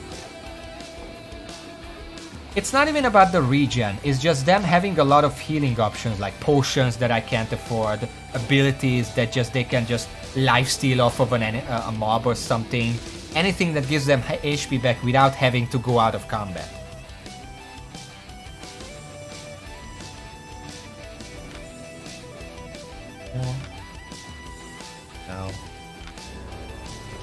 No. I tried position swap. It sounded like a lot of fun, but the trap just doesn't activate in time, so it didn't really work.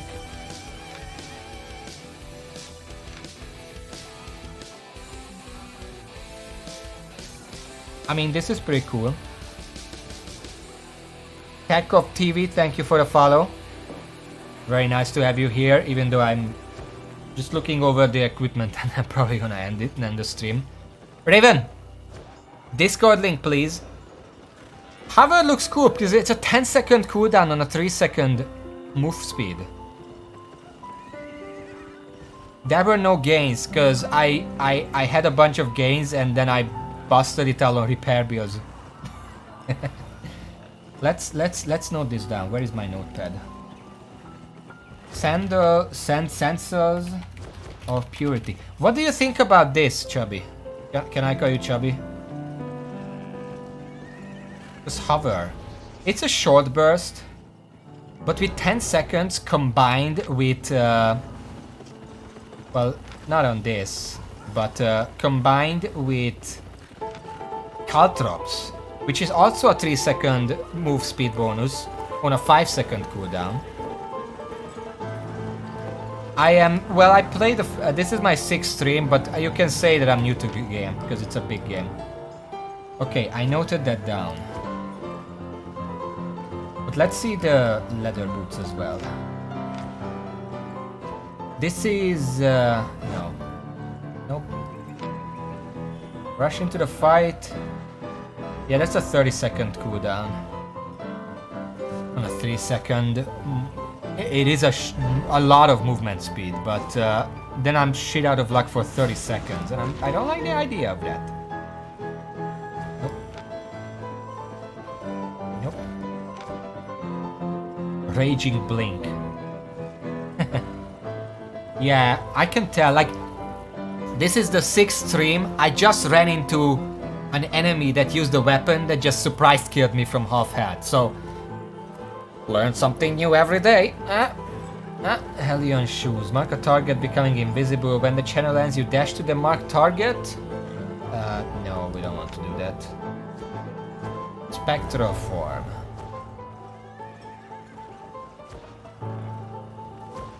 I mean, no. After image, that's my favorite so far.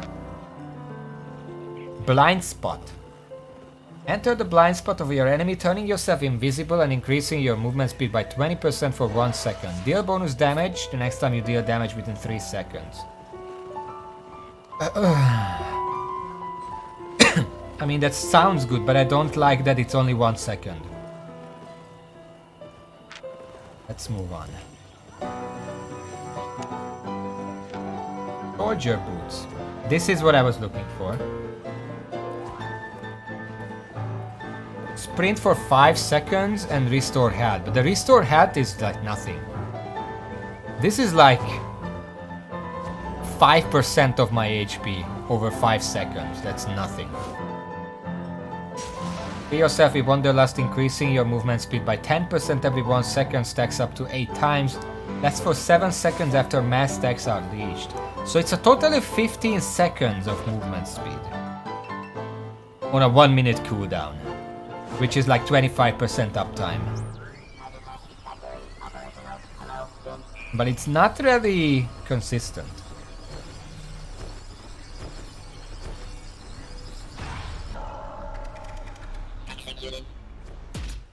Well, the max movement speed is 80%.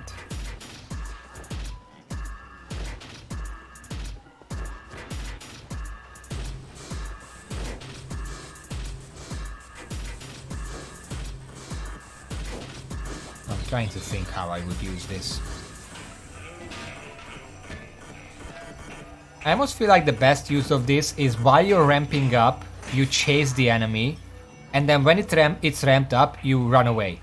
Wait for cooldowns, come back and continue.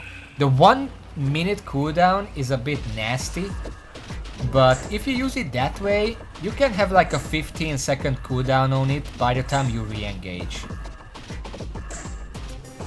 I guess I'm gonna write it down. Torja boots. Moving on, shield charge. Nope. Buff giant. Nope. But that's the thing people used in the 5v5 PvP last time. That just baffled me that they're not dying. March towards the target position. Increase your move speed by 8% on arrival for 8 seconds. That's up to 10 times. 10 times, that means 2.5 seconds march. That is... I don't think this is usable. Battle Frenzy. Your move speed 55 for 5 seconds, grants immunity. Cleanses all crowd control. I mean...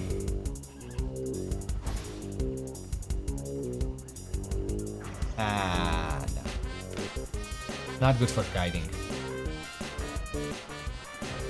Because the move speed damage for every tempo you are missing. No, I don't like that.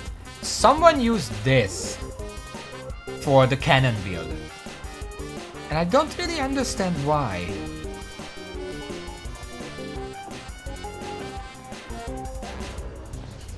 Is there maybe something I'm not seeing with this? Because they weren't even using it in place on a melee. They were running away and then the trap still hit. Yeah, I don't know why they were using this. Duskweaver, dash toward targeted position, knocking all enemies you passed through 16.45 meters in the charge direction.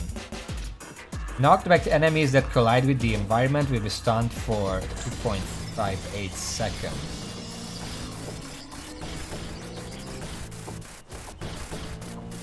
"20-second cooldown."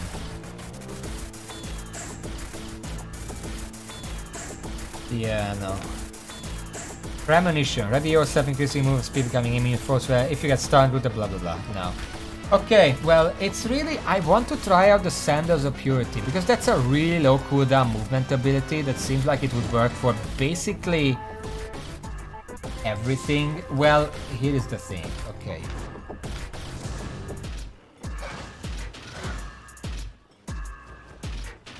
Would this work with the cannon?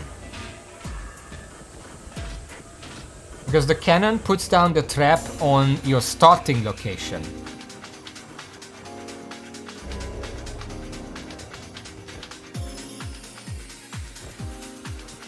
Trying to think if this would...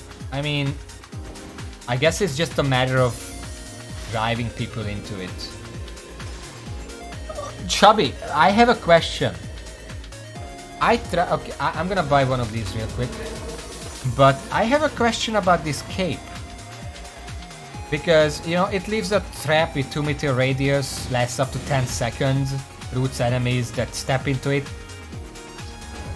Why did the designers choose for this trap to be invisible to everyone, including the player who put it down? Because I kept using my boot ability and then just saying like, where is the trap? I don't see a trap, where is the trap? And then I tested it outside of a dungeon, it turns out it just goes underground and not even you get to see it. It goes completely invisible for everyone. And that just seems like extremely counterintuitive. I don't know what's up with that.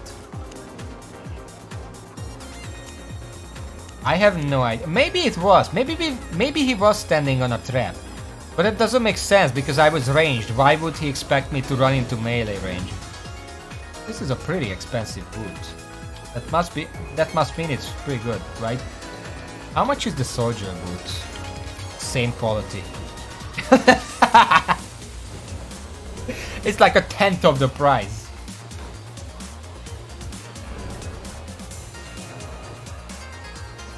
I love how the Wanderlust icon is just someone running away. Just flee! We don't want to be here.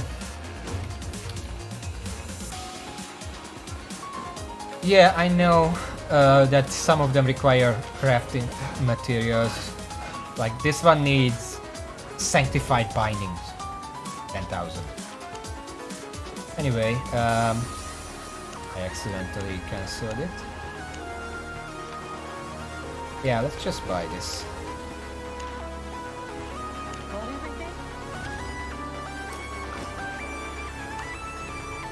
Okay, so this is a better long-term solution.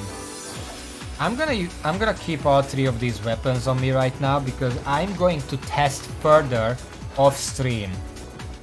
Because I want to make money. Corrupt dungeons right now are the best way for me to make money. I'm gonna put this boot away though. I'm not using it right now. And then we'll see how it goes. If I'm here, I might as well put it somewhere.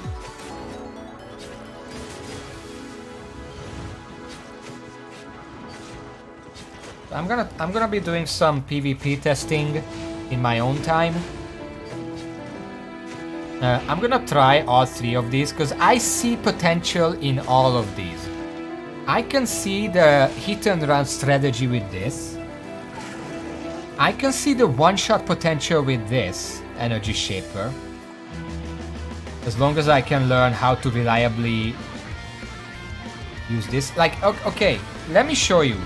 Chubby, watch this. I'm gonna put down the trap in the corner right here. There it is. And then it's just gone on the ground. It's still there for 10 seconds. But you just can't see that it's there. I think that... I kept wondering if maybe I'm doing something wrong and it's not going off properly. Or maybe the enemy constantly has just like some immunity. But no, it's just gone. So this is the mobility. The biggest fun thing about this is that the cooldown starts the moment I use it. So it's actually like a 7-second cooldown, not a 10-second cooldown. It's gonna really confuse me that this and Levitate has the same icon and technically has the same purpose in that I'm floating. That's gonna confuse me a lot. But yeah, that's weird. And there is, I see the potential in this. And just being a sneaky mofo. Because the explosive mine, as long as you can play around it, it deals a lot of damage. But you need a lot of mobility to survive between them, because it's a 20-second cooldown, and that's really long for what it does. But we're gonna see. I really need to end the stream. I'm like 20 minutes over time. Yep. So yeah, thank you for watching. Whoever was not here, thank you all, and until next time, which should be this Friday, same time as today. Yeah. See y'all. And join the Discord if you want to talk about this more.